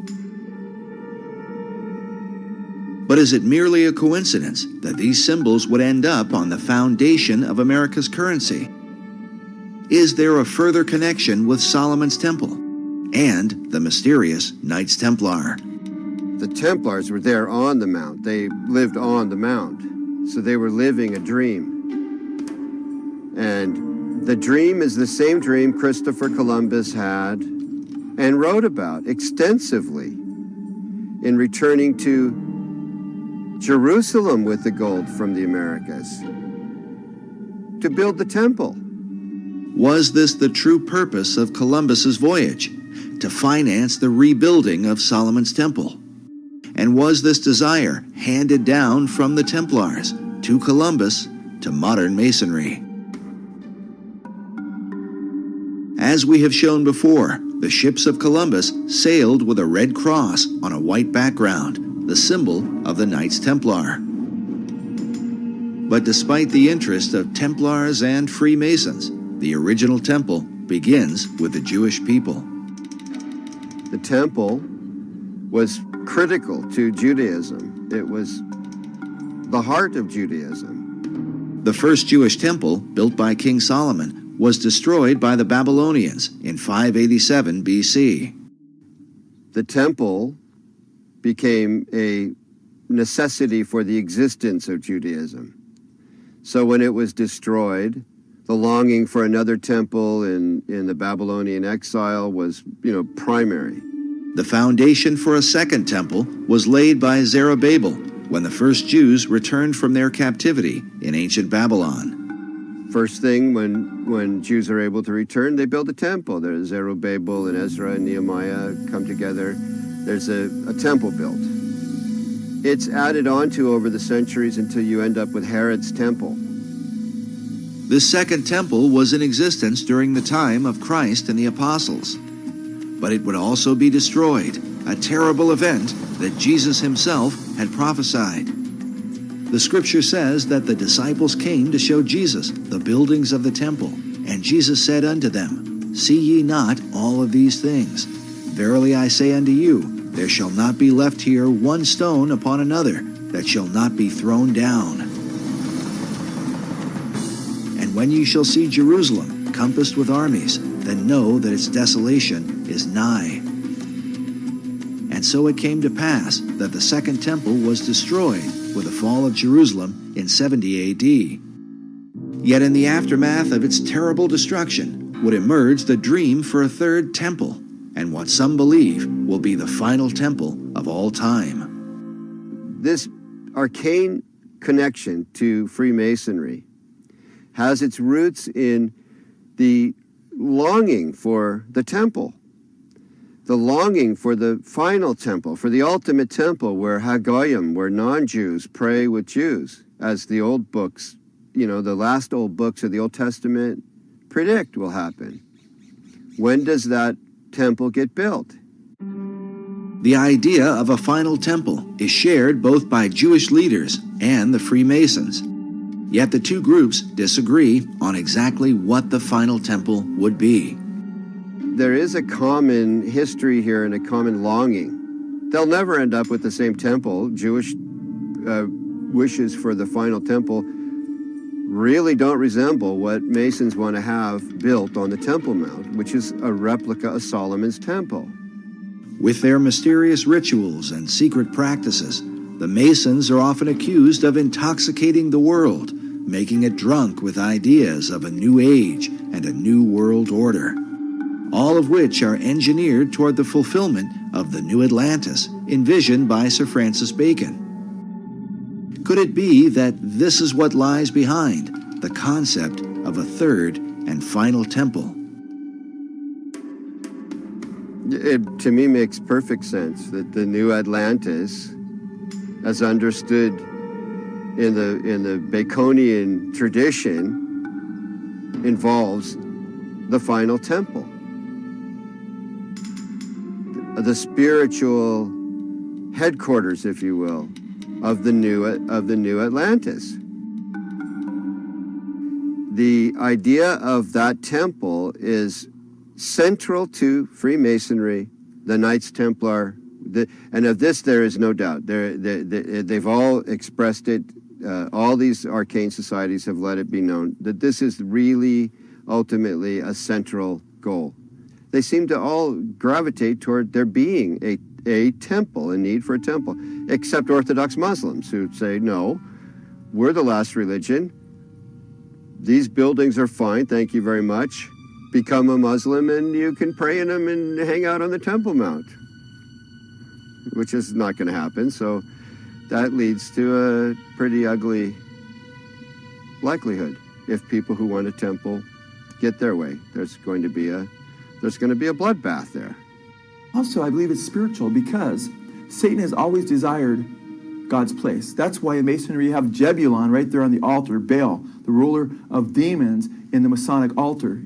And Masons are generally, obviously, being deceived. However, right there on the Temple Mount in Israel, you have the Dome of the Rock, and the Golden Dome, the Black Dome, and within these domes you have statements right there on Israel's Temple Mount, statements that Allah is God and Allah has no, or God has no son, and Muhammad's his prophet, a denial of the true God and his son, Jesus Christ. And again, that's what 1 John identifies as being the spirit of Antichrist, those that deny the Father and the Son, 1 John chapter 2. And that's a harbinger of the ultimate Antichrist to come, who's going to sit in the temple of God, showing himself that he is God. So isn't it interesting? Here we have Benjamin Creme speaking of a coming Maitreya, who will rule as the coming Imam Mahdi of Islam. Of course, he can't really rule, and there can't be world peace unless the Jews, in his mind, are annihilated. And by the way, according to Muslim teachings in the Hadiths, when the Imam Mahdi comes, or when the Messiah comes, he will destroy the Jews and the people of the cross. So all of this stuff, incredibly, it fits together just too well. But praise God, because from my perspective as a Christian, Jesus Christ said, when you see these things beginning to take place, lift up your head, for redemption is drawing near. And I believe these are signs that Jesus Christ is coming again. And when he does come, he will defeat the Antichrist, and every knee will bow, and every tongue confess, including Benjamin Creme, including the leaders of Iran and Hezbollah and so forth. Whether it's in heaven or on earth or in hell, every knee will bow, declaring that Jesus Christ is Lord in the end. And what will all these things mean for the future destiny of America?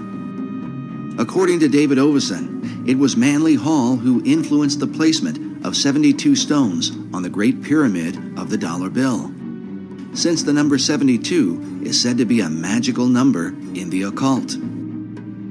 It was also Hall who taught that the American eagle was a cleverly disguised phoenix bird. In his writings, he documents this account from the 1st century A.D.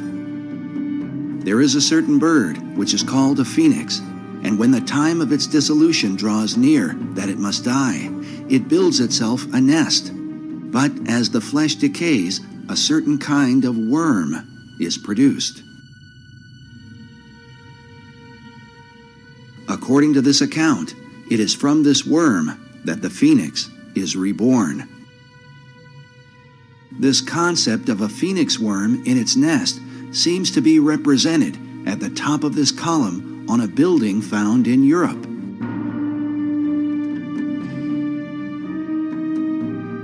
But in Washington, D.C., up at the tops of the 72 columns of the National Archives building, we find nearly identical carvings, all perched beneath the throne of destiny itself. Could this somehow be a veiled reference to the secret destiny of America? Watching the strength of the American dollar decline, we consider America's founder, George Washington. Around his image on the face of the dollar is said to be an omega symbol, signifying the end. But what end? Many researchers have come to believe that the plan of these Luciferian societies is that, like the phoenix of old, the America that we know will ultimately be destroyed, and that from her ashes will be born a new world order.